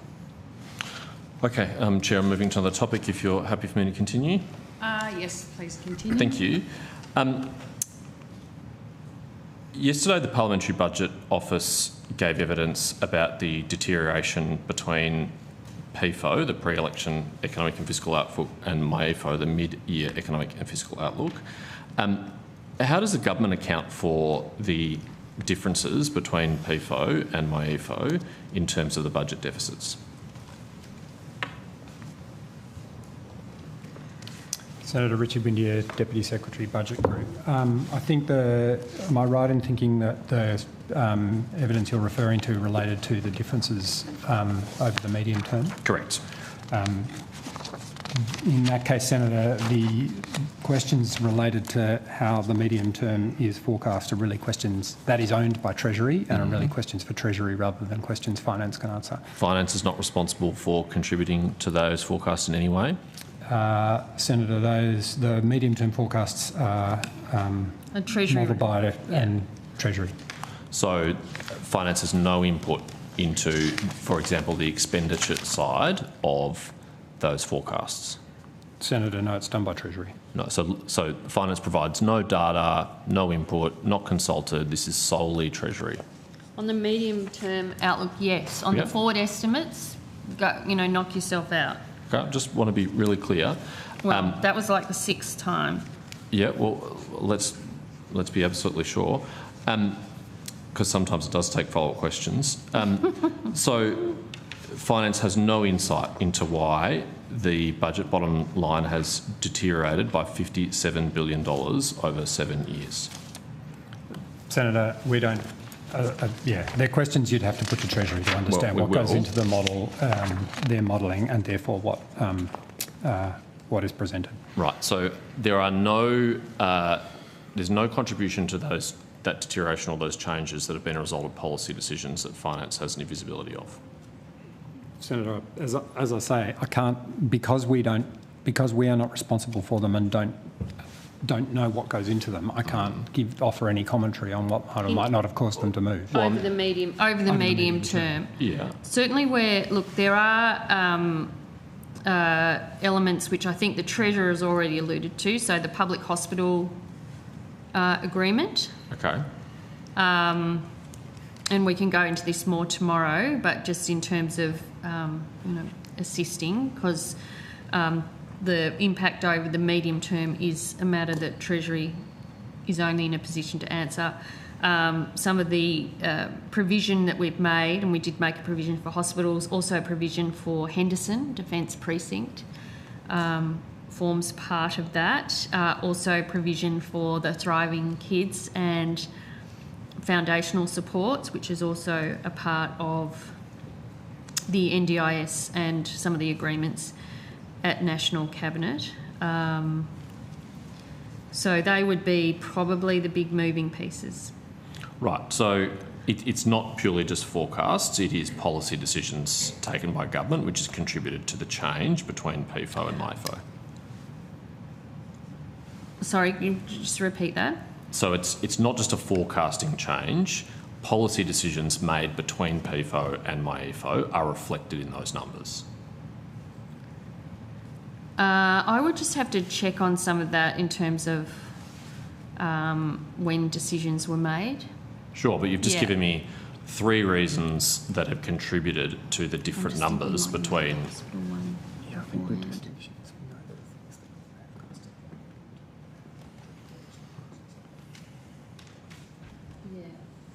I would just have to check because some of the decision timing matters there. Well, are you saying because it might have happened after MyEFO or it might have happened before PFO? I just have to check, Senator Patterson. I just want to check, that's all.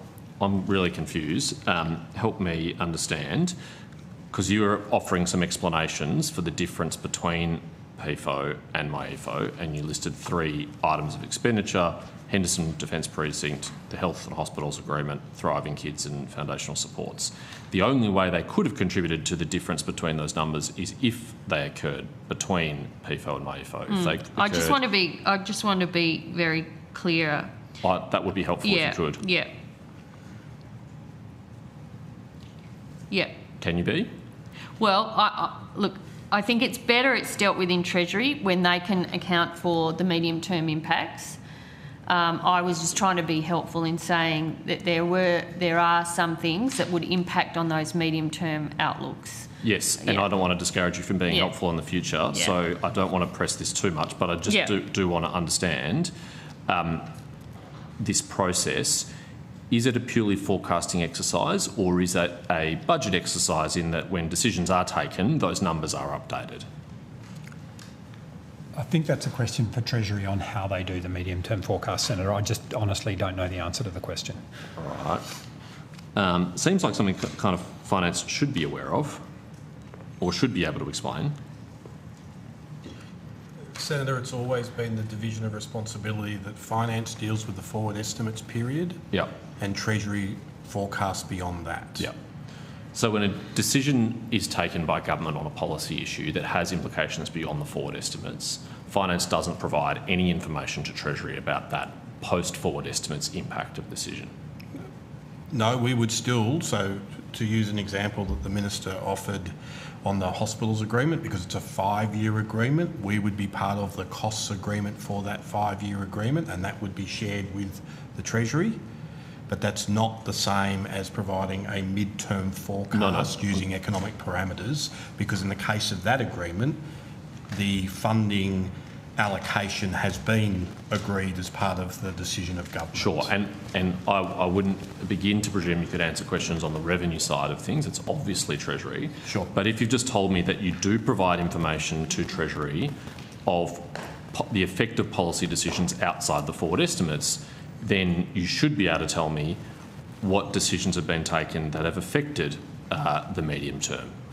What the effect of decisions taken is. Senator, I'm trying to be more precise than that. Yeah. When it relates to a specific policy decision that had a duration that was longer than the forward estimates, we would be part of the costs agreement for that.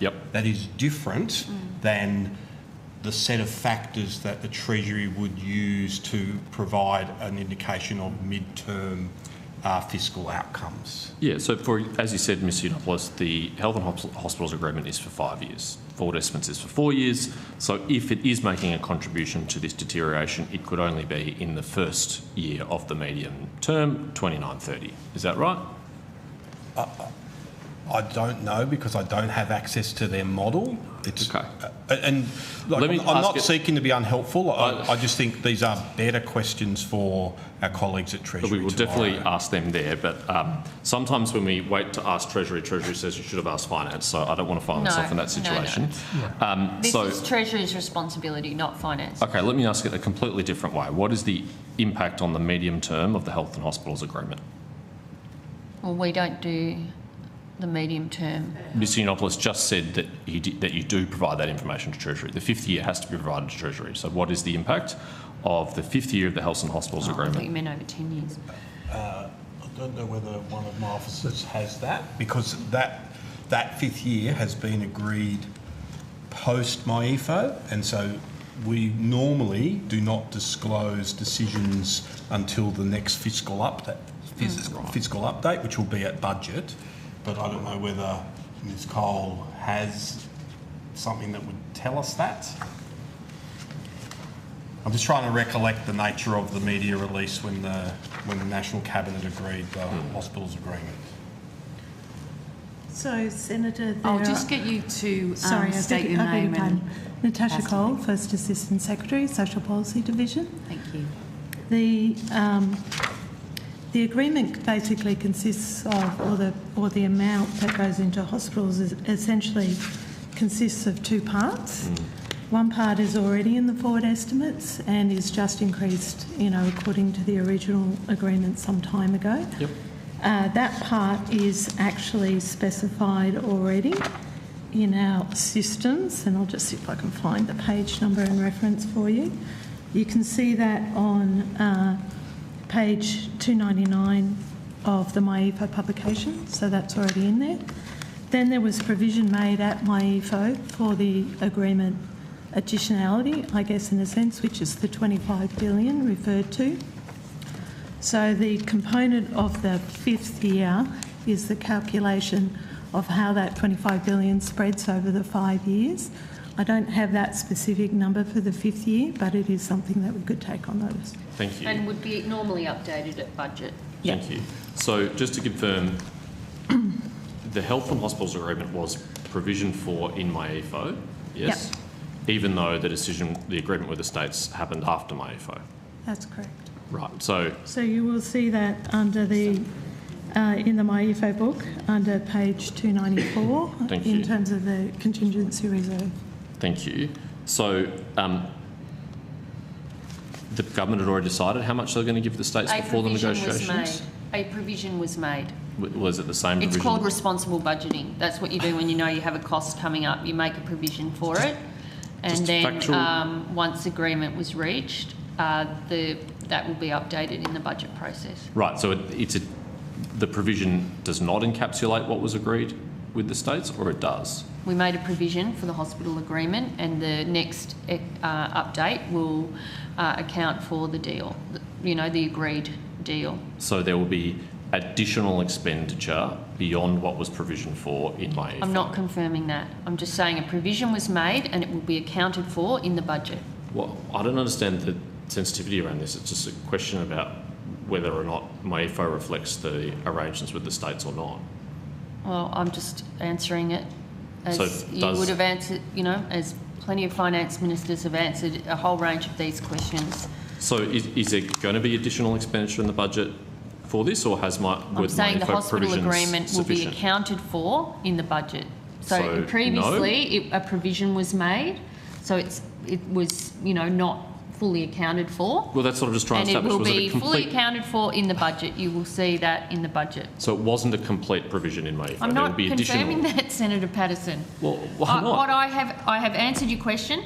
We made a provision for hospitals, and the deal as it was agreed at National Cabinet will be reflected in the budget papers in May. And will that require additional money, or was it fully provisioned for in Well, MyEFO? you will see that reflected in the budget papers in May. Why can't you answer that question, Minister?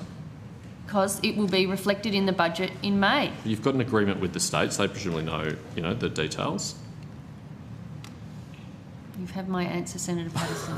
Okay. Do you know what? It's exactly the same answer that Senator Cormann gave to me for 6 years on matters relating to how you update between a MyEFO and a budget. You don't update incrementally between that window. You update in the budget where you get all the numbers. Okay. Thank you, Chair. Thank you. Senator Pocock. Thank you, Chair. I've got some questions in relation to the government response on consulting and the various scandals that we've witnessed. Minister, when I look to the Finance and Public Administration Committee's report, to begin with, I'm deeply disappointed, incredibly disappointed with the response. Like many others who have watched this scandal unfold over the last couple of years, this was a report that proposed really very modest, very uncontroversial reforms to procurement, and it was agreed by the Parliament, across the Parliament, Liberal, Labor and the Greens, but your government couldn't even fully agree to these. For example, Recommendation 7 on developing a central conflict of interest register. Now, this was a proposal which arose from the fact that something could go very badly wrong in one area of the public sector and not be known to other people contracting to the same body.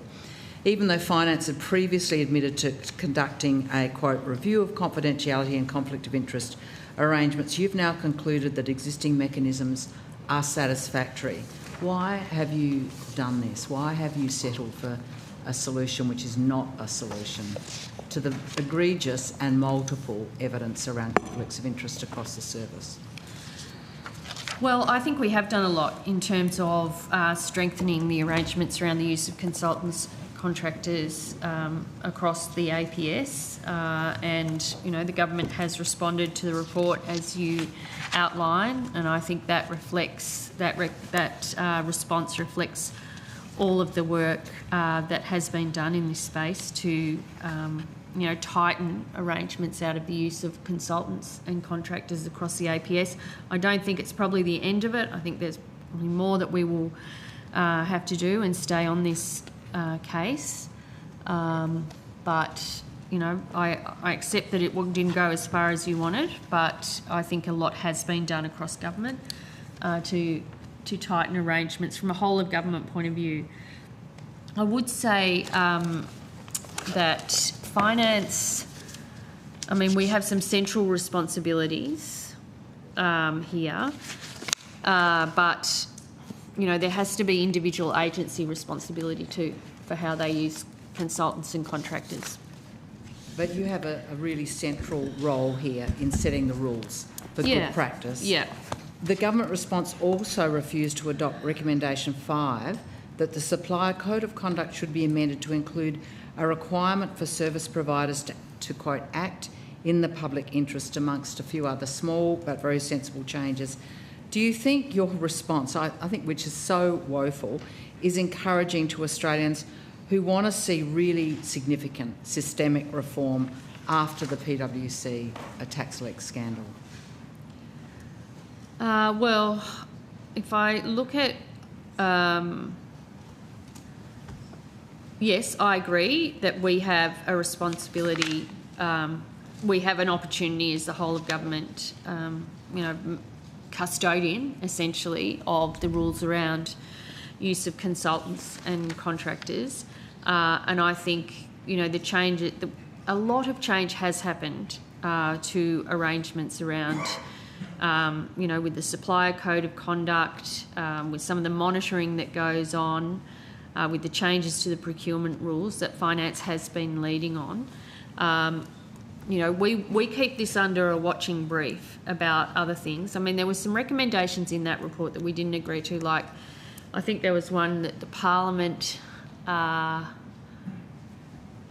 trying to recall what it was now, but it was essentially one that I don't think could have worked, that the Parliament essentially would have a role over, you know, some consultancy or contracting arrangements which ministers do not have you know, it's very clear under our arrangements that engagement with recommendation 11 recommends that the Parliament legislate to establish a joint standing committee to review and approve consultancy and service contracts. Exactly as the Public Works Committee does on some of the contracts that we're talking about in the consulting area are huge.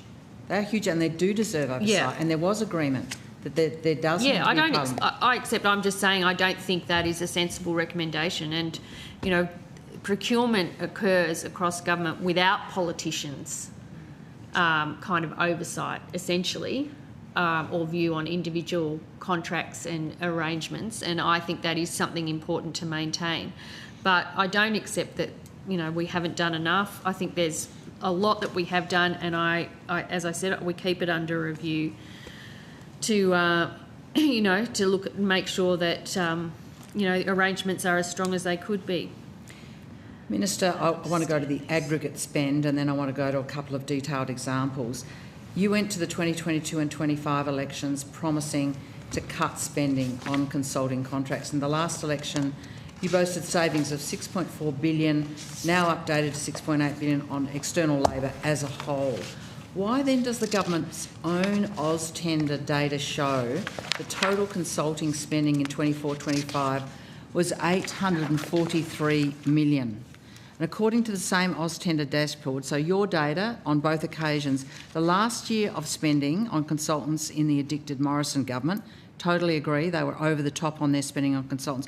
They spent a mere $807 million on contracts. So you're spending more than that last drunken year of splurging on consultants that the Morrison government indulged in.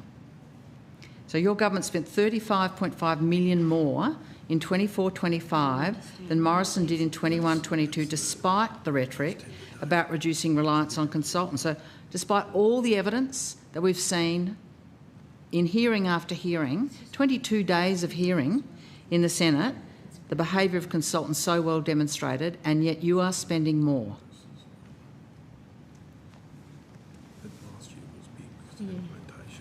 I mean, I think, and this is something we've always had some issues with, is how AusTender doesn't give you a year-on-year kind of like-for-like. Sometimes there are large contracts, multi-year contracts that go out over a longer period of time. But on the broader question, we have we have taken those savings. We've got more of those savings. Not in consulting. Well, we have the volume of consultancy contracts, the share of all contracts has reduced from over 4% in 21-22 to under 4% in 24-25. And the value as a share of all contracts has also reduced.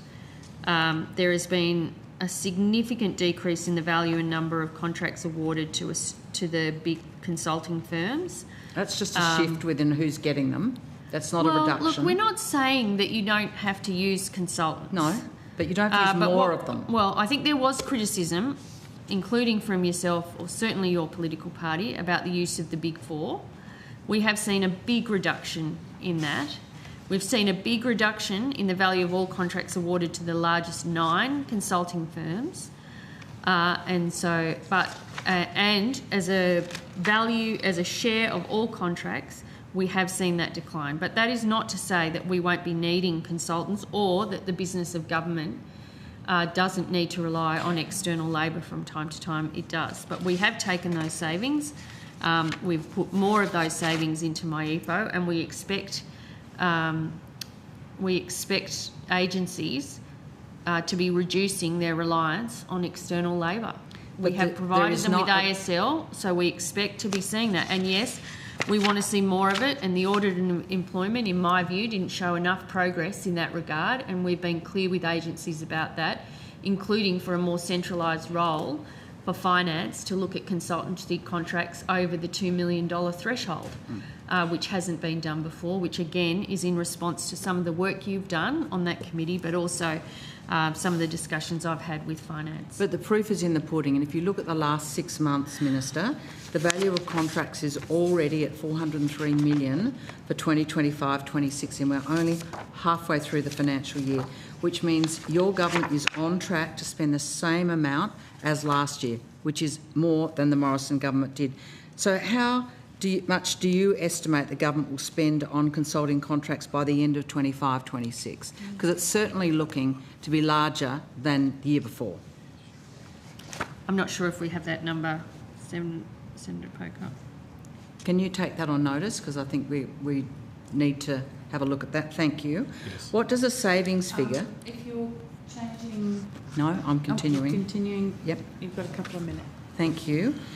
What does a savings figure of $6.8 billion on external labour even mean if you're spending more on consultants and not less? We've got unfolding disasters that Australians are watching. We saw that massive misspend in the Bureau of Meteorology. We've seen a Deloitte scandal, yet again, misleading about their practice around the use of AI in DEWA. We see, I would like to get to it, the Essentia, a very big spend underway, PwC, Deloitte and Essentia in the health department. We're seeing very big projects, land and expand, massive expansion of spending. What does your promise of reducing the spending here actually mean when we see the direction is the other way? It's growing. Well, we have taken that money. So, like, that has been removed from agencies' budgets. So that decision has been taken. We have made it clear to them where we think the opportunity to find those savings are from, from areas that they are responsible for, but accountable entities are responsible for the, allocation of their own budget. I think, there are, part of the reason why finance will have an oversight role on those large consultancy contracts is to get a better understanding whole of government-wise about what's going on there. I do think there's an issue with extensions, and that's something that we've talked about with finance, where people land an organisation lands a contract and then 3 months in, whoa, what a surprise, it's worth a lot more. And the people who originally tendered for that don't get another opportunity to bid because it's just an extension of a contract. I think that is a problem. I'm not sure the solution for that just now, but it is something that we've been talking about across finance, and I think it is an area where certainly trust from other providers, they query that, as well as people like you, as well as, observers of the system. I think that is something that we need to look further at. And as I said, we keep this under a watching brief. We're a big purchaser of consultants, I think for the large part, you've cited a few examples there. There's obviously thousands of arrangements that are entered into across the APS. I think for the large part, the Commonwealth gets good value for money, but yes, there are examples where I scratch my head too and wonder what's going on there. I don't think there has been a more sort of explicit and painful lesson around the globe on things like land and expand, about lowballing an entry price and then ratcheting up in the millions. We have no evidence. Can I just be clear? I don't have any evidence that that's happening. I am concerned about the use. You don't think that happened in the Bureau of Meteorology, Minister, when it took over $74 million to build a website with an initial bid so much smaller? You're not concerned? You don't read that? I mean, it's hard to get into individual contracts, but I understand it wasn't just a website. There was other things that were involved in that contract, and so I don't want to pretend that I think there's this wide-scale lowballing, and then people are going out and trying to ramp things up, through an extension or an amendment to an existing contract. I don't have proof of that, and if you have proof of that, it should go somewhere else for investigation, like seriously. But I do think when I see extensions and amendments, there are enough of them for me to wonder why the original scope was not well understood at the beginning. And I think that's the thing where we can work on across government, is to make sure that when things are going out for a job, that it's scoped properly, and we're not in the situation where 6 months in, it's a different kind of job that's being requested, and people who originally wanted to tender for that job are locked out. I think that, I have a lot of meetings with businesses and people who want to work with government who raise that as an issue of concern with me.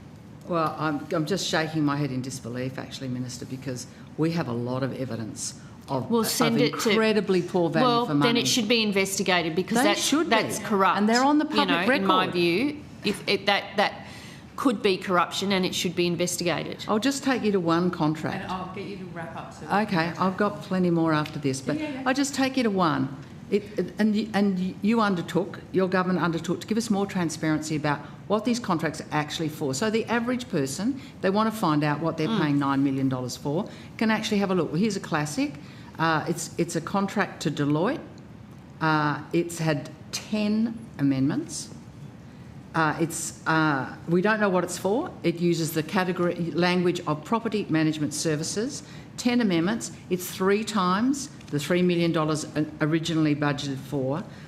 We have, of course, a low level of trust in relation to the use of AI by Deloitte. But here we go. On your website, without proper information about what it's for. Is this AusTender or transparency? It's a public document, which that's the information available on this. And I'm just using this as an example. Yeah. It's just you said on my website, which it's not on my website. It's on AusTender's website. Yeah, okay. I beg your pardon, yes. Yeah. On the public website.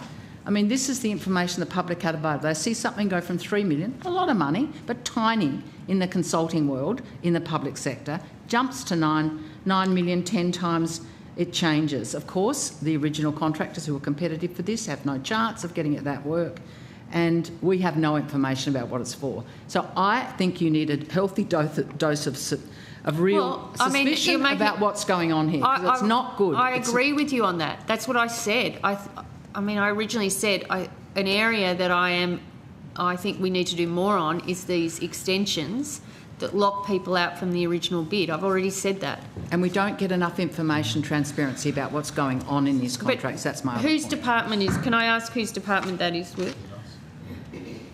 Department of Finance.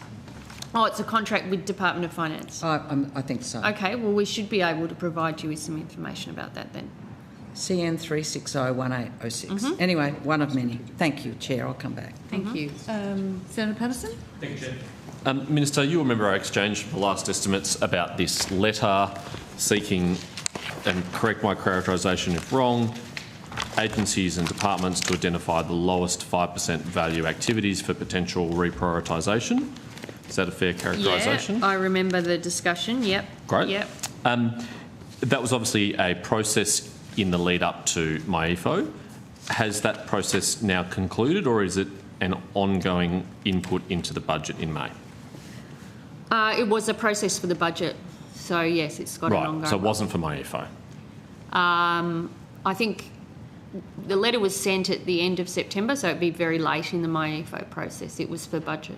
Okay, so none of the 5% lowest value activities for reprioritisation were realised in MyEFO? It's a budget. It was for budget, 26-27 budget. Okay. So we've heard evidence that was sent by the Acting Prime Minister. I asked PM&C yesterday what their role was in drafting the letter, and they said they would come back to me. What was Finance's role in developing the letter? I don't know. I think it happened before I arrived. Yeah. Are you able to help? Were you consulted? Okay. Paul Fitzner, First Assistant Secretary, Budget Group. The letter was run primarily by the Department of Prime Minister and Cabinet. Thank you. That's helpful, but that still doesn't answer my question. What was Finance's input into the letter? Into the letter itself, I'd have to take on notice if we were involved in that process.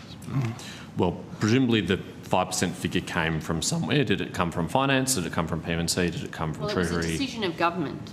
Yep. So it's not something that Finance would just decide on their own. So it was a decision of government that PM&C reflected in their advice out in that letter. It is, I think I went through this last time because I know you are really interested in the letter. So interested. I know. And I'm at risk of channeling Matthias here again, Senator Cormann, where I sat exactly where you did. But correspondence around budgets are usually budget in confidence and aren't released. But if there are, I'm not sure what aspect of the letter you've got. It sought 5% ministers to identify low priority 5% expenditure within their portfolio and for budget consideration. There was, I don't know how to be more helpful than that. Let's see how we go. There was no, I don't know. I would have thought, that you would have thought it was a good idea, actually. Well, as I said to you when we last talked about this, without having seen it, it's hard to say.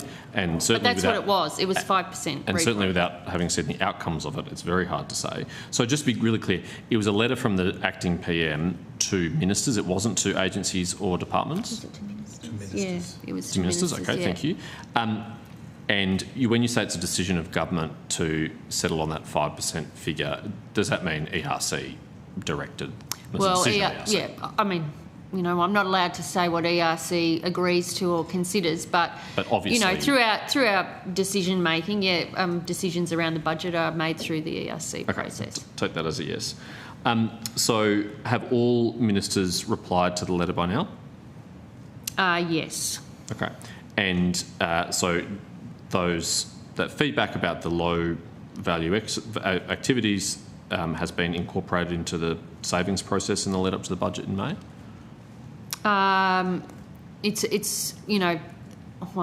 We're working with ministers across their portfolios around savings. Yeah. Mm-hmm. And so any decisions been taken? Well, we don't usually sit here and confirm. You'll see the decisions in the budget in May. I thought I would try. Yeah, nice one. Were any portfolios or agencies exempt?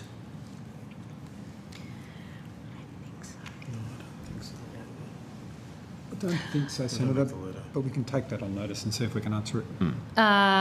Yeah, I don't believe so.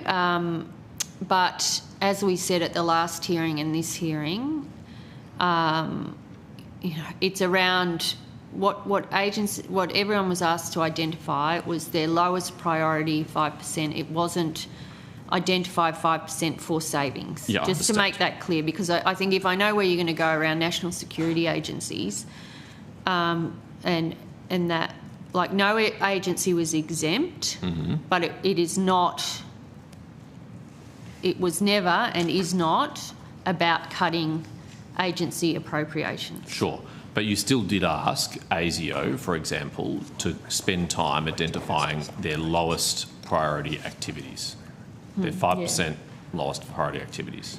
Well, the letter went to ministers that asked them to identify savings within their portfolio. Yep. So presumably if no one was exempt, then no department or agency. Well, we asked ministers to identify. We didn't say, like, if, you know, I don't want to get into hypotheticals here, but ministers were given the job to identify low priority programs within their portfolio. Mm-hmm. Yep. So agencies were not required to provide any input as part of this process. Well, ASIO didn't need to spend time providing the Minister for Home Affairs their 5% lowest value activities. Well, that's for the Minister for Home Affairs. He was, in that instance, required to essentially identify 5% of his lowest priority programs. So what about the AFP? Well, again, we didn't go and say you must find 5% from here, here and here. We said to ministers, the exercise we're going through is a 5% lowest priority programs across your portfolio. Right. But if you didn't tell ministers that they didn't need to ask certain agencies, you didn't give them permission not to ask certain agencies, presumably they have had to ask all their departments and agencies to identify this. A minister can't, you know, personally go and work out whether ASIO's spending is, you know, all efficient or not. Well, ministers led that work. Yep, I'm sure they did, but are you saying that ASIO and the AFP were not asked? Well, they weren't written to. The letters went to ministers to find savings across their portfolio. Or no, sorry, not to find savings. To identify 5% of the lowest priority programs and provide some advice back. Okay. I understand that the Australian Federal Police Association wrote to you last year. When did you receive that correspondence? I'd have to check. I do recall getting I received correspondence from them from time to time, and I do recall, but I'm not sure what date it was received. Probably close to whenever they sent it, if you have a copy there. And did you read it personally? Yes, I did read. I recall the letter. Yep. Yep. Do you know, was it immediately brought to your attention by your office or department? I just have a Coro folder where correspondence comes in every day, so I think it was just through that process. Okay. Do you know when you read it? It would have been very close to when it was sent. It kind of comes into me immediately. Okay. What action did you take in response to the letter? I would have to check to see if there was, you know, I read it, noted. I think I don't have the letter in front of me, so I can't recall it, but I thought, yeah, I'd prefer to have the letter in front of me before I speculate on how I responded. I'll see if there was a formal response, though. Yeah, it'd be good to know whether you responded in writing, but also just whether or not any action was taken, because they did raise specific concerns about funding of the counter-terrorism capability. Well, yeah, and I think part of, I do know from the work we've been doing that there's 710 more ASL at AFP since 2022. So I probably assured them that you know, this is an area that we have provided significant additional resources because of the nature of the work and the complexity of the work and the increased amount of workload, including in those areas that you nominate. If you did respond in writing, can you provide that on Yeah, I'm notice? just checking. Yeah, and if you could provide it if you have it, that would be helpful. It didn't warrant an immediate response that the counter-terrorism function of the AFP was suffering under what the AFP Association says are chronic and worsening shortages of officers? Well, as I said, we've provided over 700 additional staff to the AFP since 2022. We can have an argument about this, but we have funded AFP, the intelligence agencies, defence, like in terms of national security and finding room in the budget for additional resources. You know, the Treasurer and I have taken that job very, very seriously and have been able to find Sure. additional resources. As you said, we can have that argument. I'm not proposing that we do that today. What I'm just seeking to understand is, even if you have increased funding, even if there are more ASL, that does not necessarily mean that there aren't shortages in the counter-terrorism function, because it is not just a function of their funding, it's also a function of the threat environment. Which is why we've provided additional resources to the AFP, since we came to government. We have resourced it with significant investments, but I am not the minister responsible for the AFP. My job is to make sure we're finding the room in the budget for additional resources where we can find them, and I've done that. I'm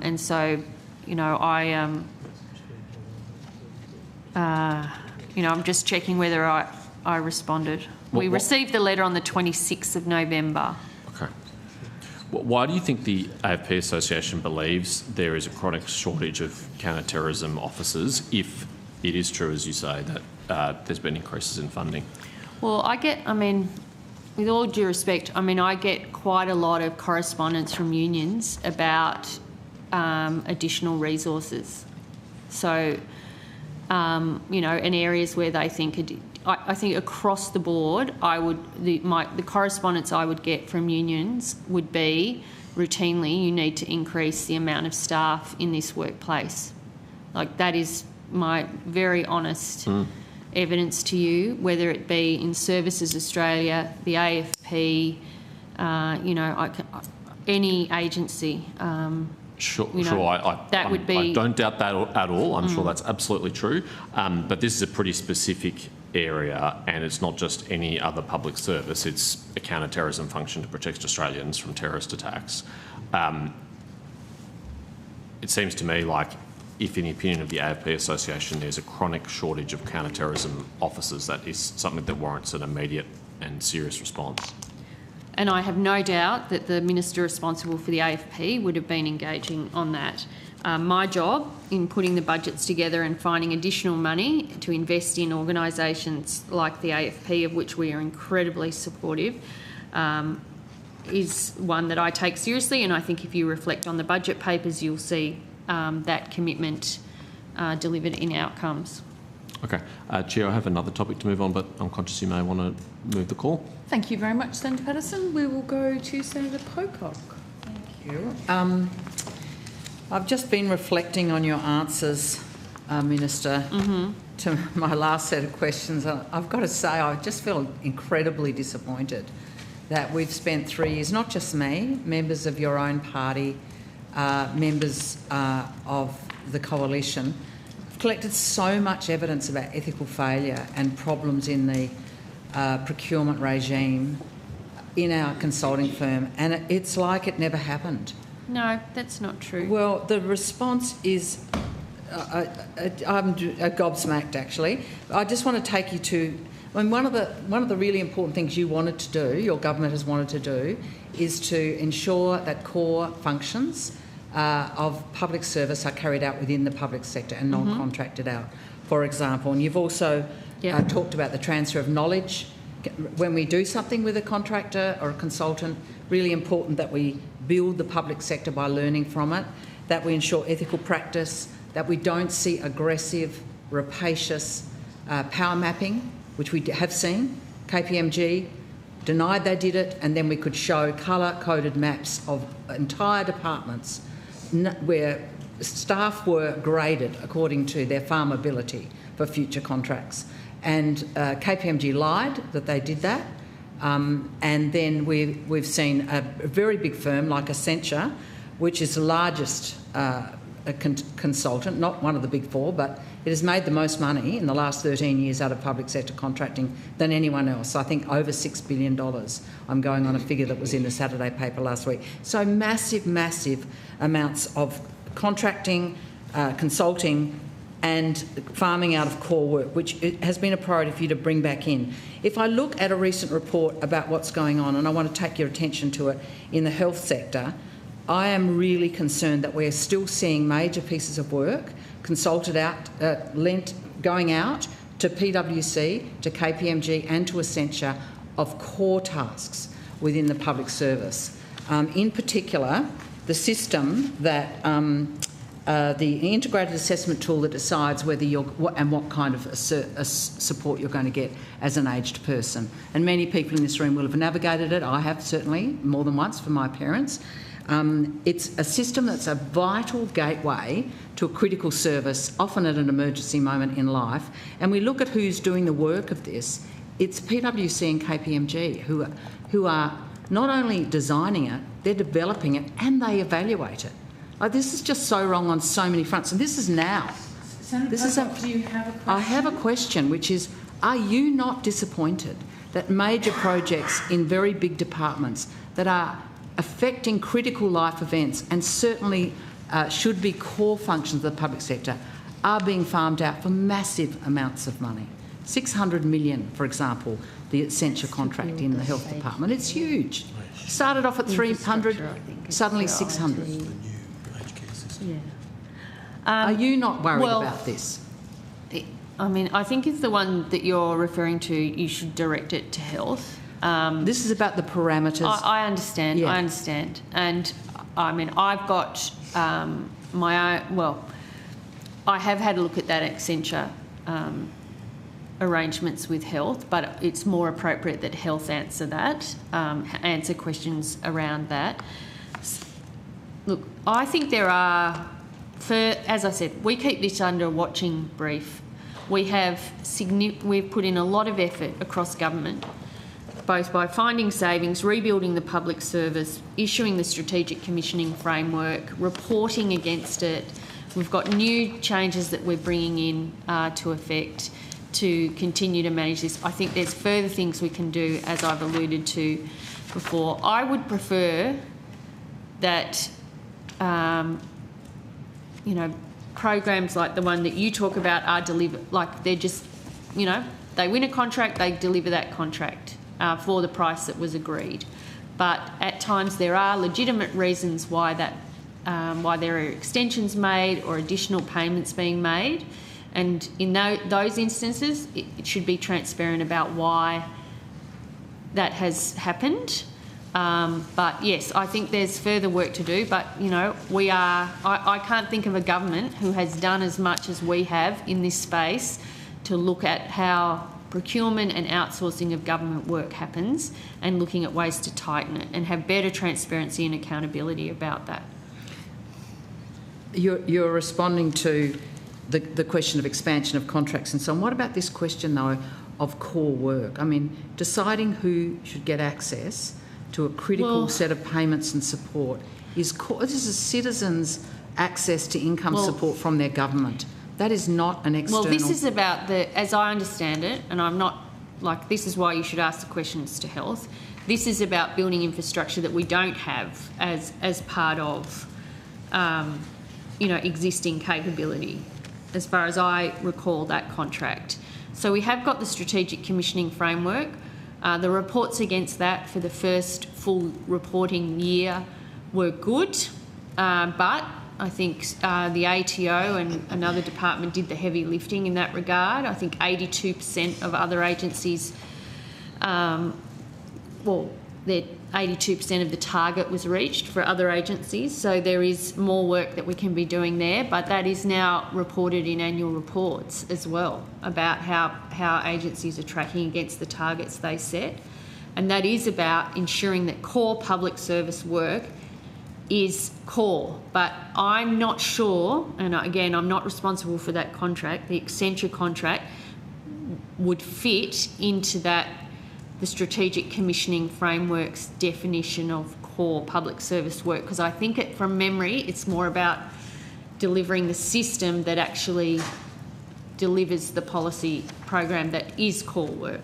Well, this contract is actually with PwC and KPMG, and there is another one, a large one with Accenture. Yeah. And so there are certainly issues there about core definition and whether it meets that. But the other element that I think really troubles me about this particular work is, and I met this week, for example, with DFAT about a very large amount of contracting they do with very large entities out there internationally, and they generally, as I understand the briefing, do not allow design, development and evaluation to sit in the same company for obvious reasons. Direct conflict of interest. You're evaluating your own homework. Here, in this particular example, and this is a principle that I think that we need to consider for public sector work, you don't design, develop and evaluate. And in this description about what's going on inside this work by PwC and KPMG in relation to the IAT is they're doing all of it. And it's not right. It just does not pass a test about separating conflicts of interest. What is your response to that? Well, again, I mean, it's hard. I don't have knowledge of that contract, and I'm not responsible for that contract. But the principle of it is there. I'm asking your opinion about the principle of both. You draw up a structure for it, you develop it, and then you evaluate. For many millions of dollars, all elements of that project with one person, one company, not one person, multiple people within a single entity.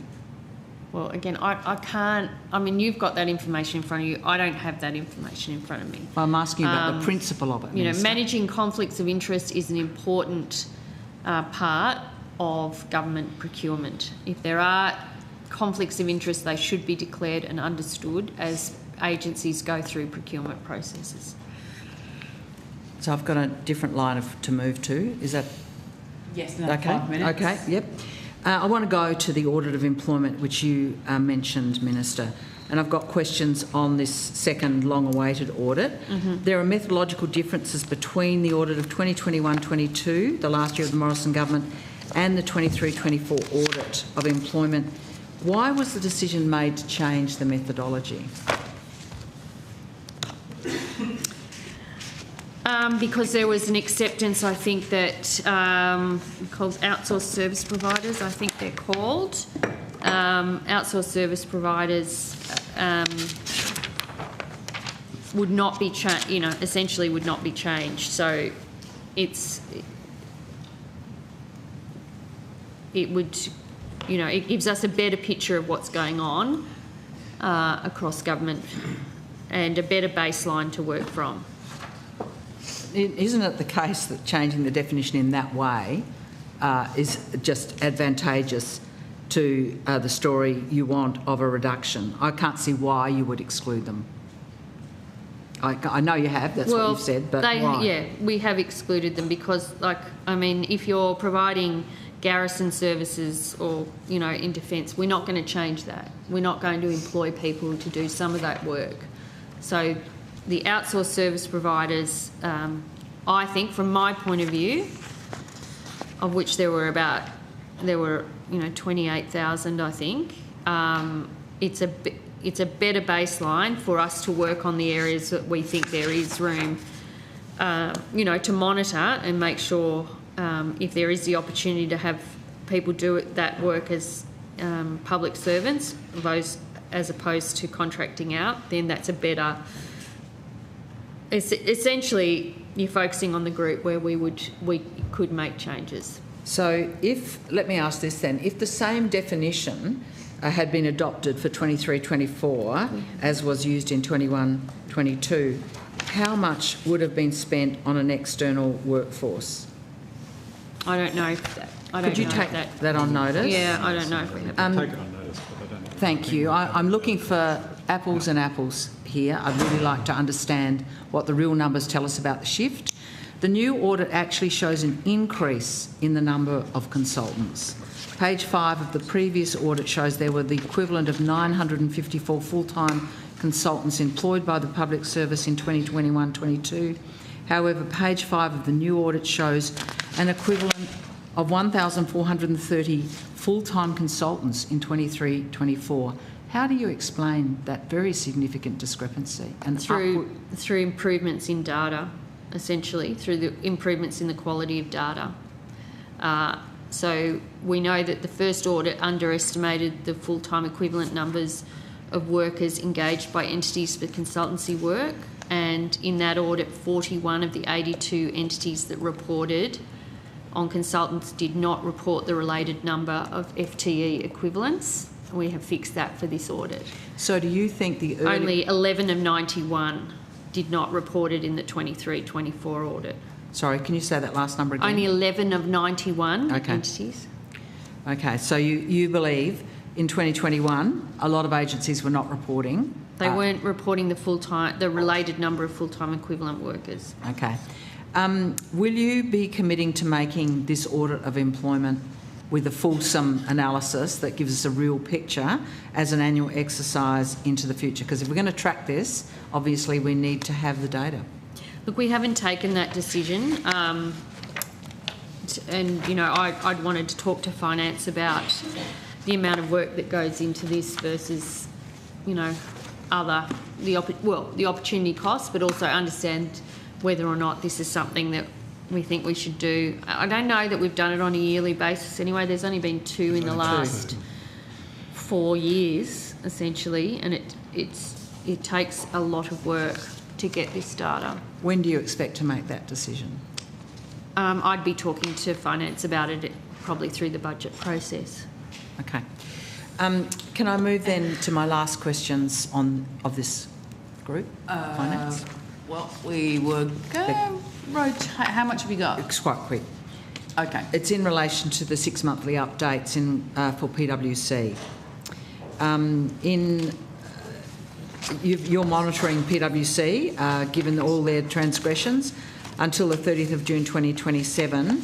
That monitoring requires that they give you a 6 monthly update that includes advice on any breaches to our code of the Public Service Code of Conduct and the outcome of any finalised investigations.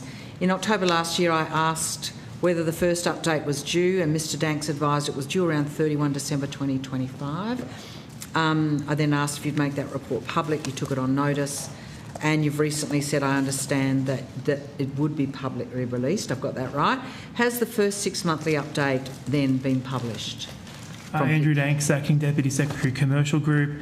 PwC sent their 6 monthly report to us, I want to say mid-January for the period to 31 December. We have reviewed it. We've gone back and asked some clarification questions. Our intention is to send a brief up to the ministers for her to note the report, and then PwC would publish it on their website, Senator. You won't publish it on your website, it will go on PwC's website. I think it will go on PwC's website because it's PwC's report against its actions. I'm sure there's no harm publishing on our website. It's simply PwC's work. There's no analysis from us on our views on it because it is a factual stating of where they are. Can you give us any estimate of when we might expect to be able to read that? I would imagine in the next 2 to 4 weeks. Thank you. Has PwC advised you on the outcome of any finalised investigations? Did that report include reference to that? I'll take that on notice. I don't believe they did clarify the status of existing investigations in that report. They just noted that there are investigations still ongoing. Underway. No, from memory, no finalised investigations. But not that I'm aware of, Senator, but I'm happy to take that on notice and clarify. Thank you. Have they reported any breaches to your knowledge of their own code of conduct? Gareth Seabar, Acting First Assistant Secretary, Commercial Group. Yes, the report does contain information about a number of circumstances where they have PwC staff have been identified as breaching either the supplier code of conduct or their own internal processes. And does the report document steps taken in relation to those breaches? It does. Yes. Yes, it does. So here we have a company that is an entity that is required to report 6 monthly to you. They are showing evidence of breaches of their own code and the public sector code. We've got reviews, investigations underway through the AFP, the ATO, the Tax Practitioners Board, and yet here they are back in the fold doing consulting work to the public sector. Minister, what are your concerns having heard that information? Sorry, I was just trying to chase up an answer for Senator Patterson. PwC are required to give you a 6 monthly report which outlines any transgressions they have made. They have indicated there, I've just heard, that there have been errors, transgressions in relation to their own code of conduct and possibly public sector as well. Could I just clarify, Senator? So they're not currently doing any work for the Commonwealth apart from the ones we mentioned last estimates. So there's been no new contracts issued to PwC since the pause was lifted. The 8 serious misconduct was against their own code of conduct. Okay. None in relation to the Commonwealth Code? No. Okay. Thank you. That answers my question. Thank you. Sorry, can I just go back to Senator Patterson? He asked me on correspondence I had. I replied to the President of the AFPA on the 11th of the 12th, 25. And I've just read his letter to me as well. So I provided him with the answer I've provided you. Basically, I said that the government has not issued any direction to entities to cut budgets by 5%, and the government does not intend to cut budgets by 5% in MyEFO or the budget. So that's essentially what I sent back to him. And in terms of, are you able to table that letter? yeah, I don't think. I'll see if we can get a paper copy sent out for you. I don't have it. And just in relation to counter-terrorism funding, since the 22-23 March budget, national security funding over the forward estimates has increased by $87.2 billion, or 32.9%, including $10.3 billion for counter-terrorism related activities. Okay, well, I've got someone bringing up those letters. Thank you. Well, just my response, because I think you've got the other one, don't you? Yes, yeah. I think. Yeah, Thank okay.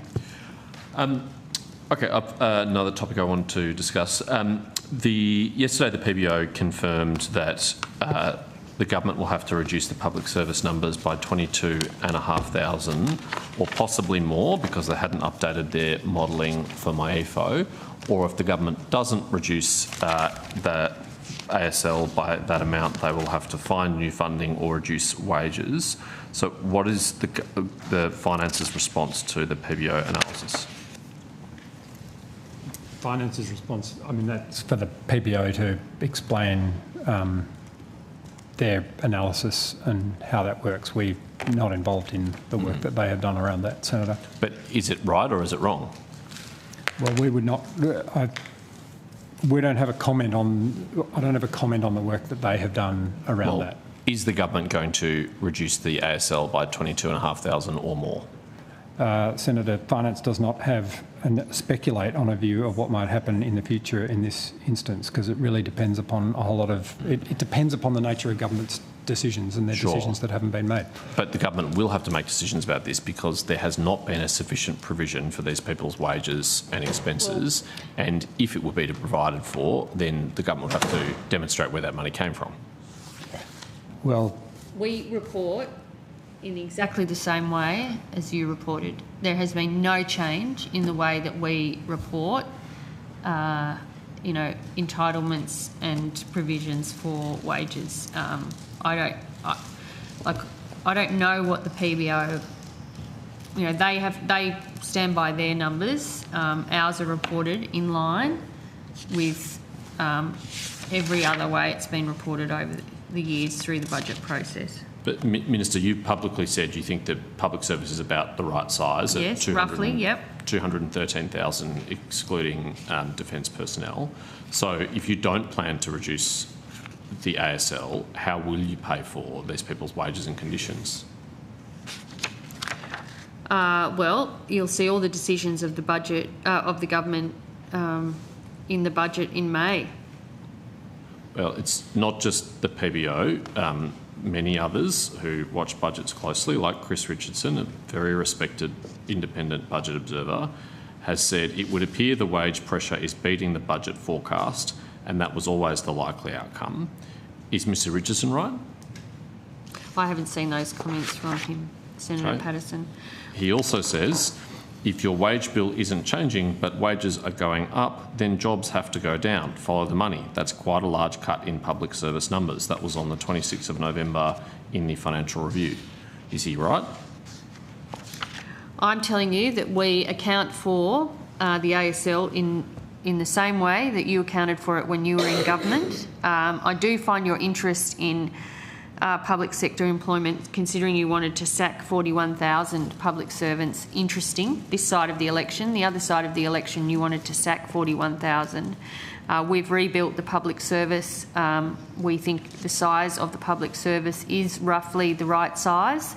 with some ons and offs, as you would expect in some places, depending on the nature of the work being done or the programs that might be finishing. But roughly, I think the APS is about the right size. Well, you made much of the fact that you didn't intend to reduce the APS, but you haven't provided to pay them. So, for example, in 25-26, according to the AFR, your public service wages bill reverses from $30.5 billion to $29.6 billion in one financial year. That is the next financial year. Do you have a plan to make up for that shortfall, or will you have to let people go? Well, decisions, any updates to the budget will be provided in the budget in May. It's running pretty close. The budget's in May, the financial year starts in July. The next financial year doesn't have sufficient wages provision for the number of public servants you currently employ. I'm not accepting that, but any updates based on government decisions will be reflected in the budget in May.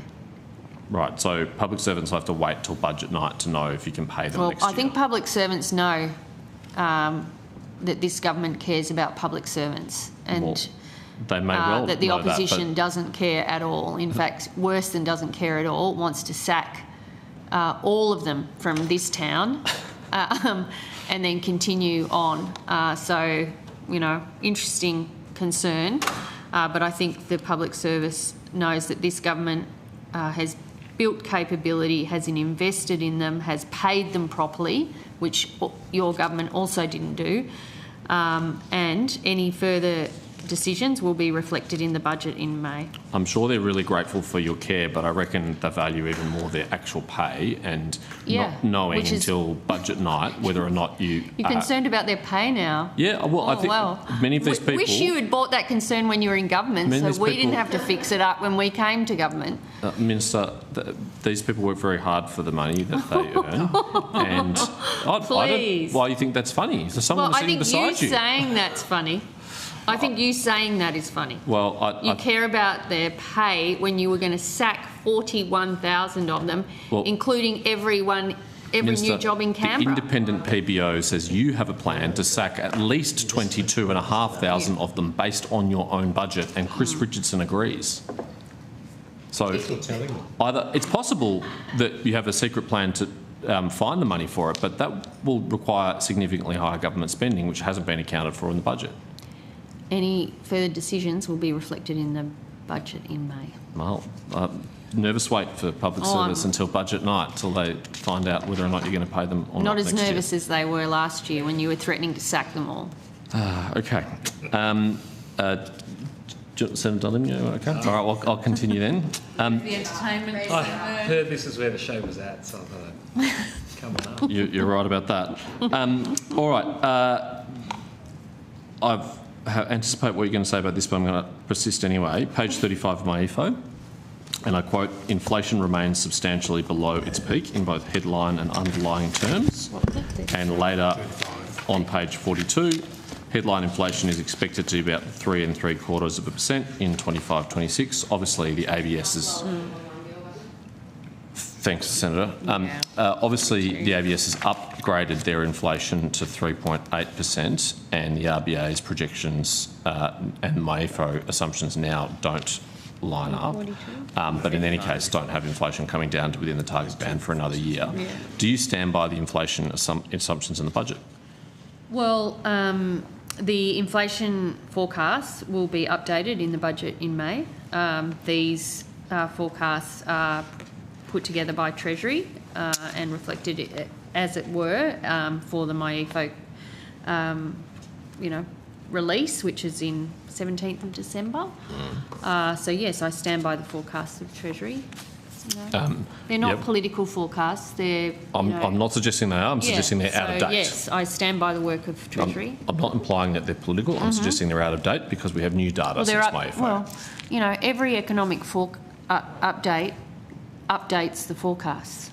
That's why they're called forecasts. Yes, and there are implications which flow from those updated forecasts, which I want to explore with you. I understand that, but as at MyEFO, they were the Treasury forecasts. They will be updated in May. So, what are the implications for expenditure of a higher rate of inflation than you anticipated than in MyFO?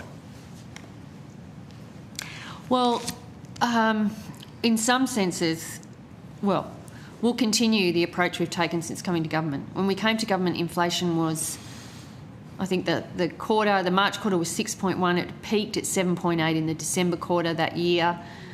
So we've been dealing with inflation in every budget since we came to government. We've made a lot of progress. There's more work to do, and you'll see decisions aligned with that. That wasn't my question. My question was, what are the implications of higher inflation for expenditure in the budget?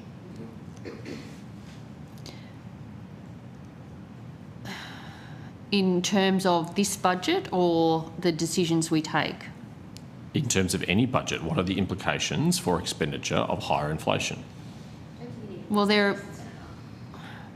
Well, it's one of the considerations we take into account when considering all the decisions we have to make. We are mindful of it. It is a priority. I think the Treasurer has said that. Yep, that's not the question. Does it have implications for payments? Yes. Yep, and what are the implications for payments? Well, it feeds in through inflations? Higher inflation will feed into the indexation arrangements on the payment side of the budget. Yes. Thank you. So expenditure will be higher than you anticipated in MyFO because inflation is higher than you anticipated in MyFO. You know. Pardon? There are a range of impacts. They will be reflected in the budget. There are. Well, I'm asking you to take me through them, what the impacts are as the Minister for Finance. Well,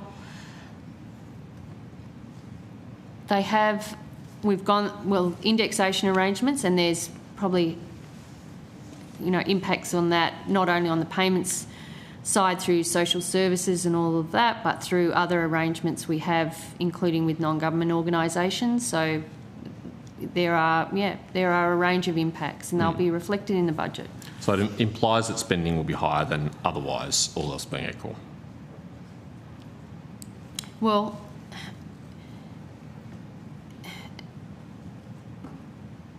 that ignores other decisions that might be taken. That's why I said all else being equal? In a sense, it's almost impossible to answer because it's interrelated decisions, and a whole range of them, if not thousands of them, that make up the budget in May. So the government will take decisions to cut spending in order to offset the inflation? Well, we've already said we'll have a savings package in the budget. Yeah, well, thank you. So it'll be necessary for the government to make savings in order to offset the increase in expenditure due to higher rates of inflation. Well, we have found savings in every budget. We will continue to look for savings in this budget. Has the department done work to find options to restrain spending given the rise in inflation? Well, you would expect the Minister for Finance, heading into a budget process, would be working with her department on the expenditure side of the budget. I don't know. I know it didn't happen under your government. I don't think it had an approach like this, but we have it as a standard part of our budget process, is that I'm responsible and lead the work on looking for savings across government. I don't think you're the first government that has a savings process. Well, we didn't see much evidence of it in your last few budgets. That's all I'm saying. We've made it during the global pandemic. We've made it a feature of our budgets. Every single one of them, we've found savings, and that continues. I remember you arguing on this side of the table for higher spending during the pandemic, for more payments to people, to more bailouts for companies. So it's a newfound concern. That doesn't mean you shouldn't have been looking for savings in other parts. I think they were. On those savings, on RN last week, you said there's been $114 billion of savings across your budgets. Mm-hmm. Is that net savings or gross savings? Well, it's savings and reprioritising. So we're saving and then essentially to offset new priorities. So you're saying that's net of spending decisions? You reduced expenditure by 114 billion? Yeah, it's a gross figure. So it's gross, right. What is the net figure? I don't have that available. Is it positive or negative? Well, I just don't have that figure in front of me. Right. So if you saved $114 billion and you tout that as an achievement, obviously you should know whether it has had a net positive contribution to the budget or not. Has the savings you've made been greater than or less than the new spending that you've initiated? It is $114 billion in savings and reprioritisations, but I have not claimed or overclaimed that achievement. That has been basically to support offsetting new spending and also those demand-driven programs which are not decisions of government but which have had a very significant impact on expenditure, on the expenditure side of the budget since we came to government. But if you spend every dollar that you've saved, it's not a save, is it? It's just spending it on something else. Well, you know, that can be the way you twist it. I've found it, finding $114 billion in savings has been a big effort.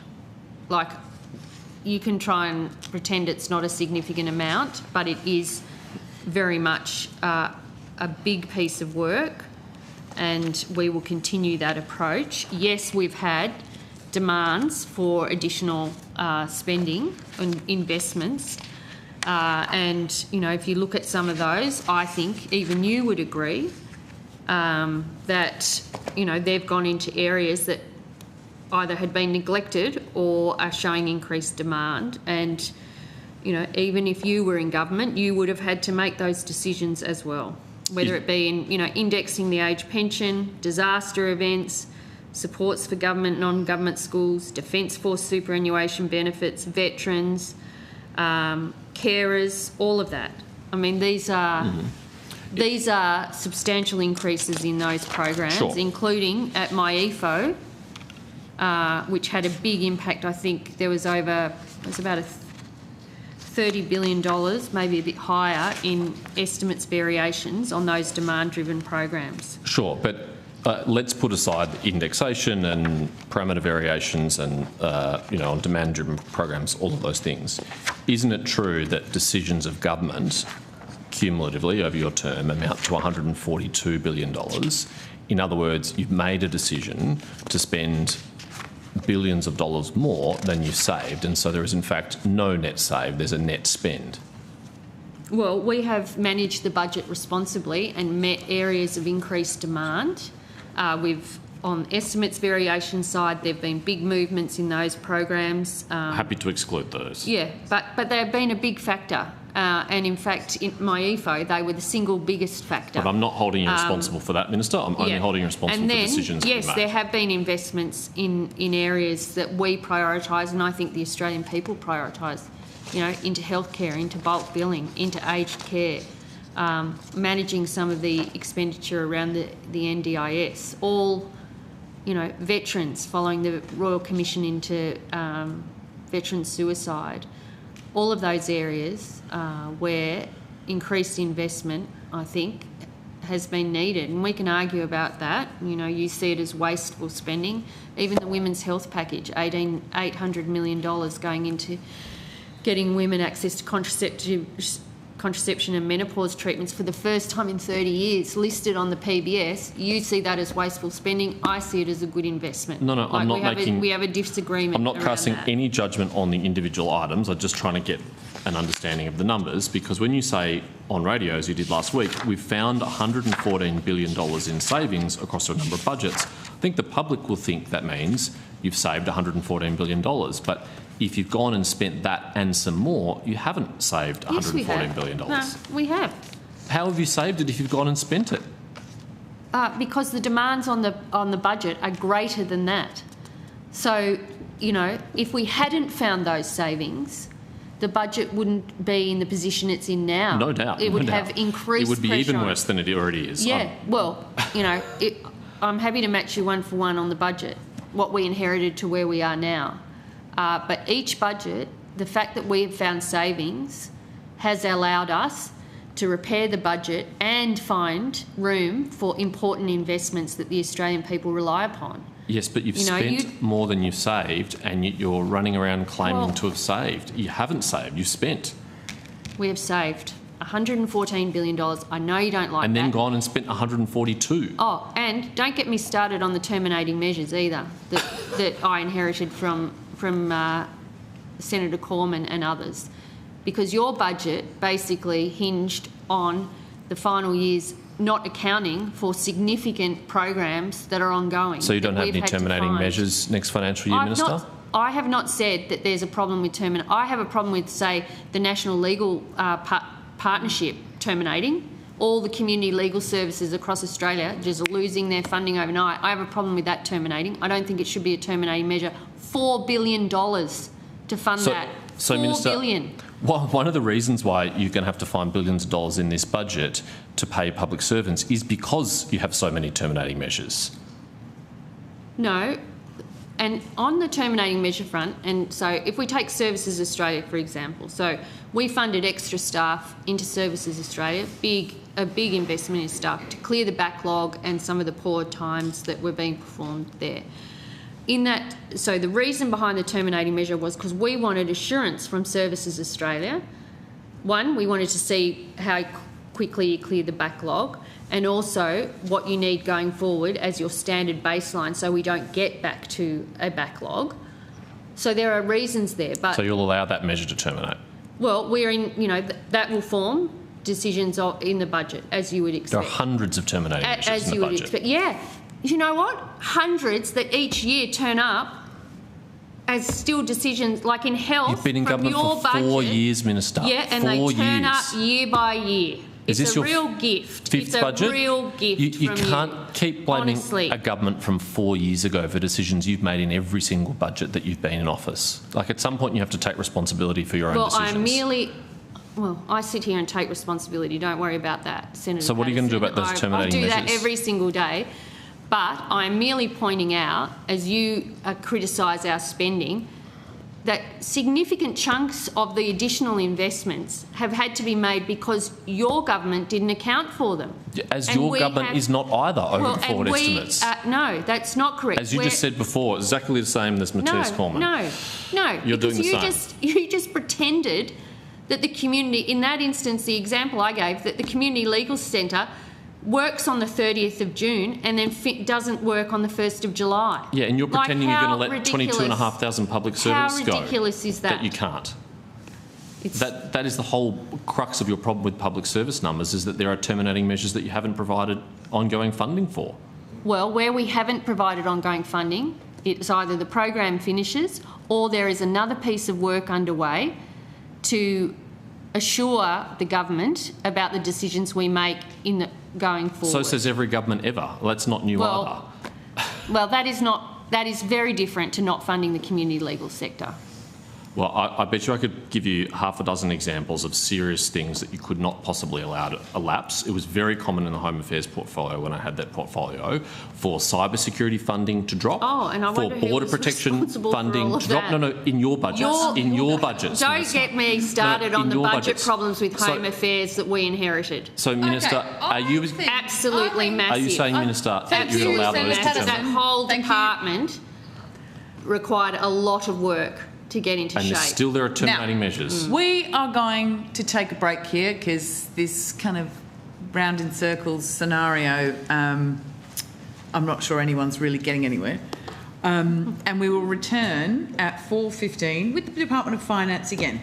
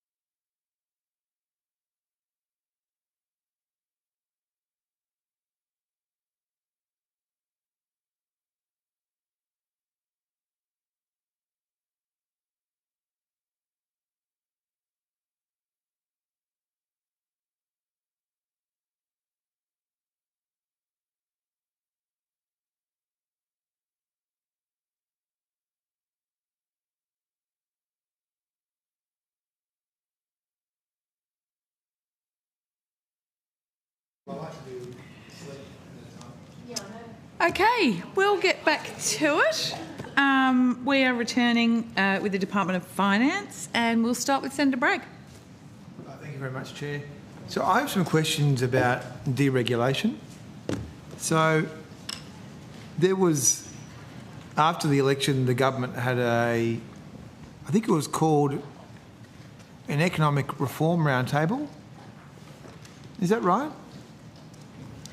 Yeah. Yes. Is that what it was the called? The Treasurer's roundtable. Yeah. Yeah. So it was called is that the right name? The Economic Reform Roundtable? Yes. I think so, yeah. That's correct, sir. Yeah. Rings a bell. And did you go to that, Minister? I attended a lot of it, not all of it, but a lot of it I did. Yeah, and it was in the Cabinet Room. It was. It's a very democratic place to have a meeting. It's an important room, yeah. How many people went, do you think? I'd have to take that on notice, but the table was full, so I don't know if I've got that detail because it was run by Treasury. But there would have. So you were there, and the Treasurer was there. Yeah. Did the Prime Minister go? He did attend the first. I think maybe the first morning. He attended a session. Yep. Righto. And how many other ministers went? With other. Oh gosh, so it feels like a long time ago. I would have to take that on notice. There were other ministers that came in and out. Right. Yeah. Okay. But it wasn't primarily for, it was led by the Treasurer, essentially, and limited space in the room. And then you flew in some people, like some regulators and some others, business people. It was run by Treasury, not Finance, so I don't have any of that information with me today. We can definitely have it tomorrow. So though. Treasury ran it, did they? Yeah. Okay. And then one of the outcomes of that Economic Reform Roundtable was some deregulation endeavours. One of them was the government writing to the regulators. Yep, we did that. Do you remember that? Yeah. Yep. So did the Treasurer write to the regulators, or was that you and him? We both did. Yeah. You both did. Yep. And how many regulators did you write to? All of them. How many are there? More than I 38 immediately knew. 38? Yeah. 38 letters. Okay, 38 regulators. So 38 pieces of paper. And how did you send the letters? How did you email them to them? Did you? Yeah, this is primarily Treasury, but yeah, let's go and see what we can provide.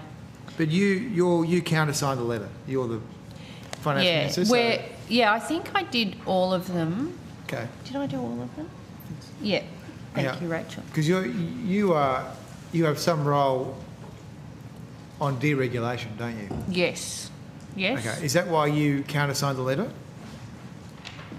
Yes. Okay. Okay. So you sent 38 letters to the regulators, asking them what their ideas are on deregulation. Is that right? Mm-hmm. Okay. Okay. And this is a bit like asking Dracula if he wants more blood, I suppose, at the blood bank. But so what did they come back with? Well, all the letters are published, I understand. So there was a number of ideas. Yep. So which ones do you think are good? Well, we're working through all of those in consultation with the relevant ministers and their departments. Okay, so but, what do you think are the top priorities that came out of the regulators' letters? I'm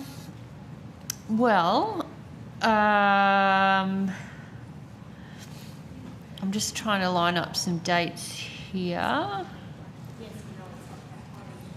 I mean, I'd have more information for you tomorrow on this. I mean, Finance's main role has been on developing the first regulatory or dereg bill. That's where we've put the most effort in post the round table, which we got through the Parliament last year. But we're working through them, in short. Decisions are yet to be made or finalised. There's some work that the Treasurer has announced in relation to some reform or some work being done around ASIC. But again, we'll bring that tomorrow because it's not really relevant here. Okay, but you're the Minister for Deregulation, in effect, are you not? I have that as part of my portfolio responsibilities within Department of Finance. And so we have done our first bill, the Regulatory Reform Omnibus bill, which we took through the Parliament and passed without your help, unfortunately, Senator Bragg, last year. And we have an ongoing role in that sense of now, looking at the next tranche and things like that. And we work with the Treasurer and other ministers on that. Okay, so I guess the question is, you've got 38 letters, you've got ideas in there. Are there any really good ideas that you're... Well, I'm just not in a position to speculate on those whilst we're going through. And look, to be fair, they don't all sit with...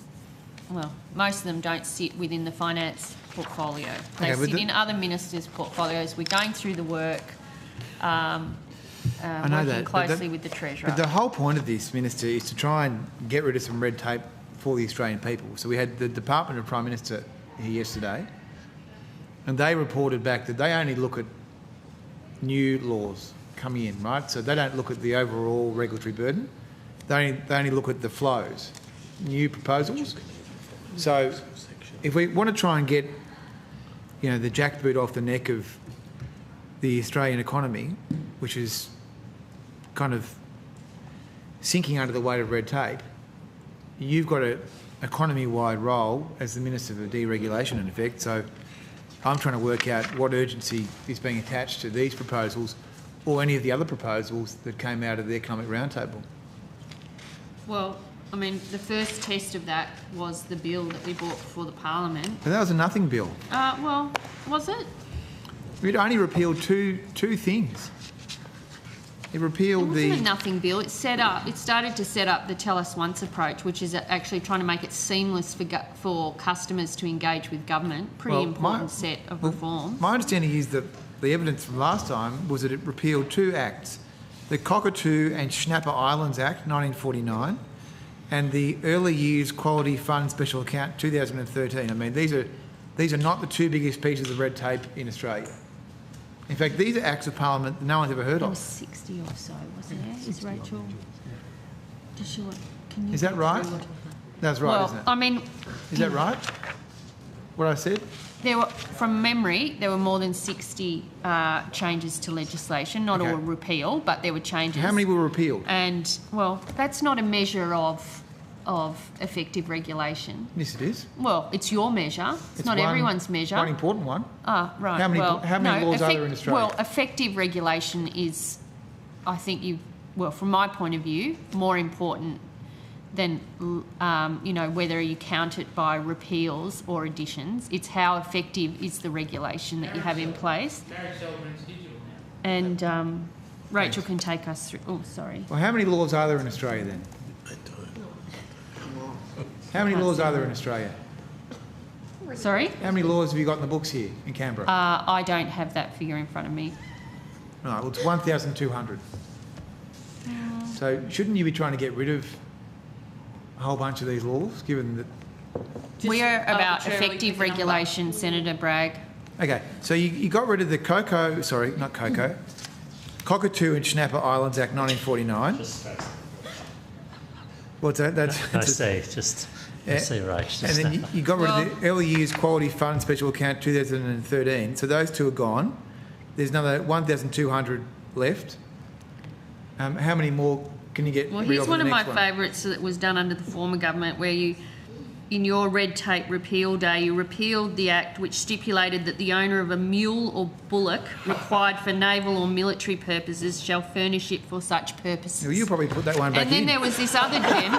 There was this other gem where the change was E-male to E-no-mail. Yeah. So, Are you going to put it back in? You're going to reinstate that act? facsimile to fax, that was another one.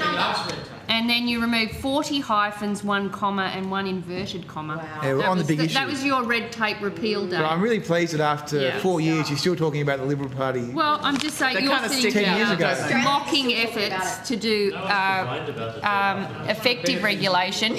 And at the first chance you got, you refused to back some regulatory reform. And this is the first of tranches of regulatory reform that we'll be bringing to this parliament. So hopefully we'll have better success. So how many? With so what's the and your timetable for support. the next big repeal bill? We're going to get rid of some other random acts of parliament. When's that going to happen?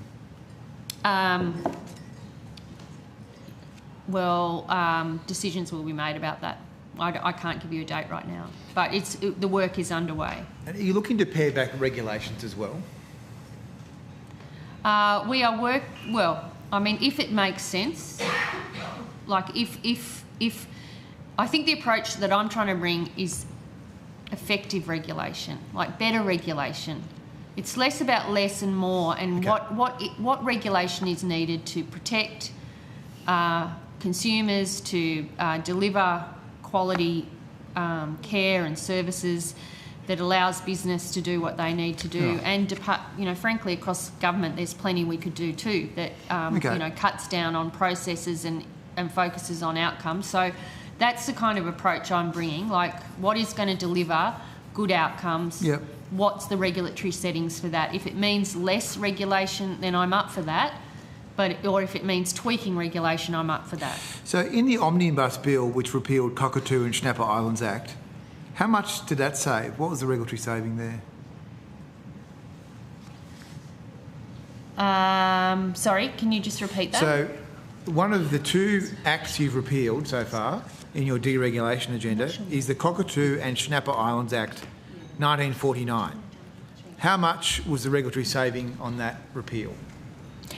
Senator Rachel Lantone, First Assistant Secretary, Commercial Group. Senator, you may be aware that there are discussions being had and a Productivity Commission recommendation on measurement of burden, and that, of course, conversely is also about measurement of removing burden. There are quite a wide variety of ways in which these things are measured and little evidence on which of them work. And so the government is currently considering the Productivity Commission's recommendation, which landed at the end of last year. With the greatest respect, that had nothing to do with my question. My question was, what was the regulatory cost saving from the government repealing the Cockatoo and Schnapper Islands Act 1949? Senator, the Regulatory Reform Omnibus Bill had a range of measures, over 60, and in so making those changes, I think your point about measuring the reduction in burden would involve a measure. How much money did it save? This is not a trick question. How much regulatory savings have been achieved by repealing the Cockatoo and Schnapper Islands Act 1949? Senator, as I mentioned, that would involve an actual way in which to measure that, and the Productivity Commission has provided a recommendation on that matter. Okay. As so it sounds currently like you before haven't government. measured it. Have you not measured that? Senator, we've measured the benefit in a qualitative sense, but not in a quantitative Not quantitative, sense. so you don't know. Okay. What about the Early Years Quality Fund Special Account 2013? Same answer? For all of the measures of the Omnibus Bill, Senator. Okay. Well, that's disappointing. Well, finally, can I just ask you, have you met with all the relevant Cabinet Ministers in relation to the deregulation proposals that have been sent to you by the 38 regulators? About that matter? About those matters? No, but I have spoken, I think, I have spoken with Cabinet Ministers about deregulation and regulatory reform. But not about the proposals that the regulators sent Well, to you? that'll form part of the ongoing work. Like, we've got, like, within 3 months of being re-elected, we had a bill in the Parliament. I delayed it at the request of the opposition so he had more time to consider it, otherwise we would have passed it sooner. It got passed in December. We're working on the next stage. Like, that's in under 6 or 7 months. Okay, I think, you know... look forward to seeing Yeah. And can I ask you for a commitment, finally, thanks, Chair, for your indulgence, that this sort of business of not actually even measuring the cost savings is not a very good approach. I mean, surely if you're going to repeal pieces of legislation, you should at least identify what the cost saving will be. There will be, as you would expect, when the Cabinet takes decisions like that, they would be fully briefed on the benefits and impacts of those changes. Okay. We will go to Senator Pocock. Thank you for your time this afternoon. I've got some questions about procurement, if that's all right. And as we've discussed at previous estimates, we've been trying to track contracts awarded to SMEs as against primes, often multinational primes. And last estimates, you told me that the statistics were to be published on procurement value awarded to SMEs, and I'll quote, in the coming weeks. I'm just interested if that data has been published. It hasn't yet, Senator. Hasn't? It is imminent. There were some delays. There were some methodological changes that had to be made as a result of some changes to AusTender. Mr. Seabar might be able to go through it, but there's been a lot of back and forth between finance and the ABS to finalise the numbers. Could you maybe just talk me through what are the changes to the methodology? We updated AusTender last year to allow contract notice reporting to show negative values. Until that point in time. Can you explain that? Yeah, when you report a contract on AusTender, you report what the value of that contract is. When you vary that contract, up until last year, you could only vary the value of that contract upwards. If you were, whilst you could reduce the value of that contract within the contract itself, AusTender couldn't reflect that the value had gone down. How often does it happen, though? It happens quite regularly. The reports are showing that that entities regularly, not regularly, but on a large number of occasions, do amend their contracts to show a reduction in value. What that meant was that the methodology for calculating the SME statistics needed to account for these reductions in value. Some of the reductions are quite large, and it was leading to results which suggested that some entities had negative values for their engagement with SMEs.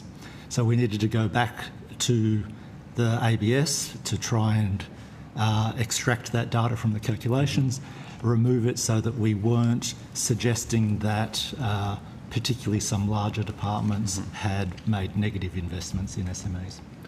And is this was being done in-house by finance, or are you paying a contractor to do it? So the ABS, we pay the ABS to analyse that data for us, and then the information that they give us is considered by public servants. Okay. And last time you said that this data will be much more readily available as a result of the move to supplier portal and gov panels. Is this still the case? So the supplier portal went live in October of last year. We now have over 1,000 businesses that are registered on the supplier portal. Many of those are identifying whether they are an SME, a women-owned business, an Indigenous business, etc. On 1 July of this year, the supplier portal will be open to all businesses to identify. So we expect that by the end of this year, we should have a very good picture of which businesses the Australian government engages with and their characteristics, meaning that next year's statistics should be able to use the supplier portal to be provided more rapidly. Right, okay. And you've had a look at the most recent year's data? For this, yes, the SME statistics, yes, we have. I was taking a look at the data that's available, which is only up to the 2023-24 financial year, and the percentage of procurement contracted to SMEs has been steadily falling from more than 30% in the 2021-22 financial year to just 19% in the 23-24 financial year. Has the data from the last financial year improved on that 19%? And can you maybe give me an explanation as to why we've seen this fall in procurement to SMEs? I think it's that the 24-25 data is not public yet, Senator. We'd probably prefer not to comment on it. We don't have it in our estimates pack because it's not a public information at this point in time.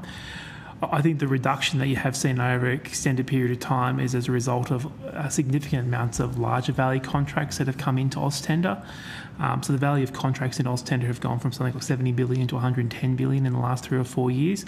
And of that, there's a significant amount over $1 billion. SMEs don't play in the $1 billion market. So when you have a proliferation of those $1 billion plus contracts into the data set, it does necessarily reduce in a reduction in the percentage of SMEs getting work. But Mr. Danks, this comes to the heart of one of the biggest beefs that SMEs have with government procurement is that you don't necessarily need to do those $1 billion procurements, because what's happening in a lot of the times is that the Prime gets the $1 billion contract and then divvies it up, skims the cream off the top, and you're essentially paying them to manage it.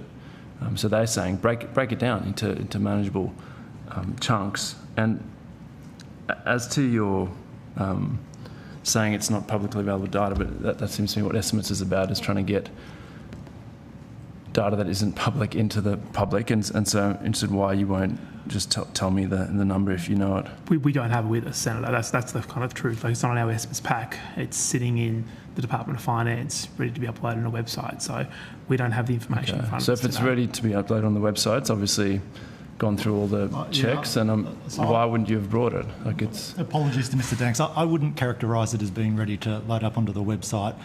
We are still doing final checks to ensure that there isn't going to be anything misleading that's released once we release the data. But we do expect that to be resolved within the next 2 to 3 weeks. We expect, unless we identify additional issues with the data, that it will be available by the end of this month. Mm-hmm. I would also note, Senator, that in the 23-24 figures, 40.3% of all contracts up to 20 million were awarded to SMEs. So there's been an increase year on year for that. Mm-hmm. Maybe, Minister, if you could maybe just comment on this decline in, I guess, the overall percentage of contracts going to SMEs and what the government is doing there. So we've made a number of changes, and as Mr. Danks just said, all contracts, we're actually exceeding the target or increasing from the year before for a proportion of all contracts up to 20 million from SMEs to 40.3%. So yes, there are some areas we need to continue to focus on. I think it is, we've had discussions across, I have, with a lot of SMEs about procurement. We've made a number of changes to the CPRs, which I think the SME sector have really welcomed, like defining an Australian business, for instance. Yep. Also, from the 17th of November, new requirements in the CPR include all procurements with an expected value below 125 that go through the panels. Only SMEs be invited to make a submission, and all non-panel procurements valued between 10 and the relevant for goods and services, it's 125 and 7.5 million for construction. Only Australian businesses be invited to make submissions. And we've got the targets where we did strengthen the targets to a target of 25% of contracts by value from SMEs. As you say, we've got some more work to do there, and our target of 40%, which we're just slightly above. Got a new definition for SMEs, so I think that's been a bugbear of the SME sector as well. And also reducing the threshold at which economic benefit to the Australian economy must be considered as part of the value for money assessment to $1 million from $4 million. Again, that's something that I was lobbied for. And increasing the threshold at which entities could directly approach an SME to $500,000 for all Commonwealth entities. Before that, it was between $200,000 or $500,000 for defence, so we've standardised that. So yeah, I've been meeting probably very similar to people to the ones you've been meeting, and more to do, but I think they've been pretty positive about the changes we've made today. No, thank you, Minister. I think there is an issue, and I know about kind of breaking down packages.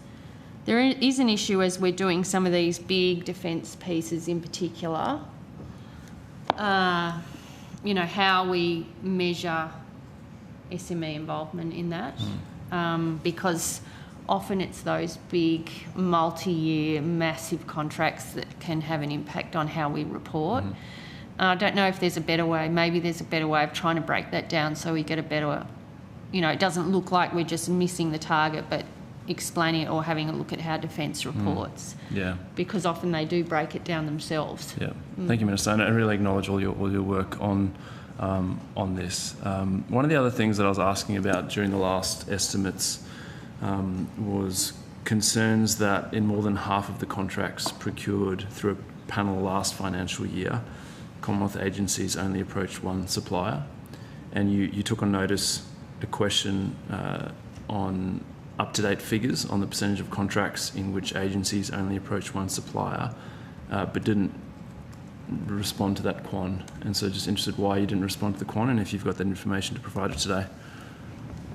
I think we have done some analysis on this, Senator, and I think there are 249 panels that only have one supplier on them. So when there's only one supplier on a panel, it will necessarily mean that those panels will be sole sourced. When you pull those single supplier panels out, I think numbers around 60%, wasn't it, Mr. Seabar, of contracts have more than one supplier. It's still not good enough. Still 40%. Completely agree, Senator. We have made changes to AusTender where it provides that visibility now where you have to put in how many suppliers you go to. So it will be bringing greater transparency into that behaviour. We have also released a using panels e-learning module as part of our training suite. So that was released on the 1st of December, and that's designed to support officials' use of appropriate panel use. Okay. Do you have a target in mind? Yeah, you said 40% is still not cutting it, but what? We haven't yet, Senator. Look, we're still looking into it. There are some panels, for example, DVA has a panel for taxis in rural and regional areas. They may have 40 or 50 suppliers on that panel. Only one of those suppliers are in a certain geographic region, so that person's going to get all the work in that area. So there are some nuances in it that we have kind of worked through before we set targets. And we'll... Okay, sure. If you've got a last question you want to ask? Just maybe, yeah. Could you maybe, last estimates we were talking about the implementation of Supply Portal and also the rollout of Gov panels, and just interesting if you can provide us with a bit of an update on what feedback you're receiving from suppliers about that process and what changes are being made in response. I think with the supply portal, it's been a good rollout so far, Senator. So we've been focusing on the people panel and the management advisory services panel suppliers. We have received some feedback around what business name gets shown on the supply portal, because some businesses have a trading name versus legal name. So we've been able to make some changes to the supply portal to accommodate that. I might just check with Mr. Seabar if he's got any extra information on that. I think what we're seeing from suppliers is that they are engaging with the process. They want to provide their data. They want to be able to explain who their contacts are, what their key characteristics are. So we're seeing a lot of engagement from businesses to provide that data to us. We are expanding and reaching out to other panel suppliers since January of this year. We're getting a lot of uptake. I think it's, certainly from our perspective, it's been the feedback and the reaction from suppliers has been very positive. Thank you, Chair. Thank you very much. Senator Patterson. Thank you, Chair. Minister, earlier we were discussing the impact of the Health and Hospitals Agreement on the budget. I want to also discuss the Thriving Kids program. So the government has announced it's a joint package of $4 billion over 5 years. What portion of that funding will the Commonwealth contribute? I think. Yeah, it's half. 2 billion. 2, right. And so that's 2 is spread over the 5 years. Is it evenly over the 5 years? Does it scale up over the 5 years? I think it was included in the announcement, wasn't it, about the allocation to states? It's not set yet. Yeah. Bear with the Senator. 1.4. Senator, sorry, it's Natasha Cole, First Assistant Secretary, Social Policy Division. The funding, the $2 billion provided by the Commonwealth, is actually split into two components. There's $1.4 billion going to the states and territories on a population basis to assist them in terms of services which they can provide for this, younger cohort of people who need assistance. And then there's $600 million which the Commonwealth will provide for stuff which is better done on a national basis. Okay. So direct to the relevant organisations, that $600 million. Sorry? Direct to the relevant organisations, excuse me. It could be. It could be, yeah. Some of those decisions will be made through the budget process about the Commonwealth's allocation of our share. Yep. And then 1.4 of our funding will go to the states who will build the services and co-fund them to essentially rebuild services that have been lost since the NDIS came in. And the states will contribute $2 billion on a population basis, presumably as well. Yes, that's correct. The $2 billion Commonwealth commitment, does that come from savings to the NDIS from the new target lower growth rate? We've made provision for Thriving Kids, so no, it's unrelated to that.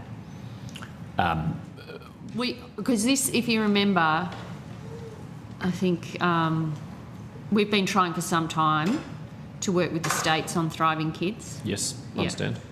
And so we'd made a provision to get those services going. We haven't, it's going to be progressed better now that we've got agreement from National Cabinet. But it's not linked to any decisions that haven't, or that might be taken in the future about how we moderate the growth in the NDIS. Sure, but the Minister for Health in the NDIS has publicly announced a growth target for the NDIS, which is lower than it was previously. That will save much more than $2 billion over the forward estimates if it's successful, I assume. Yes, but you asked me whether Thriving Kids was part of that. Yeah. It's not. We've made a provision for that. We haven't taken reflected in any of the budget numbers further moderation behind the initial one to get it to 8%. There's, and we needed the states and territories on board for some of that as well, which is why National Cabinet will allow that, where they have agreed to try and work towards that target. What is the expected save from the lower target NDIS growth over the forwards? I think it's hard. It depends. It depends on when those decisions are taken. When which decisions are taken? And reflected in a budget. We haven't done that. Minister Butler has said, look, this is what I essentially think needs to happen. Yeah. States and territories have agreed that that's a desirable outcome. But in terms of translating that into a budget decision and costing that has not been done. So you haven't costed the lower growth rate in the NDIS yet that he's committed the government to? No? Will that be costed? No. It was the original work that was done was around moderating growth to 8%. Yep. And that's been reflected in the budget. Right. So that's what I'm asking a question about. What is the save from getting NDIS growth down to 8% over the forwards? I haven't got a final number on that. I don't have a number that I can give you. Surely the officials, someone will know that. We can have a look and otherwise take it on notice and find out. Can give you as the delta. This is a pretty important budget item. Very expensive program. It is. So but it's also subject to further discussion, through the budget process, and so. I'm not asking you to give me unannounced things. I'm just asking what you've announced already. We haven't announced a costing. Minister Butler has said growing at 8% is not sustainable, and he's said that are more realistic. I can't remember the words in the speech at the press club, but it was working towards a 5 to 6%. Yeah, I'm not holding you to that. Yeah, because I understand that. So that, and it would depend on how, it would depend. There would be a number of things that would depend upon. And so we're not in a position to give you a number on that today. But I understood from Mr Yiannopoulos' answer that the government's policy of bringing the growth rate from well above 8% down to 8% has already happened and is already reflected in the budget. Is that right? Yes, that's right. It's not the additional save of bringing it down to 5 or 6%, right? That's right. So just tell me what the save is to get it down to 8%. That would have been I'd have to take it on notice. Yeah. It wasn't. It was published. It wasn't published in MAFO. It was earlier, and we'd have to take it on notice to work out what that number looks like. Yeah, 23-24 budget, I think. Often there are people in the room who have this within their own knowledge and come forward and let you know. I notice there's not actually a lot of finance officials in the room There's today. more in the room behind. Yeah, well, if they've come up to Parliament House to assist you to give evidence, then if they know this number, they should really come and help. I think it is better to have them in the room Well, if they've... Senator, I think we've got... I'm sorry, we've got the official here that is best placed to possibly be able to answer it, and we just don't have that number in front of us, and I don't want to sort of do a calculation on the fly. What is the point of having a room full of people sitting there? They could be back at the department Senator doing Patterson, their jobs. I mean, these decisions were taken a couple of years ago. You're asking for what was the budget impact essentially of, I think, a decision taken in the 23-24 budget and how that fed in across the forward estimates. We don't have that number with us. We are happy to provide it to you. Okay, if you could, that would be great. And obviously the decision to reduce the spend even further down to 5 or 6%, that will be reflected in the upcoming budget. Well, if we are in a position to make those decisions, yes. Yeah, okay, Like, right. If decisions haven't been taken, I accept that. A decision is taken about to continue to trend down on the growth costs in the NDIS. But in order to deliver that, you need to make a series of decisions. Like, you just don't say, okay, let's go to 5%. You need to understand what that looks like, the time frame for that, what year that might come in, how you would get there. Like, does it go... Like, at the moment, I think we're 7.6 growth. We've come down from 22%. Well, it was growing on average at about over 13%. We're down to 7.6. There's still pressure in the scheme, and so that needs to be managed. And so to get it down even further, the government needs to take some decisions, and states and territories need to take some about what that looks like and how long that might take to get there. Sure. But did you say that to Minister Butler before he publicly announced that was the government's target? Well, yes. I mean, he went through some of that in his speech. Yeah. He did. It's the government that's put this number out there, and you're saying you haven't done the work to work out how to get down to No, that's not right. I think that's not right. I mean, I think anyone would say a program the size of the NDIS growing at the rate it's growing is difficult from a budget sustainability point of view. I think everyone would acknowledge that. Everyone would say that now. A few years ago, people were saying there was no problem. We've reached agreement with the states and territories who are important partners here. There's a lot of reform work going on in the NDIS, and we will work through all of those issues. There is a lot of work going on around the NDIS, both in the Commonwealth Government and around the country. But as it stands today, you don't have a plan to get it to 5 or 6%. Well, there is a lot of work underway, Senator Patterson. I'm sure that's the case, but that's... And if and when decisions are made that are going to be, have a budget impact, they would be reflected in the next economic update. Okay. I'm about to move on to another topic. I wonder, Senator Mackenzie, did you want to share the call with the Chair's permission? Certainly. Sure. We can go to you, Senator Mackenzie. Patterson. Very friendly. Now back together. Always respectful. Yes. As I am with you, Senator Minister. So I just had a couple of quick questions for the Minister for Finance or her officials. On the 19th of December, the Prime Minister announced a national gun buyback scheme.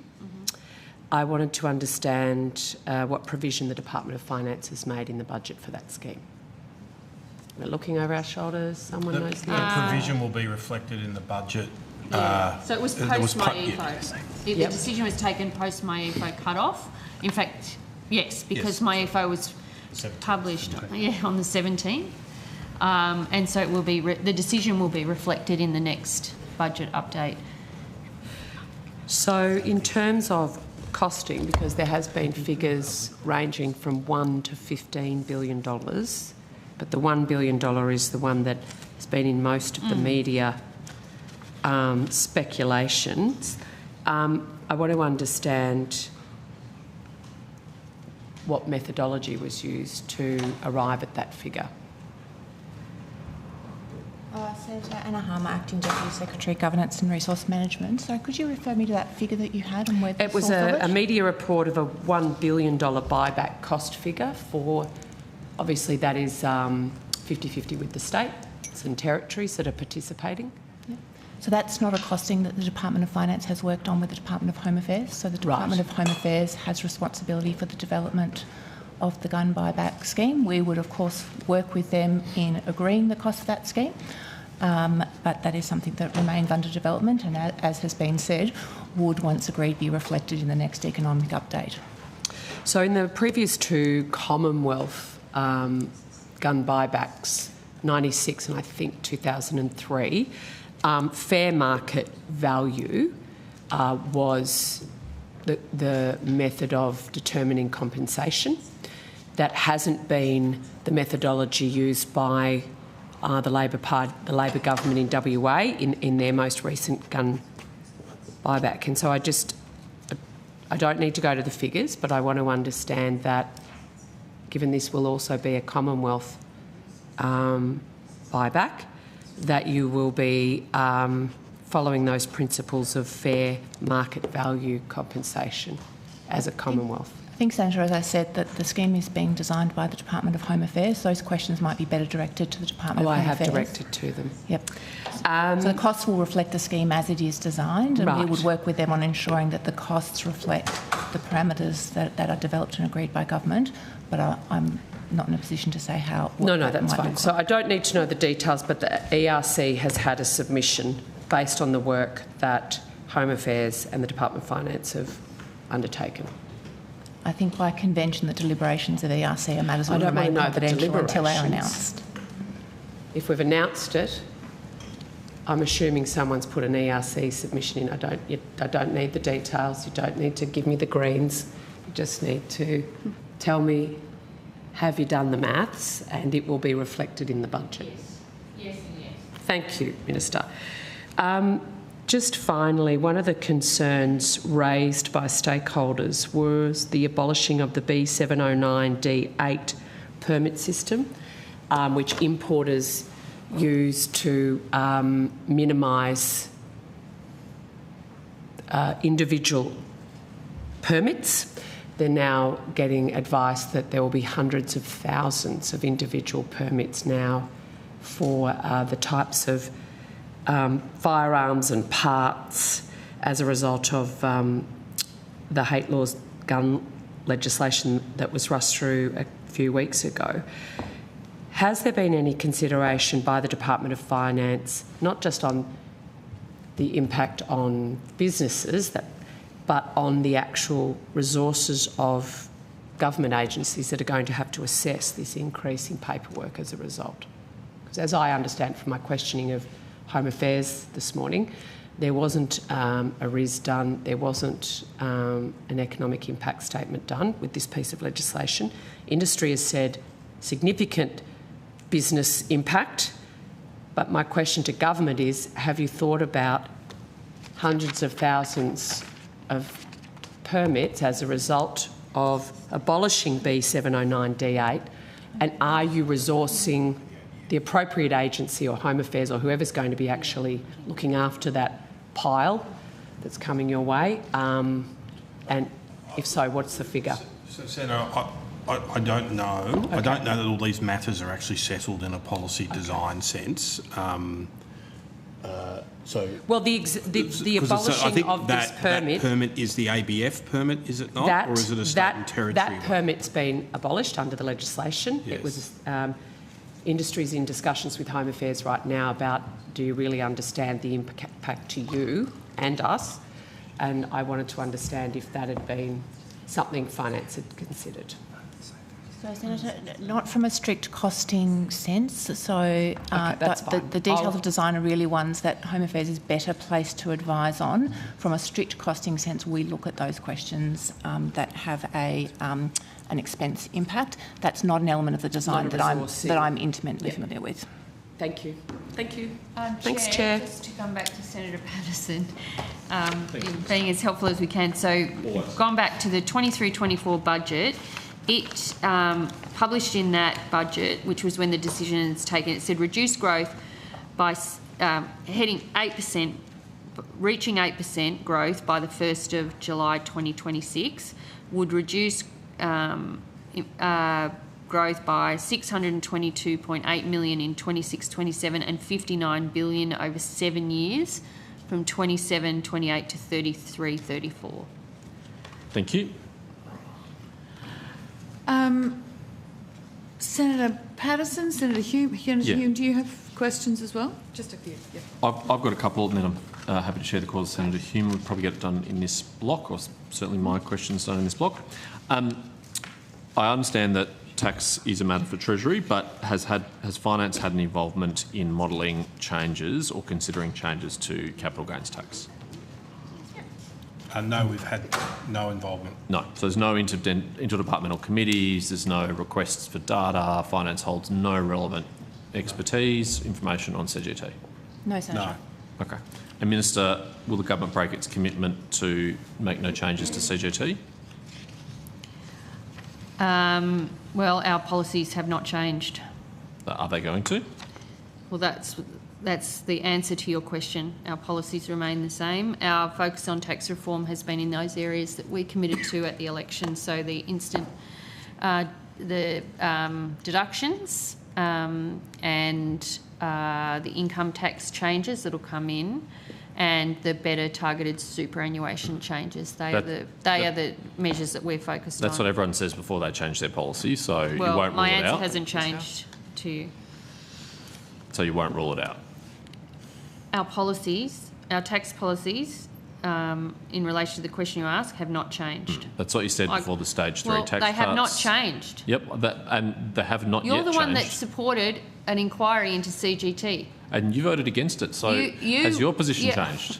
Well, you're the ones that supported a Greens inquiry, teaming up with the Greens on capital gains tax. Yeah, our position on CGT is clear. Stranger things, yeah.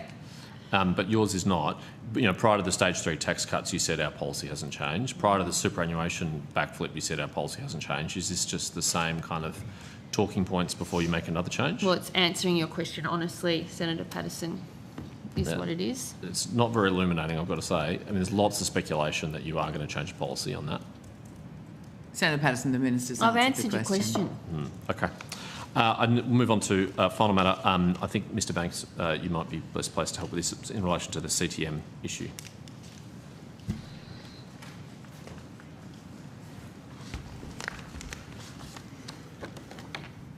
Sorry, I called you Banks. I meant Danks. I apologise. We've discussed the CTM issue in previous rounds of estimates. The CTM CEO has now stepped down since we last had that discussion. Can you let me know whether Finance's investigations into whether Australian taxpayers have been ripped off by the company have progressed and what you've learned? Senator, we've commenced the audit. So we've appointed Axiom Associates, who is the department's internal auditor, to undertake the audit. They commenced work on the 22nd of January. Their work will be done on a couple of different phases. We'll have a progressive report done in April 2026 and a final report in June of 2026. The audit will examine CTM's handling of service fees, airfare costs, refunds and the accommodation program. So it's in train. But in the meantime, we're still using CTM. What level of confidence can we have that taxpayers are not being taken advantage of in the meantime? We haven't seen any degradation to service over the period, Senator.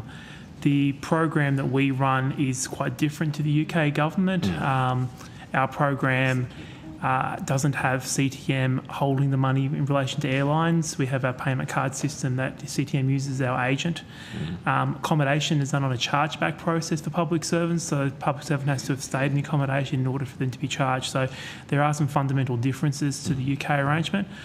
We have commenced discussions with the UK government to make sure that we're fully aware of where their audit and considerations are going, but also they're early days in their considerations about how the refunds will work. So are you reasonably confident, given the differences in the arrangements, that we have not been a victim of the same overcharging practices the UK has? Look, I think that's what the audit's for, Senator, to give us that confidence. We think there are significant differences between the two arrangements that give us greater protections, but we want to be absolutely sure, which is why we've commissioned the audit. But, I mean, hopefully the audit finds that we haven't been defrauded in the way the UK government appears to have been.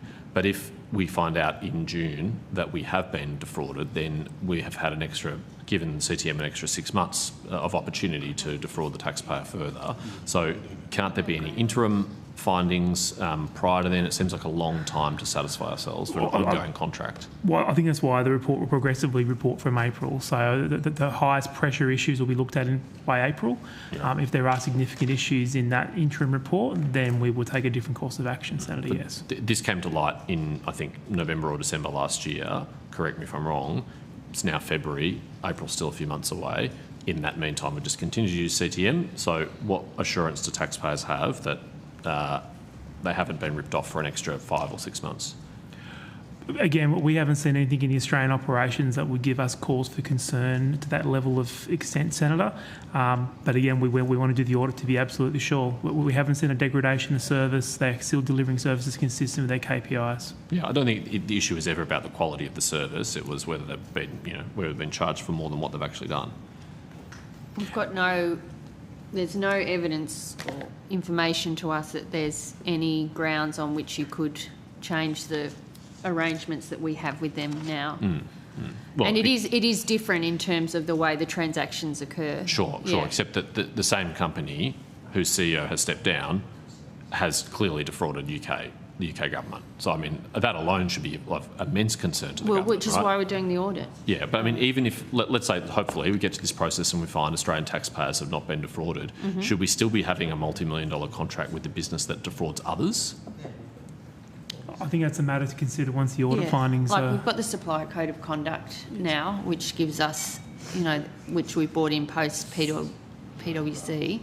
But again, you need to, we need to work through and see if there are any issues here. Okay, all right. Sorry, Chair, I might just handle the call. Sorry, Chair, I picked at a bad time to conclude my questions, but I have finished. That's quite all right. Senator Hume, please go. Thank you, Chair. I want to ask some questions about the Port of Darwin and Finance's role in that election commitment. Can anyone tell me exactly what Finance's role in that election commitment is? Is there a brief on this? The Infrastructure Department is the lead for government on the Port of Darwin. We are involved through our commercial group in assisting that department to enable us to brief our minister. But it's a negotiation or piece of work underway. Right. So is there? So Minister King obviously then is the lead minister, but Minister Gallagher obviously will be intricately involved with the logistics, if you like, the administration of the sale, I'm assuming. Is that correct? I will definitely be involved, and yes. I have, obviously I have discussions with Minister King and a brief to a certain point. Right. So is it regular briefings? Is it sort of updates? Or is it ad hoc? How many have there been? I think we're providing an update when there's some movement. Right. So it was an election commitment. Is that something then that Finance realises in the budget somewhere? And if so, where? Well, I mean, only when costs are associated, and known. There must be a fiscal impact somewhere. think the budget wouldn't recognise it until such time as we know what they are. Yeah. Right. And then at that time, when it's recognised, it may be acknowledged that it's an election commitment, but we don't start by including we don't sort of anticipate the cost of an election commitment until we've actually done the work and know what the cost might be. Yeah. So even if you don't know what the cost might be, is it on budget? Is it off budget? Where does it? Where we don't know what it is. Well, we don't know what it is yet. Well, yeah, I think as where does it sit now? That will become clearer as those discussions progress. So what are the choices of where it might go? I don't know. I mean, these are best questions for infrastructure that are handling the negotiations, and I'm not sure it's very useful me speculating while we are discussing the way forward on this. Okay, so a mechanism for sale has not been decided. Infrastructure are leading the discussions, and they really should be the ones who answer or ask the questions of. And I'm not sure, maybe request to Minister King for a briefing, a private briefing on it. Like it is obviously sensitive. Sensitive, yeah. So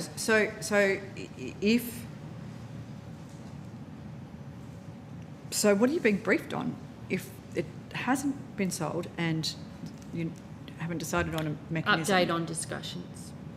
On discussions with potential buyers. On the work that infrastructure is leading, essentially, yeah.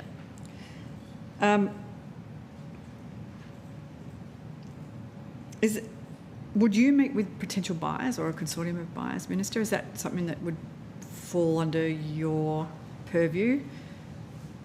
Well, I haven't. No. Right. No. Okay. All right.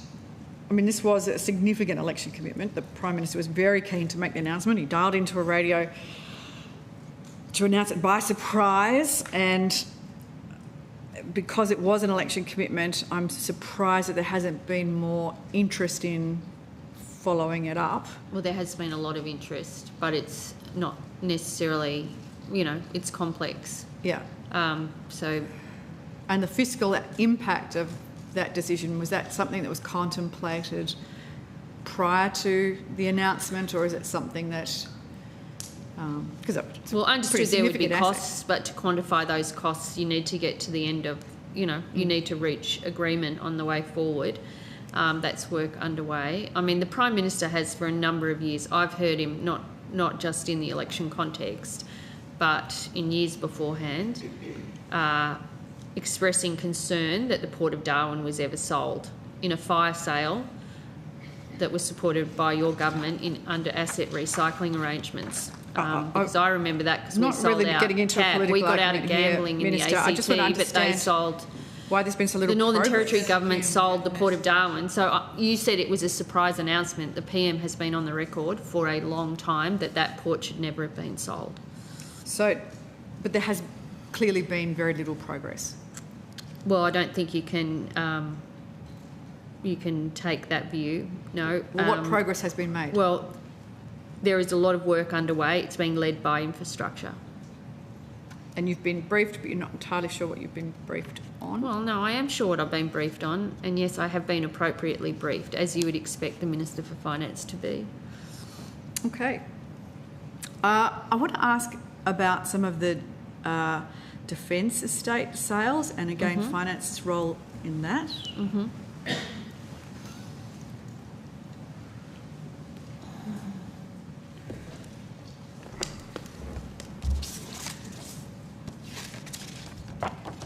So Minister Miles said on Sunday Agenda that of the 67 sites, 3 had already been sold. And so 3 were sold in the 4 days between the announcement of the policy and the interview on Sunday Agenda, which was pretty quick. So I don't think you can't. Since the date of the audit, right, and the announcement, those 3 sites had been sold or divested by Defence. Yeah. So which ones are they? The Haberfield Training Depot,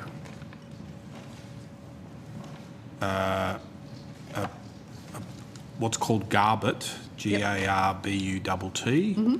I think it's adjoining RAF-based Townsville, and the Amaroo Apartments on Magnetic Island. Okay. And Do you know who they was? I mean, obviously you would know who they were sold to. I do not, because that was transacted by the Department of Defence. Right. Okay. Were those sites transferred to finance before they were sold? No. Right. So it was. So So finance is getting 58 of the 68 surplus properties. So of the 68, my recollection is 1 is being retained. Yes. 3 have been sold. I think 6 are currently under divestment by Defence. So that process is underway. And so the decision taken is that finance will be responsible for the divestment of 58 of the 68 identified in that audit. 58. Okay. And how is that? Logistically, what's being done there? Is there a tender process? How's that going to work? Are they all going at the same time? Are they being rolled out in some sort of plan? Just to outline the process that we will go through. Libor Peletsky, First Assistant Secretary, Commercial Group. So, Senator, we are currently establishing a team in finance to lead the divestment process. We have appointed probity and legal advisors. We are currently in the process of appointing strategic industry partner who will be charged with undertaking due diligence. So that would be undertaking site valuations, looking at the level of contamination, remediation activities, and so on. So once we appoint the industry partner, we will commence the due diligence on individual sites, which will then inform our next steps. So the intention is to identify sites that will be ready for early divestment, which will be sites that have no or low defence personnel, no or low contamination. So we will focus on those, but in the meantime, the strategic industry partner will continue doing due diligence on all 58 sites. And the $1.8 billion in revenue that Minister Miles keeps referring to in the media, is that, I know you just said that some will be done by Defence and some will be done by Finance. Is that the whole lot together? Is that just Finance's component? Is it just Defence's component?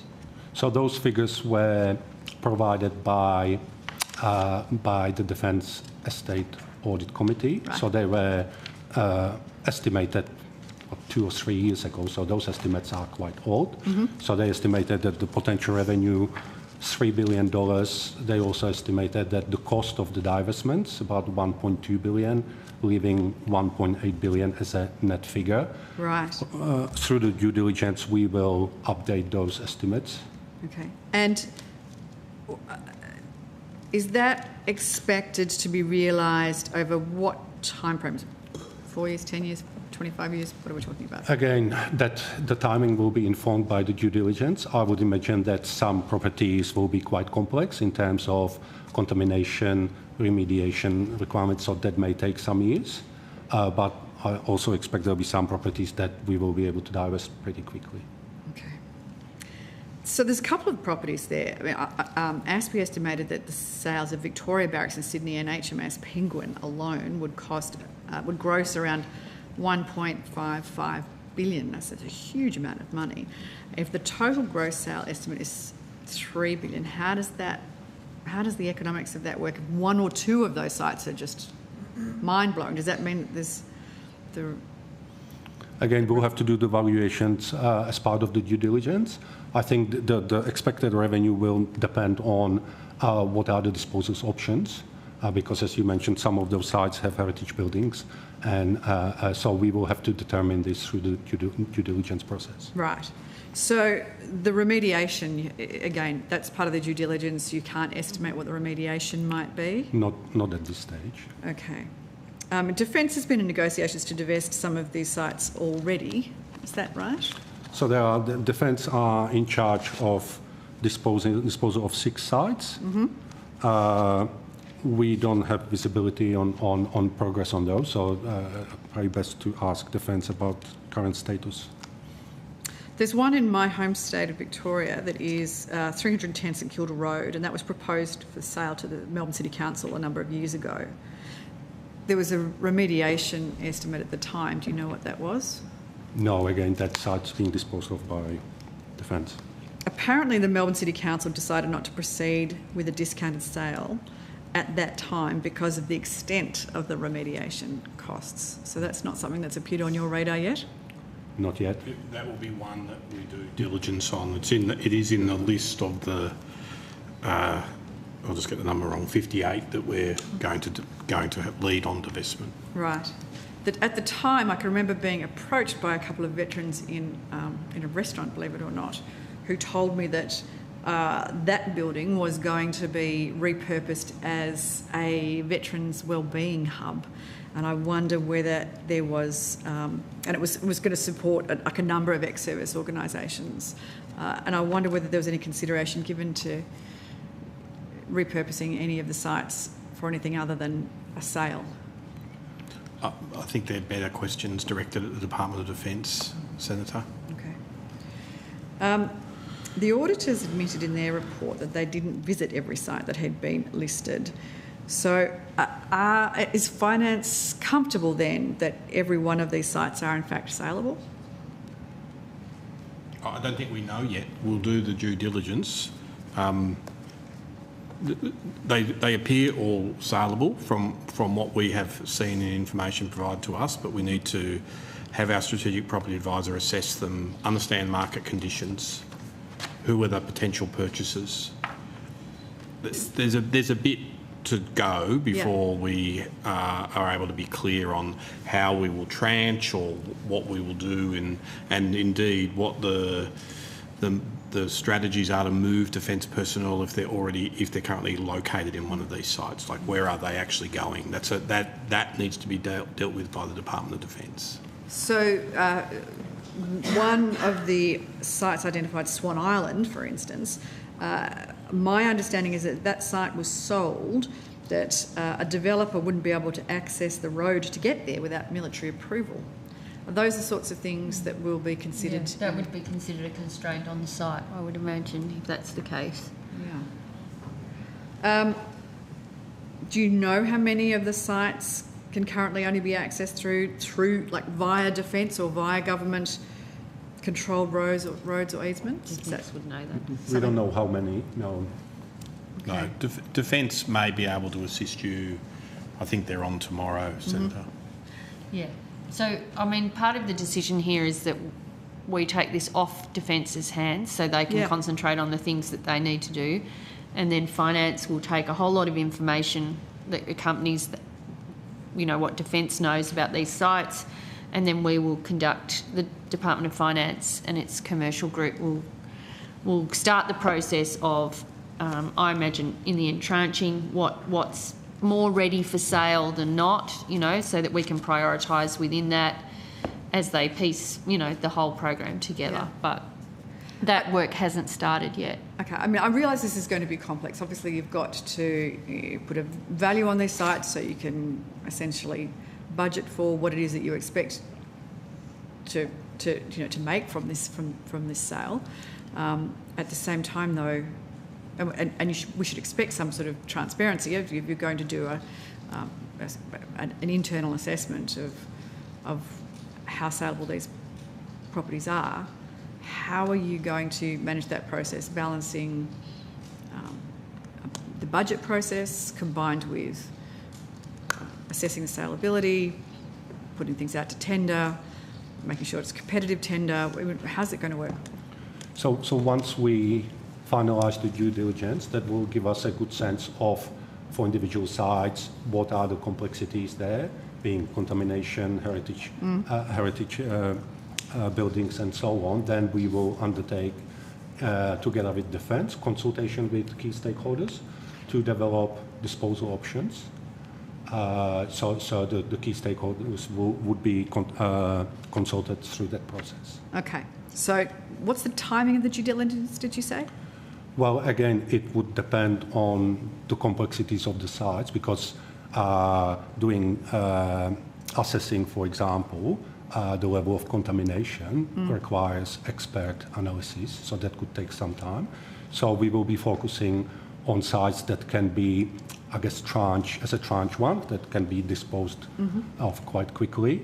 But as I said, the more complex sites will probably take more time in terms of the analysis and so on. So the 1.8 billion in revenue that Minister Miles keeps referring to, what you're really saying is, well, that is from an auditor's report that is out of date.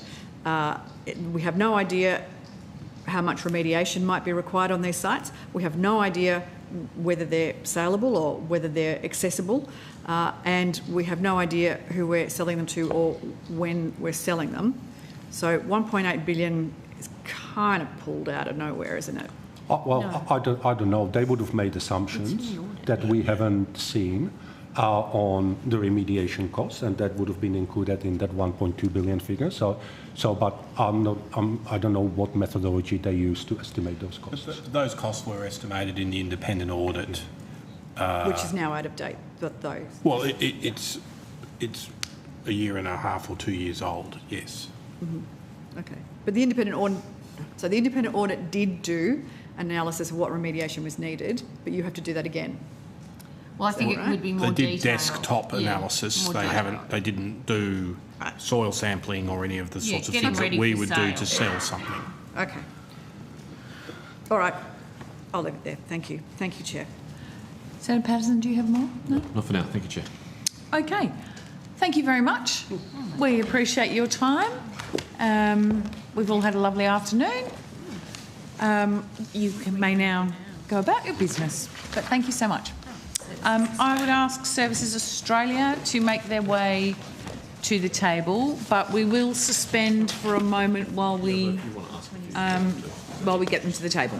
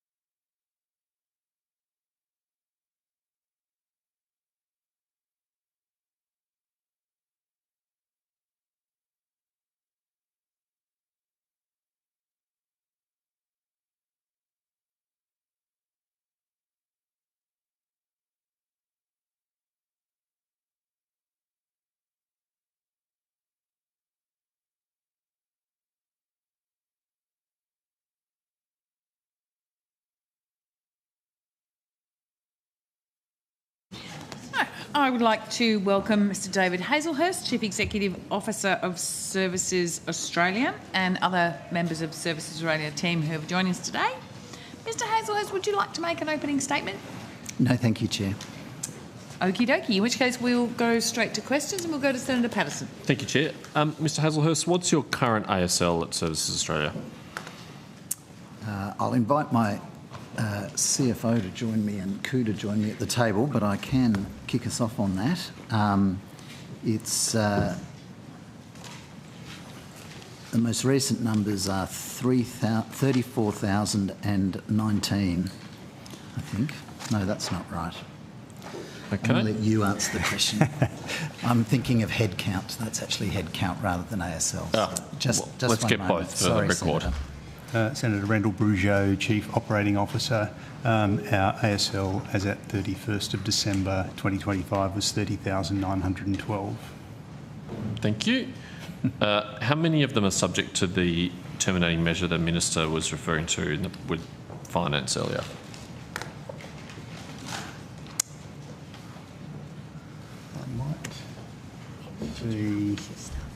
Our CFO may be able to help.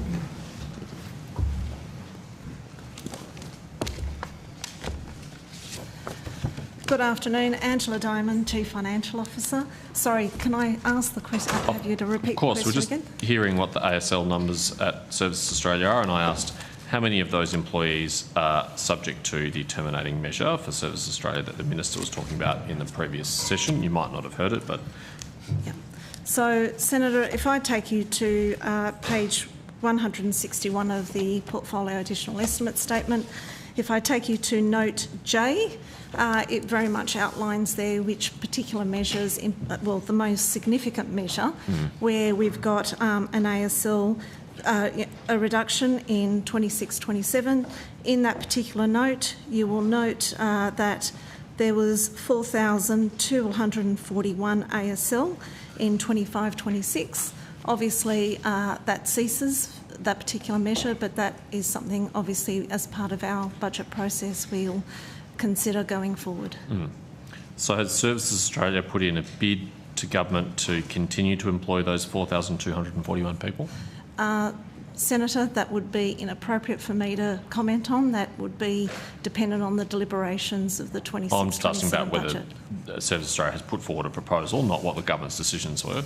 That would still be something that would need to be considered as part of the budget process. Yeah, and Services Australia and, you know, all matters relating to the portfolio will be considered through the budget process. Sure, but 4,241 people, as it today, don't know whether they're going to continue to be employed beyond 30 June, right?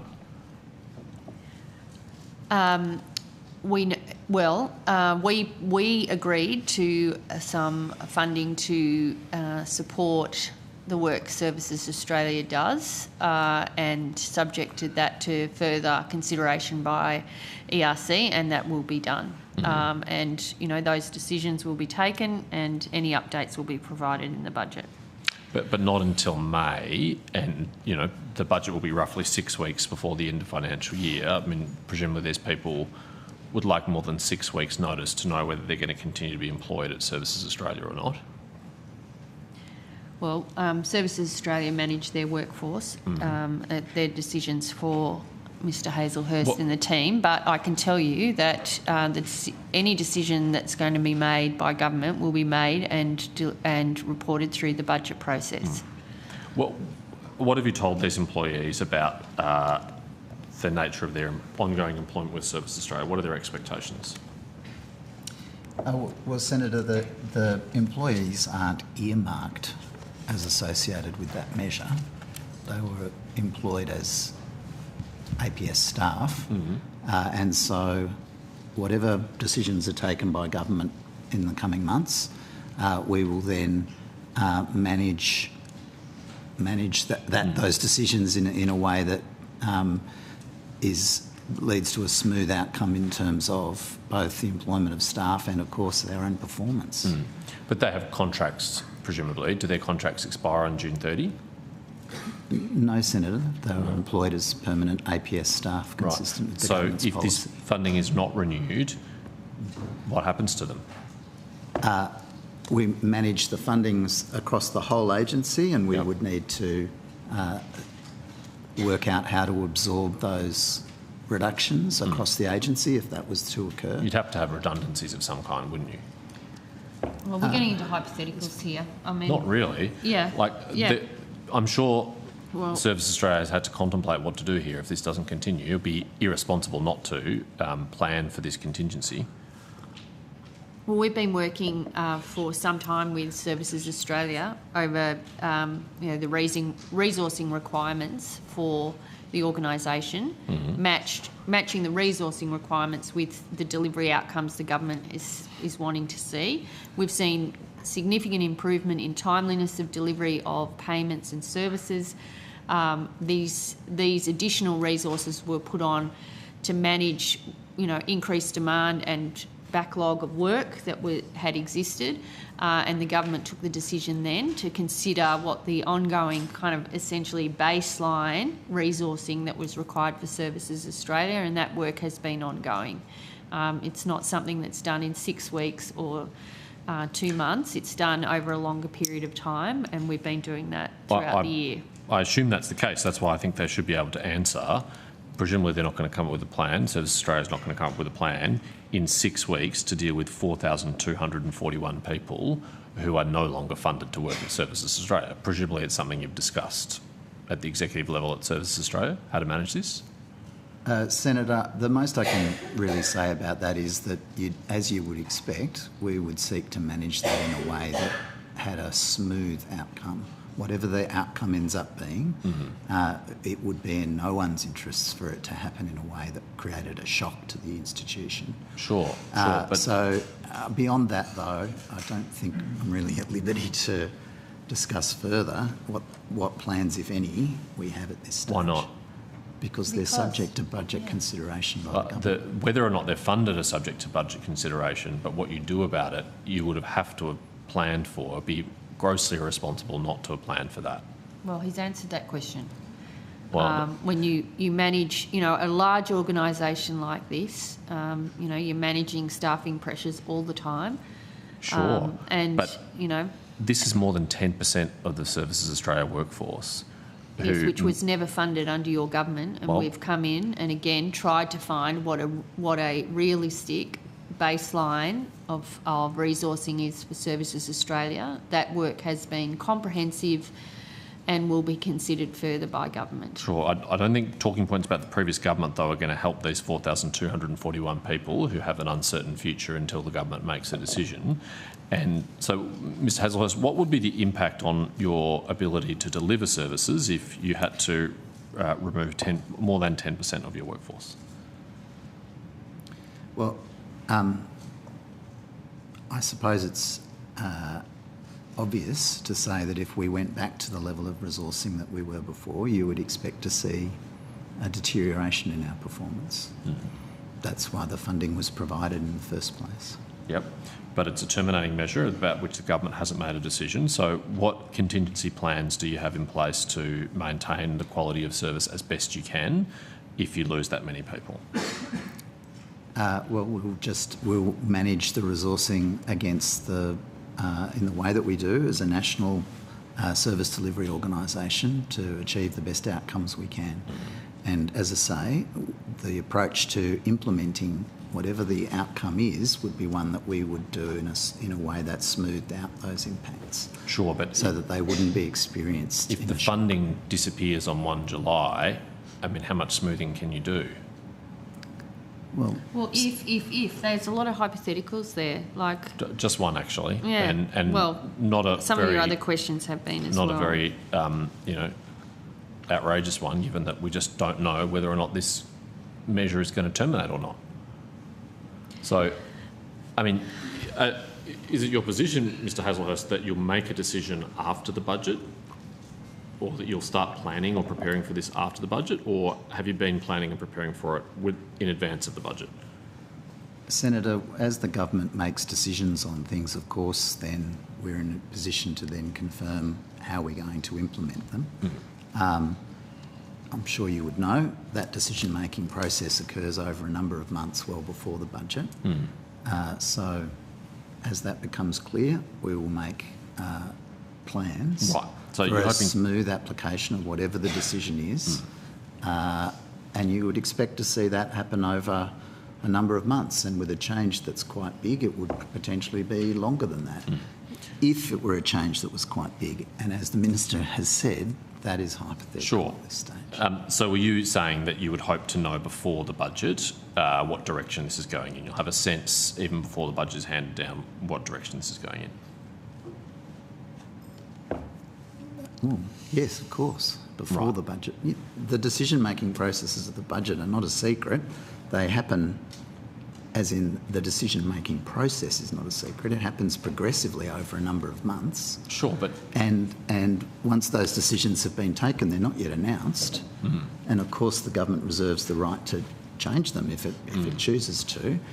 But we would then, like with any other measure, we would then be working towards implementing them. So it'll only be public on budget night, but you might have known for a number of weeks or months that the government's decided not to do this. Like any measure. Yeah, I think for any around a whole range for any of- department on any measure, once a decision is taken, departments are informed so that they can prepare the necessary papers and statements and financial input for the budget papers. So, you know, departments are, you know, advised as those decisions are taken. So when are you going to let Services Australia know? I assume you haven't yet. Well, it'll be in accordance with normal budget processes. Will that be a week before the budget, a month before the budget? How much Well- lead time that you're going to give them? Senator Nice Patterson, try. the Minister I has... feel like I'm channeling Senator Cormann here again. I have to get him on the hotline. He had a better accent. I mean, this is like a very significant proportion of the workforce that has both implications for those people and for people who rely on the services of Services Australia. I'm surprised that you seem relatively relaxed about this, Mr Hazelhurst, that it just can be smooth, can be managed. I'm not sure how you could manage such a big departure of people. Well, it's a good thing he's the Secretary then. Well, I mean, we've made significant investments into Services Australia since coming to government, and You we've might be seen about to take them away again. we've seen the impact of those investments, but it's reasonable, I think, for government to consider in an ongoing way, really, about, you know, the resourcing requirements for public service agencies. So we do that, and you know, I think if you look at our record speaks to managing these things responsibly. But you know, going through the detail and considering all of the you know, various pressures and resourcing needs. But Minister, you've ruled out a reduction in the ASL, so can't you rule out that these 4,000 people won't lose their jobs? Senator Patterson, you will be advised when the budget is published about decisions the government take. When are they going to be? And on that point, Senator Patterson, we will rotate the call. Okay. Hopefully you maintain this concern for public servants throughout your tenure as a shadow finance spokesperson. Thanks, Chair. My first question is in relation to support at home hardship provisions. Am I correct in my understanding that Services Australia is the one that manages the operation of those?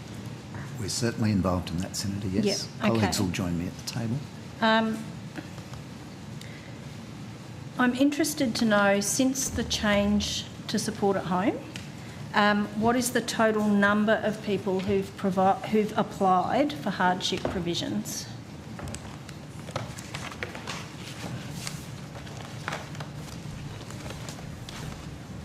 Senator Stuart Turnbull, Acting Deputy CEO, Program Design Group.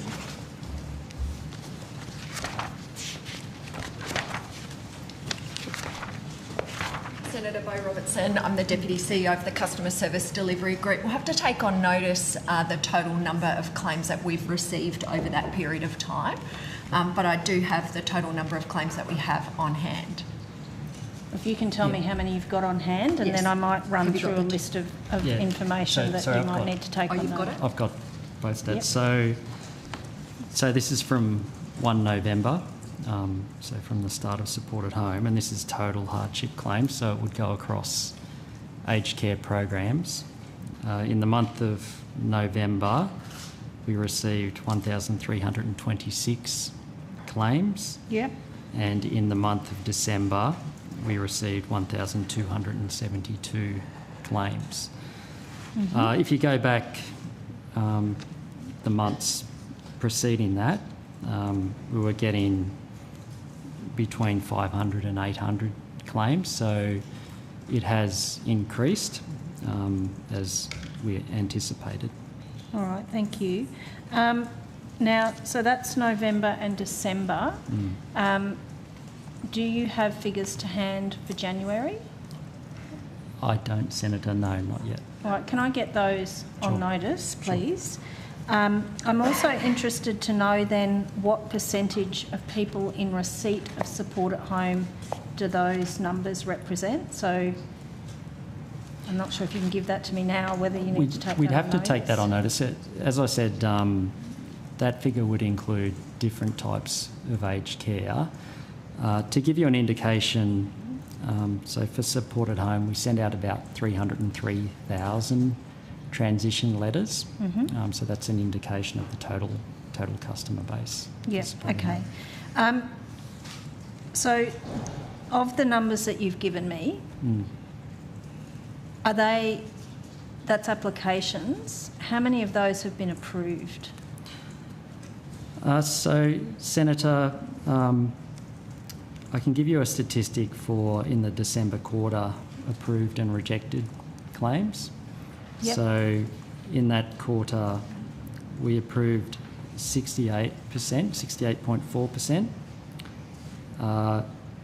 We rejected 24.3%, and 7.3% were withdrawn in that period. So that's the month of December.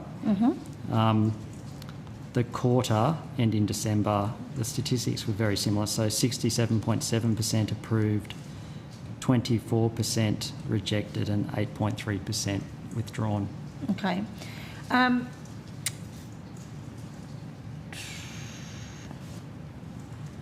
When you've got those January figures, would you be able to just put that in a breakdown of number of people who've applied for hardship provisions per month, breakdown per month of the number of approvals, just so we can see that picture? Thank you, that'd be very helpful. What is the average amount of time it's taking for someone to have their hardship provisions approved? So, do you have that in here? It's as at 31 December 2025, it was 22 calendar days. And do you know what the median time is? No, I'd have to. On notice, could I get the median and also the 90th percentile for time for approvals? Okay. Is Services Australia receiving a high volume of correspondence and calls regarding hardship provision? So are you tracking how many inquiries you're getting around those? Senator, we don't have the details on the specific inquiries related to hardship, but we certainly, given the scale of the reform, have seen an increase in customer demand, just general inquiries. Okay, all right, thank you. I now want to move to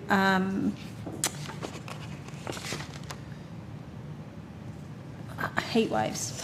So, not sure who you need at the table. Maybe I'll start my first question, Mr Hazelhurst, and then you can tell me who else needs to be there. I'm interested in, this is around the criteria for pausing compulsory activities. So that's what the questions relate to, but specifically to heat waves. So my first question is, heat waves are the deadliest natural hazard in Australia, causing more deaths than cyclones, floods and bushfires combined. And my initial question is, why are heat waves not included in the department's criteria for pausing compulsory activities when other hazards listed are? Senator, firstly, I think this is a question you'll need to direct to Dewar. To Dewar. Yeah, okay. I might leave it there actually, and I might actually go to Dewar. Do you have any involvement at all in the guidance that's provided around those things? What is the extent of Services Australia's role, I guess, in relation to the pausing of compulsory activities? We will activate, we'll help to activate the pauses. Do you make the decision around the pauses? No. Who makes the decision? The department makes the decision. There would be communications, like if we have on-the-ground intelligence, well, we would discuss that at various levels, but those decisions to pause mutual obligations, that's a matter for the department. They'll make the decision and then we'll enact the decision. Okay, all right. I might take pause on those. It's so much easier when you're all in the same room. All good. All right, so I have some questions about the Social Security and Other Legislation Amendment Bill that's come into the House, and particularly Schedule 3. The explanatory memorandum says that the schedule introduces rules for how a partner's income should be considered for the purposes of working out the recipient's rate of payment. Are you able to explain to me what the Schedule 1 in that bill is seeking to do? Policy responsibility for that sits with the Department of Social Services. I mean, Services Australia is the delivery arm. Yep, I understand that. I guess I'll ask you my next question. My next question is, does the change in that bill mean that Services Australia had previously been attributing partner income without clear statutory authority? Senator, my understanding of that one is no, it doesn't mean that. DSS will be able to explain further, but as we understand it, this is simply about removing any ambiguity and clarifying the requirements as they're currently applied. But yeah, it's not demonstrating any non-compliance at present. Okay. Do you know how many recipients have been affected by the ambiguity in the legislation? No, Senator. When did Services Australia become aware that they'd been attributing partner income without this clear, unambiguous statutory authority? I think you're going to have to, sorry, Senator, I think these questions will need to be directed to the department later in the week. In relation to the legal compliance and remediation program, that's Services Australia that's developed that? Okay. Yes. How about I jump straight to that? Okay. And thank you very much for the answers to the question on notice that were given to actually a question from Senator Whittaker, SA SQ 25 000 366 is the document that I'm looking at. I note that in April 2025, Services Australia established the Legal Compliance and Remediation Program to coordinate issues in the administration of payments and service. Do any of the schedules of the bill currently in the House seek to address issues identified in that program? Hi, Senator. Chris Spira, Deputy CEO of Payments Integrity Group. Yes, the bill addresses two issues that are in the schedule. One relating to the 35% care issue and the child support program, and the other relating to urgent payments. But as Mr Turnbull articulated earlier, that the Department of Social Services has been leading the policy work and in the legislative work relating to that bill. Yeah. I note you've said that the things in Schedule 1 and 2, so child support, urgent payments are dealt with in that legislation. That legislation also has a third schedule being around the partner income test. In relation to, as far as I can see, that question on notice that has the schedule, that those changes to the partner income test are not on that remediation program. Are they part of that program or are they something separate? So no, I don't have anything to add other than what Mr Turnbull mentioned earlier, that the Services Australia understanding is that it's a clarification of a provision in the Act, and the genesis of that is best directed to the Department of Social Services. Okay, so it's not on your schedule of your program of remediation, I guess is what I'm trying to get Yes, that's correct, Senator.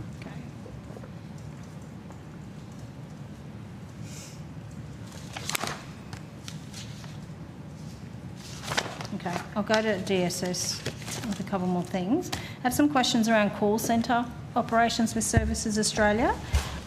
Do you still have some call centre operations that are being conducted by external contractors? Yes, we do, Senator. Ms Robertson will join us at the table for that. Sorry to make you do all good. Backwards and forwards. Of course. We have arrangements with what we call service delivery partners, which Ms Robertson can give you some more detail on. Beg your pardon? SDPs. Correct. Indeed. Service delivery partners, yes, Senator, we do still have a contract with two providers that provide us. Who are they? Pardon? Who are those two providers? TSA Australia is one and Concentrix is the other. Okay. And what type of work is included in those contracts? They do our very high volume, low complexity, what we call to be tier 1 services. So very general information. Most of it is digital related. So the staff are trained to coach customers to do their business online, either via MyGov or any kind of online service. So it's very limited, the type of work they do. At the moment, they take about 60% of that call type. It is the kind of entryway for staff coming into the agency, so we use that for training purpose for APS employees, and it's very contained to that. Okay. Is that work ongoing? It is. Okay, and when do the contracts to those two companies end? They end... we signed a 3-year contract on the 1st of July 2023, and so we are considering our options now for whether or not we execute an extension. So has a decision been made about whether they will be extended or whether work will be brought in-house? Not as yet. Just to give you a sense of it though, Senator, there's about around 700 people engaged in that kind of way against a total service delivery workforce of between 20 and 23,000. So it's a modest and increasingly has been a more modest part of our workforce. We brought a lot of that work already in-house. In fact, you might recall from previous estimates I described that we were a first mover on that, and it didn't get counted in the first reporting around the strategic commissioning framework, but we actually brought several thousand staff back in-house. So I guess if... We're going to have to rotate I've got two questions and that's it, and then I'm done and I'll be out of your hair. Superb. So what I'm interested in is, depending on whether that work is brought in-house or those contracts are extended, will that change the nature of the work? Of that particular call type? No. I guess of the work that they're doing, I guess. So will it be a case that if the contract's not extended, it'll just be that people in-house just pick up that work as it is? That's correct. Okay. And is there a plan to manage that additional workload if it's the case that the contract's not extended? Should we make that decision, yes. So, okay. As Ms Robertson explained,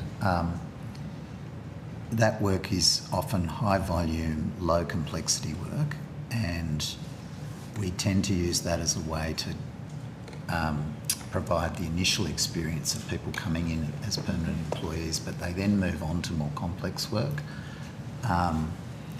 So at one level, we want to actually reserve for our ongoing staff the more complex work that we invest more training into. The advantage of the service delivery partners too is we can use them for kind of flex. That's right. Which is a bit different. So what's the time frame for making a decision around that contract extension? Does the contract itself have a time frame for when the contractors need to be notified about when those contracts are renewed or not? Yeah, we're actively having a look at whether or not we extend their contract now, Senator. Okay, so the time frame So the for a 3-year decision? contract ends in July 2026. Yeah, and is there a term in the contract that states when the contractor must be advised if it will be renewed or not? I'll have to take that on notice. Okay, could you let me know? And Yeah, if there is, can absolutely. you tell us what that term is? Sure. Great, thank you. I'm done. Thank you. We'll go to Senator Patterson.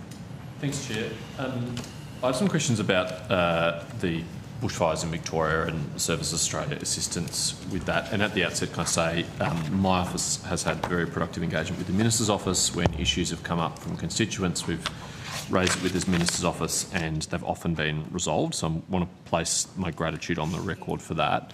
Nonetheless, there still have been some teething issues for constituents trying to access support. So I just want to understand Services Australia approach to it.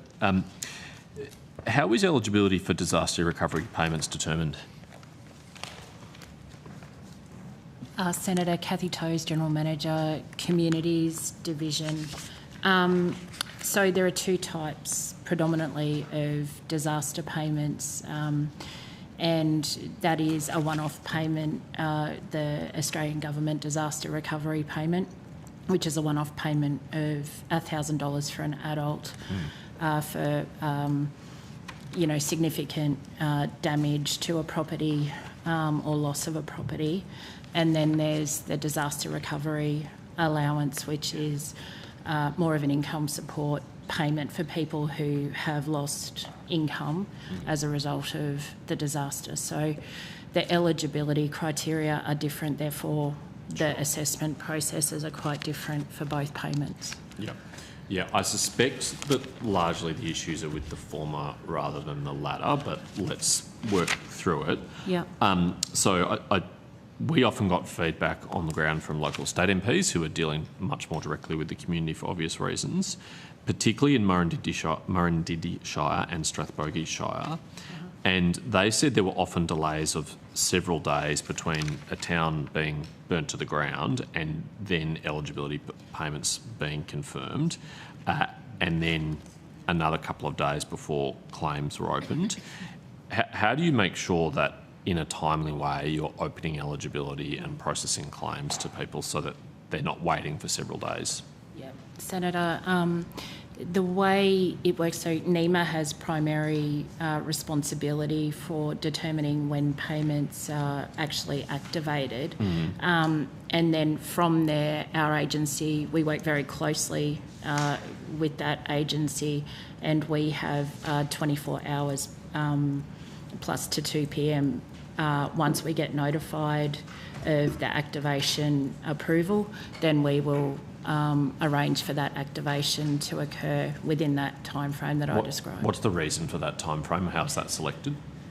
So that's based on our agreement with NEMA, and it's really because to stand up a payment, we need to make sure that our systems are ready for that particular payment activation. Yep. So there's some ICT work. There's also communications, staff readiness, making sure we've got everything in process so when people do claim, that they can receive their payment as quickly as possible. And at the moment, people are actually getting their payment within 1 to 2 days for that AGDRP payment. So 1 to 2 days after applying. Yes. But that's not necessarily when they first suffered the loss. No, Senator. So that's where NEMA actually, work with the state agencies, and they'd be able to advise on this certainly more than I can, but they analyse a raft of data around the emergency itself, and obviously we also provide information that we're hearing from recovery centres that our staff are in as well about what's happening on the ground,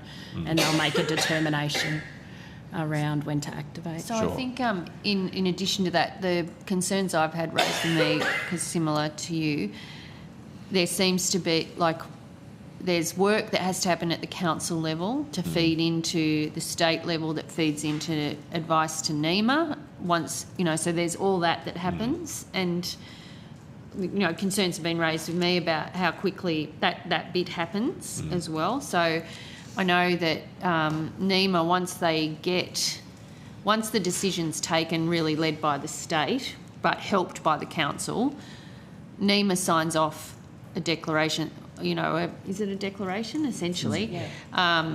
So Minister McBain's been doing that, and then it's 24 hours plus 2 from the point that was signed. So if it was assigned on a Friday, the payments wouldn't be activated till the Monday, but for every other day, working day, it's a day at up to 2 p.m. So it's mostly a technology problem, that 24-hour thing. Yeah. It's not instantaneous to reprogram your systems. Correct. Right.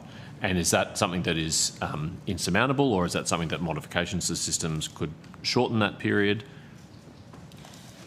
Senator, I think in terms of, providing the best possible service when those payments do get activated, that is the optimum time. But having said that, we're always looking at how we can improve our processes. It may not be optimum for the people involved, right? So I accept that this process is not totally within Services Australia's remit, and if you're waiting for a local council to report to NEMA and NEMA to make a declaration, but every accumulation of time between those different decision points or action points adds up to waiting time for a constituent who might be seriously financially destitute and need urgent assistance. So when you say it's optimum, I'm sure that from their point of view it's not. I'm sure they would want it to happen sooner. Yes, Senator. So back to my question is, could anything be done to upgrade your technology to shorten that period? Like I said, we are always looking at opportunities to improve things, and also talking with NEMA, the policy agency, too, around how we simplify the entire system, so policy, etc., as well, so that we can speed things up a little bit more in terms of assessing eligibility. So that's something we're always looking at continuously improving that. Yeah, because what we've had reported through my office is some kind of anomalies, and maybe this is a NEMA problem, I'll say that up front, where some communities were listed on 15th of January, which is when, the day after the worst fires, including Acheron, Coriella, Fawcett and Main-Tungoon. But then others were not, despite being equally affected. And for someone who's lost their house, I don't really care how badly the suburb was affected. That's not a us problem. I've had that raised with me too, that there was, and that issue seems to be, and I think there's definitely, Minister McBain and I are going to talk further about the administration of these payments. We actually had a chat about it yesterday, but getting the information in order to make the declaration, I think, has been one of those issues where, I don't know if it's everyone working together better, or if there's, just councils run off their feet going, having resourced enough to deal with an emergency like this. I noticed there's 3,373 claims processed for the Victorian bushfires as of the midnight, the 8th of February. So I imagine for a council that's a big workload too to get, and it did seem odd to me that, essentially one side of the street did, and then a neighbouring community took a couple of days. Yeah, that's what we encountered. And obviously for someone who's become homeless and may have also lost access to all their payments and their cards and cash and all that kind of stuff, it's kind of, it's a pretty urgent task. I wonder if there isn't some way of shortening that whole period where, as soon as that, you start preparing your systems in advance. I don't want to tell you how to do your job. You know how to do your job better than I do. And as soon as the declaration comes through from NEMA, it's immediately activated. I mean, if it's just the case of adding an extra suburb or a postcode, surely that's not technically insurmountable. There is some work with staff to bring staff up to speed who'll be taking the calls and things. But, yeah, I think, the evidence is we want to look at how we can make sure that's as responsive as it can be. Okay, all right, I'm grateful for that. Chair, I'm moving on to a different topic if you want to rotate the call. We might just pop back to Senator Allman-Payne, who has an additional question. Yes, thanks, Chair. Just a couple of things. In relation to the hardship figures that you gave me earlier, Mr Turnbull, you gave me some rough stats for the ones prior to November and December for support at home. Is it possible in that question on notice, if you could give me the actual figures for September and October as well, So number of applications and number approved and the average times? Yes, Senator. All right, thank you. And then just in relation to the legal compliance and remediation program, this is probably a question for the Minister. If I go through that remediation program, taking out the things that are listed in there as already resolved, by my count, there's around 94 items that note that historical remediation is required. Actually, question for Services Australia first. In relation to that historical remediation, is it the case that some of that remediation will mean that people are owed money and conversely some people will have debts? Thanks, Senator. Chris Berra, Deputy CEO of Payments and Integrity Group. That can be the case, and so what many of those matters are, Senator, and you would have noted that there are sort of those issues that are in category 2 of the question on notice response, which have a legislative basis, but lots of the other issues relate to sort of business process and ICT, which the agency is now addressing. In some of those cases where there's remediation that will be required, there's work that needs to be done either in order to settle the legal and policy position, working with the relevant responsible policy agencies, or to implement ICT changes. Some of those do result in either an arrears payment that needs to be made or refund, as in at last Senate estimates you asked about the over-recovered debt refunds, and so that's a good example of that. In some there may be a debt, and then we look at sort of what sort of circumstances arose and the customer's circumstances and whether or not a waiver provision is an appropriate response under the Social Security law. So with the identification of that, it does require quite often that the remediation is quite manual and it does require a manual interrogation of the customer's record. And again, Senator, the issue you raised last time of the over-recovered debts is a good example of that, where the data sweeps we did in our systems suggested a certain cohort of people might be owed a refund. We've worked a fair way through that list now, particularly by dollar value, and about 12% of those matters have... Are you talking specifically about income apportionment? No, this is the over-recovered debts, Senator. So there's a portion where essentially it's a false positive where the person's or doesn't have money owing to them. Yeah, I guess I just want to make sure my understanding's clear that in that table that you gave us, where it says customer impact and then it says historical remediation required, that means that you're potentially manually going through and determining whether some people have been overpaid and have a debt owing and other people have been underpaid and have money owed to them. Is that correct? That's correct, Senator. And the agency has experienced officers working on this program who are able to undertake both the complex work involved in interrogating individual records and correcting them, but we also ensure that the staff have both training and also experience in dealing with vulnerable people, because we do know that this is a complex situation, many of these. Some of them are historic matters, and so we're very alive to that when we're engaging with people. We do work with advocacy groups to help share communications products and oversight bodies, as well as testing with customers, because we do understand that there's sensitivities in going back and remediating issues in terms of how we communicate with people and how we help customers throughout that process. In short, we try to, wherever possible, do the remediation in-house, and not all of the matters result in either in an arrears payment being made. And in those cases, customers don't need to contact us, but we'll be reaching out to contact them in relation to the remediations. Okay, thanks for that comprehensive answer. My question to the Minister then is, given that there are at least 94 items, issues that require historical remediation, and some of them go back quite a way. Is that why the government's dragging its feet on introducing a six-year limit on debt recovery?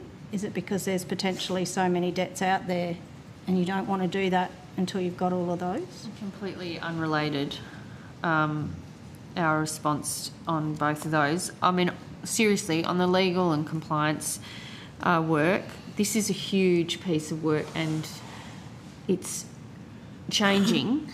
Like, it may be that we have more to add to that list based on legal advice we get, and that's kind of the nature of the work that's been underway. Services Australia have done an incredible job in pulling that all together and then working through legislative change, operational policy change, resolving items and briefing me on how all of this is going to be addressed in a reasonably short time frame. I wouldn't underestimate the work that's going into this and the integrity that's being brought to the work either. But it's not related. I think the key word there is complex, and if I go to the response to the Quan, it says the operating environment can at times be complex across legislation, policy, ICT systems and business processes, leading to inadvertent misalignment.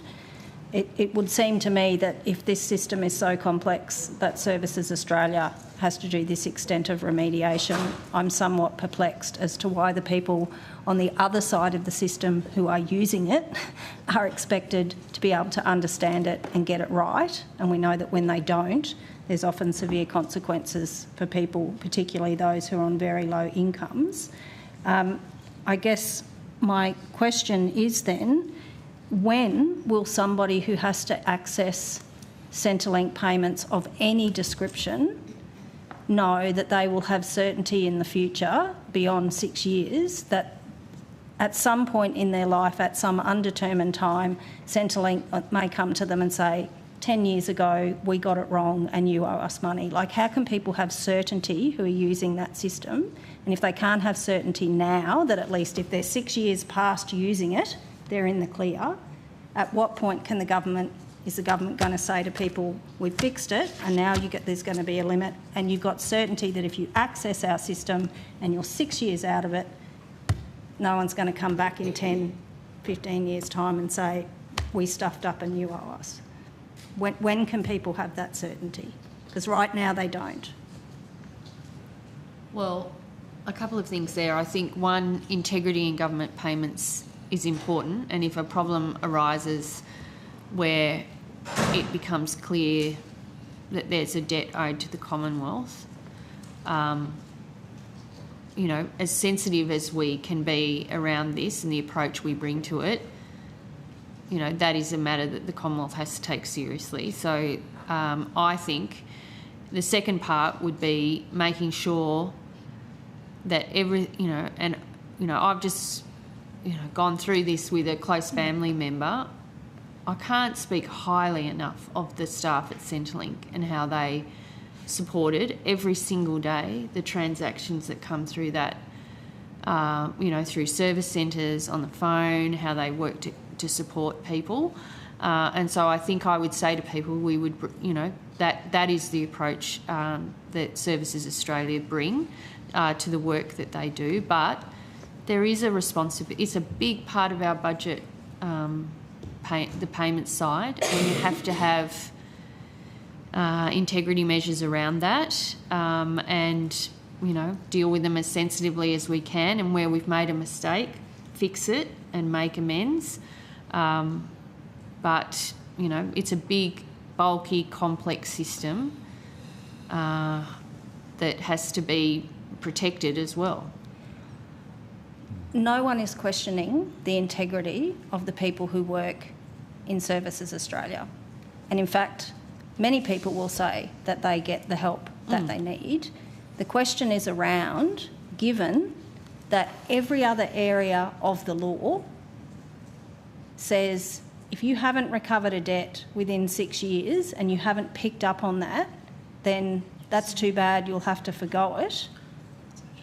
Given that the Royal Commission said people need some certainty, you should be reinstating a 6-year debt limit on recovery, given how long it's been since the Royal Commission, is what you're saying, that there is no point in time that a person who uses Centrelink can have the certainty that if Services Australia gets it wrong and an error is made, the government is still going to potentially come after them years down the track, even though the error is theirs, and because you're refusing to reinstigate that limit? Like, is that the government's position? Well, that it doesn't matter how far in the future you realise there's been an error?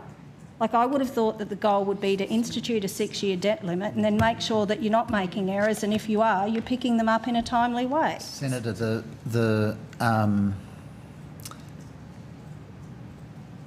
much as I know it will disappoint you, It's not me I'm worried about, it's the people who are actually interfacing with the question of that issue to do with the 6 years is actually a policy matter.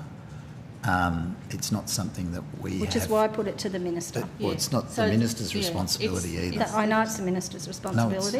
No, it's not. Well, it's the Minister for Social Services who has policy responsibility for debt. And I know okay, that well, the I'll Minister put that is, question tomorrow. I know that the Minister is looking at that. With You've her been told that for department. quite some time. And you'll recall that there was a package particularly associated with increasing the low-value debt waiver. Yes, I'm aware of all of that. I'm particularly And that concerned also about was the 6-year led limit. by Minister Plibersek. Yeah. Well, thank you for indulging me in your response. I'm just going to let you know you've got about 2 DSS. minutes left if you want to wrap up, because then I need to rotate. Yeah, I'm very happy to put that question again to the Minister tomorrow. in I'll be wearing a DSS. different hat. I would add, Senator, that and having a better brief. when we're undertaking the remediations, the issue of debt waivers is one that is at the forefront of our mind, and particularly like you mentioned, it's a hypothetical scenario, but 10 years ago something happened. We are very sensitive and look at sort of what avenues are available within law to make sure that we can achieve a good customer outcome. Like that is part of the integrity of the system, is that we're implementing the law as it is. But that includes that's questionable. that given includes looking 144 in things that to need waiver remediation. options. Yes, I accept that some of those things are going on. My issue is with the fact that you are still being asked to recover debts that are more than 6 years old, and I'll put that question to the Minister tomorrow. Thank you. Thank you. We'll go to Senator Patterson. Chair, I have some questions about the Ombudsman's report. There's obviously a range of issues with it, but most kind of tellingly, I guess, the Ombudsman entitled their report "Following the Law is Not Optional." Their media release was entitled "Following the Law is Not Optional." And just in case we missed it, in their executive summary, there is a bold sentence that says it is not acceptable that an agency knows for years that it is not following the law and chooses to continue to not follow the law. Mr Hazelhurst, first to you, how can you account for a very damning report like this? Senator, we've acknowledged in our response to his report and with our colleagues from DSS that notwithstanding all of the contextual issues, which I'm happy to provide further information about, we should have done better. It's a complex interaction that was unintended with some amendments that were made to the legislation.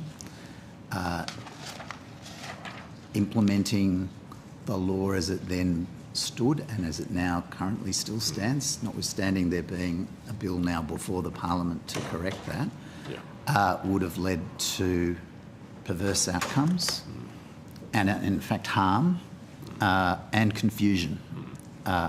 Nevertheless, following the law is not optional.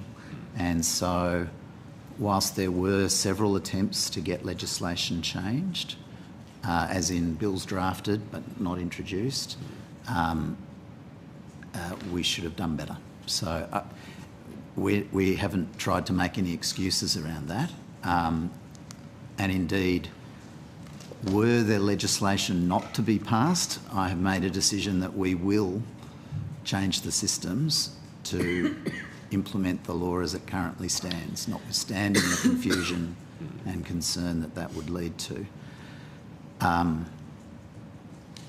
It's connected, of course, to the earlier conversation about the whole legal compliance and remediation program, and there are a number of matters where the advice to us has been you really must get the law changed at the next available opportunity, and that is what we're working with our Minister on, and she's working with her ministerial colleagues on. And there's no secret, they're referred to in the table. Sure, but the report also says, and I quote, information provided to our office by Services Australia shows that, as at the time of responding to our request for information, it was yet to brief the relevant minister about its choice not to apply the law enacted by Parliament, in brackets, the minister was subsequently sent a brief on the 30th of September 2025. So if you knew that you weren't following law because it had these anomalous, implications, and you thought that wasn't optimal, you can't have tried to change the law very hard if you didn't tell the minister that the law needs to be changed. There'd been several attempts before the minister was the minister. We'd been working with the minister on a range of issues, but we had not provided a detailed brief on that specific one.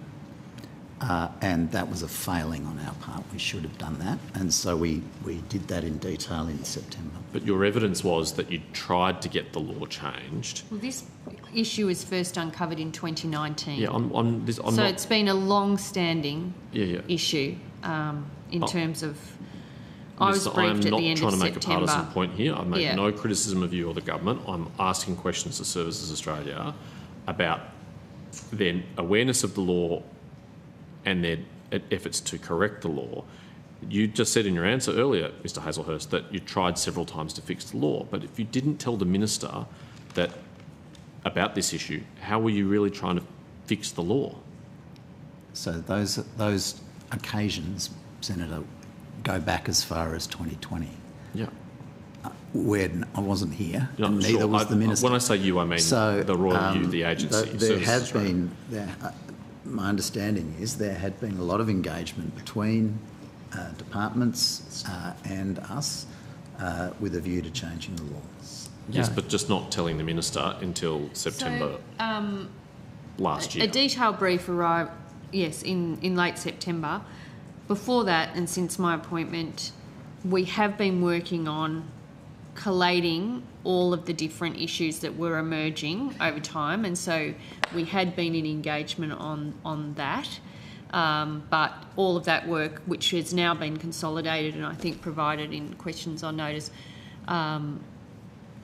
it forms part of that work. But it's a huge piece of work. I can't tell you how much has gone into trying to identify all of the issues. And as I said, we've had a new one arrive in January, I think. Was that the urgent advance payments? Sure. New legal advice in January about another issue that we add into this. And so that, in terms of that, we were working on it. But yes, a detailed briefing wasn't provided until late September, and we've Senator, if I could just add, so in terms of those previous attempts to change the legislation, on those occasions Services Australia was working with the Department of Social Services as their minister is responsible for the legislation. So that's the way the previous attempts had been made. Obviously, it was still a big error not to brief our own minister at those points in time. But yeah, that's just clarifying. Sure. So my understanding, Minister, is notwithstanding the detailed brief being given on the 30th of September, that you were first made aware in July 2025. Does that sound right? I think that's from the report. I mean, I'd have to check that, but it could have formed part of the overall, we've got a lot of different issues going on here. How are we going to fix them? Do they require legislation? Do they require a policy fix? Does it require engagement with DSS? And in part of those discussions, but it was certainly later that I was briefed on the detail of the 35%. Sure. So let's say, for the sake of the argument, between July and September, you became aware, Minister. Mr Hazelhurst, correct me if I'm wrong, you started Services Australia in January 2024. When did you first become aware that Services Australia was not following the law? In respect of, I'd need to take that on notice in respect of this specific item, Senator. Over the course of my first few months in the role, I became aware of more and more issues like this one, some of which there was no longer a legal issue, but there was, as Senator Allman-Payne was questioning us earlier, there was a remediation task. But to be frank, there was no program. There was no gathering of those things. So from about October of 2024, we commenced a process of drawing these things out and together. As is reflected in the question on notice response, a very substantial proportion of them we had corrected the issue prospectively, but nothing had been done yet to address it retrospectively. Sure. And that's been a big part of what we've been frankly wrapping our arms around to ensure that we have a considered approach to that, because prior to that we didn't actually know how many of them there were. Sure. And so the program developed a centralised register, and in design of the program, Senator, we've taken into account the Royal Commission, the Robo-Debt Scheme, Ombudsman's report, the ANAO audits, and so have constructed it so it's a centralised register. There's then a ready tool and way of engaging with responsible policy agencies, with escalating to Mr Hazelhurst and the Minister issues that are there, and to drive forward towards pathways of solutions. And then we also have a closure process where we don't simply take something off the register, but we actually have a formal governance around it. So it's much more gripped up how we're seeking to address these issues now than in the past of the period you're discussing. Sure, but I mean, this is not ancient history, right? This is in the last couple of years. And Ms Hazelhurst, I appreciate you did not cause these problems, you inherited these problems. But sometime in 2024, you're not sure when, you would have learned that Services Australia was breaking the law, and you did not inform your minister for at least until July 2025. So we're talking at least 6 months where you knew Services Australia was not following the law and you didn't tell your minister. Is that right? Senator, I'd need to take on notice precisely when, as the Minister described, we commenced the process of engaging both the current Minister and the former Minister in the lists of issues that we were coming up with. So I'll need to take on notice exactly when that was. But there was the first detailed briefing that we provided to the Minister on this specific issue was, as you've referred to, and as the Ombudsman pointed out, September. But in a post-robo-debt environment, surely one of the first things you do when you are told that Services Australia is not following the law is tell your minister. Well, yes, Senator, and I'll take on notice exactly when and in what form we provided further advice. There was no hiding of these issues. They were drawn out as a list of concerns that we had and that we were addressing. It was a question of the detail of the briefing, and we didn't do it properly, and I acknowledge that. I'm not sure what else I can say. Yeah, I'm not ascribing motive. I have no idea what the motives were, and I don't want to impute any. So I don't know whether you got quote hiding or not hiding, but certainly the minister was not told. The agency knew it wasn't complying with law, and the minister was not told. I'll just repeat what I've already said, Senator. I'll take on notice the question of specifically when these particular issues were brought to relevant ministers' attention. The question around this set of issues has been raised over time with both ministers, the former minister and the current minister, and naturally enough, they've been very concerned about it. Sure. as have I. But wasn't any incoming ministerial brief to the new minister after the election? I would have to check that. I think there probably would have been mention about legal and compliance issues, but I'll check. I'm surprised. I thought they were all being released. They have been. Yeah. I'd have to check. But look, I remember from coming in, at our briefings, conversations about a range of issues. And the discussion I had was, can we pull it all together? Can you be clear with me about what requires legislative change? Can we prioritise the most, because it was clear to me there was so many, of which, what are they, 144 of which some have been completed. It was kind of, I need this information in a way where we can work out a pathway through all of these things. Some of them require policy change, some of them require ICT change, some of them require legislation. I want to know what they are, and then we can start dealing with them, which we've done in that first bill. So if we prioritise the legislative response, because it isn't optional to follow the law, we've got some of those changes through the next bills coming through, and there will be more after that. But Minister, what is your expectation of agencies and officials in your portfolio that if they discover they're not following the law, do you expect to be notified promptly? Yes, I do. And do you think it was sufficiently prompt in this instance? Look, I've had a discussion with Services Australia about that. Like, I think, and Minister Hazelhurst has said, it would have been a more detailed briefing earlier would have been better. But I also acknowledge the huge amount of work that is underway to try, and the fact that advice is changing. So, for things that we believe the intent of the way the law is, the policy is that things happen this way, to then get advice that say that it's you don't have legislative authority for that, or it's being interpreted in a different way.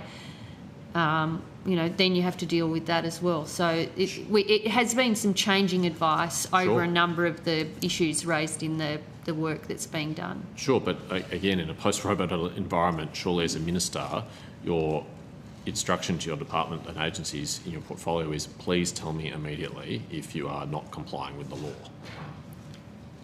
Yes. And this was not immediate. I mean, the Ombudsman's made that incredibly clear. So, Senator, we've agreed with that. So we agreed in our response. Both the Secretary of DSS and I agreed that. So I'm not. Sorry, Mr. Hazel. What we you agreeing to that is not the end of the matter, right? That does not mean the Parliament can't ask questions about it. That's not mean the proposition can't be put to the minister. I'm just not disagreeing with you. And it's legitimate area of inquiry. Sure. No. I'm just saying I'm not disagreeing with you. We should have done better. We've put in a range of processes and a program with appropriate governance now to ensure that it doesn't happen again. Sure, but I'm sure that was also said after Robo-Debt, that we'll put in place processes that will make sure this doesn't happen again. Well, at one level, this is a response to Robo-Debt. At one level, the period from the middle of 2024, October of 2024, was still through the period where we were implementing changes as a result of Robo-Debt, and this was an area of concern, and that is why we've introduced this program. This particular issue we should have briefed, absolutely should have briefed the Minister in detail earlier. No question. And I think the other thing that's influenced by the Robo-Debt lessons and recommendations is,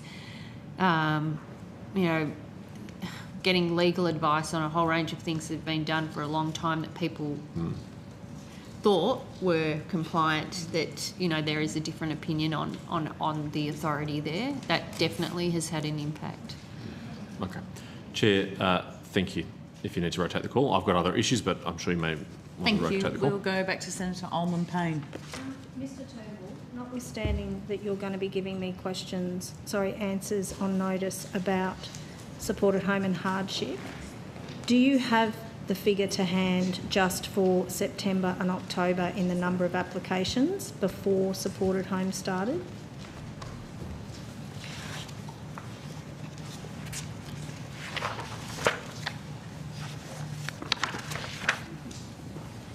Yes, Senator. So for September, the number of hardship claims was 571.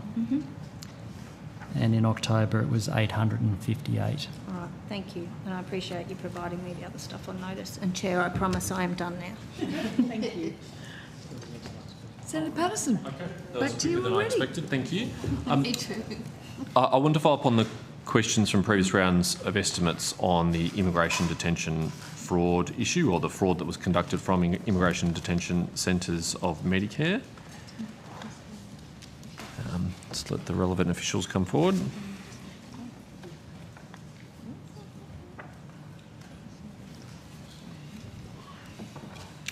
So in Quan responses in relation to this fraud, which last time we had an update, I understand, was about $8 million, you said that 3 individuals have been charged with offences. Are there any updates on that? Yes, Senator, I'll start and then Thank you. to Mr Timpson if he wants to add anything further. So in relation to that, there was 3 persons of interest who were arrested at the time of the at the search warrant execution, and there's been 4 briefs of evidence that have been accepted, or briefs of evidence in relation to 4 persons of interest accepted by the Commonwealth Director of Public Prosecutions. But do you want to discuss what we've seen in terms of activity? Can I just clarify in relation to that statement? 3 people have been charged and 4 briefs of evidence. Is that for additional people, or those 3 people and 1 other person, or? Peter Timpson, General Manager, Fraud Control Investigations Division. Yes, Senator, that's a 4th person. Not in the detention centre. Right. I would like to also say it is an ongoing investigation. I understand. Yep, and I understand that will constrain your responses to some degree, and I won't press you to say things that are prejudicial. So 3 individuals have been charged, but there's a brief of evidence about a 4th person who's not been charged, or that person has also been charged but just isn't in an immigration detention centre. That has been referred to CDPP for prosecution. Yep. They're not in detention. But not yet charged? No. Right, okay. Just to be clear, Senator, we prepare briefs of evidence for the CDPP. They hold the delegation as to whether or not to prosecute on behalf of the Commonwealth. Yes, understood. So those 3 individuals who have been charged, are they just remaining in immigration detention, or have they been incarcerated in the prison system? What is their status? My understanding is they've been released on bail and being given visas as persons prosecuted before, or alleged prosecutions before the court. Wait, so they're out of immigration detention after allegedly committing an $8 million Medicare fraud? That's a matter for the Department of Home Affairs, Senator. I'm not suggesting you're responsible, but if you're aware of the facts, they're important. So they commit alleged fraud in immigration detention, and then they're released on bail on visas? That's correct. That seems, again, not your area of responsibility, but surprising. Have you... can I just say they're on bail conditions as well? Sure, one would hope. One would hope. In Victoria, not very strict, generally speaking, but not your problem. Have you identified any other potential instances of fraud in the Melbourne Immigration Detention Centre? As we mentioned, Senator, the investigation's ongoing, so... Yeah, I'm talking about other instances, not necessarily these people, but, has this prompted an investigation into other frauds from immigration detention? I'd just like to say there are other investigations underway. Whether or not they're linked to the detention centre or people in there, I'd prefer not to comment on that. Okay, all right, I understand. So there was a report in the Herald Sun by Mark Butler on the 2nd of October last year, and it had a kind of passing reference in the story about an apparent Services Australia inquiry into a, quote, alleged corruption of a government official, and your agency commented in that article, investigations into the nature and extent of the alleged offending remain active. It would not be appropriate to comment on ongoing investigations. Are you able to confirm or not whether a Commonwealth official is one of those 4 people that a brief of evidence has been provided for? That's in relation to a charge where someone's the allegation is being a corrupt Commonwealth official, yes, where someone is pretending to be a Commonwealth official right, when they're not a Commonwealth official. Not an actual so Commonwealth official. Someone pretending to be one of us. Understood. So, right. So you have no concerns that any Commonwealth official was a party to this fraud? We also conduct internal investigations in the agency, and we wouldn't comment on that if that was an active investigation. Sure, but in relation to this particular instance, I took it from your answer that the issue here is someone impersonating a government official, not a government official participating in the fraud. Senator, separate questions. That answer, whether or not that's linked to anything internally, that would still be subject to investigations. Right. So there's possible link to an internal issue in this instance. Not that I'm aware, but we don't. Right. We don't say that that's not the case. Okay. Okay. So yep. Okay. I do understand that. So there would be no need at this stage for a referral to the NAC, for example, over corruption. Oh, if we identified something, we'd let them know in accordance with NAC Act 2022. Yep. Tell me a bit more about your remediation of the potential vulnerability that was exploited here, allegedly. We work with Department of Health with notifying the service providers and also working with those that have been affected by this matter, noting it's an ongoing investigation. But in terms of changes to your systems to prevent this from happening again? Taking steps, Senator, to with our processes internally and with communicating with our staff, what this is in instance, and we see this with lots of the fraud attempts where people will contact the agency, obviously attempting to impersonate somebody else in order to access a payment. And so reinforcing those processes around authenticating people. And we also ensure that we communicate with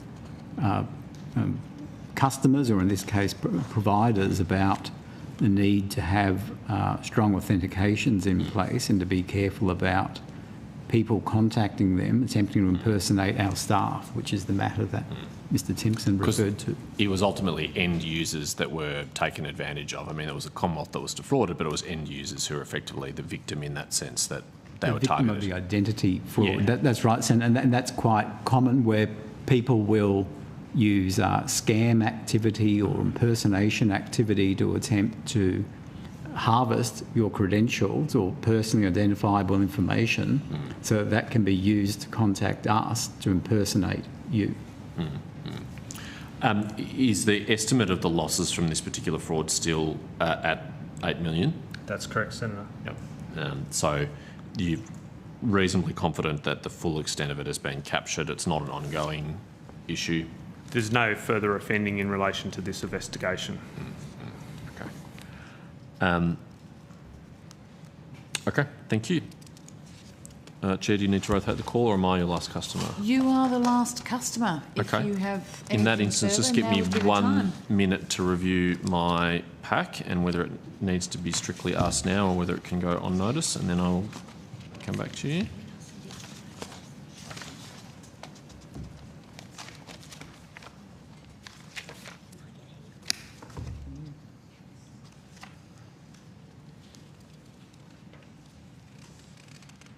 Chair, I don't think any of the remaining questions are strictly time sensitive, so I'm happy to put them on notice. Thank you very much, Senator Patterson. Yes, Chair. We will take an early mark for dinner. Okay. And we will return at 7:50 with our next group, which is the Future Fund Management Agency. Thank you very much to Services Australia. We appreciate your time this afternoon.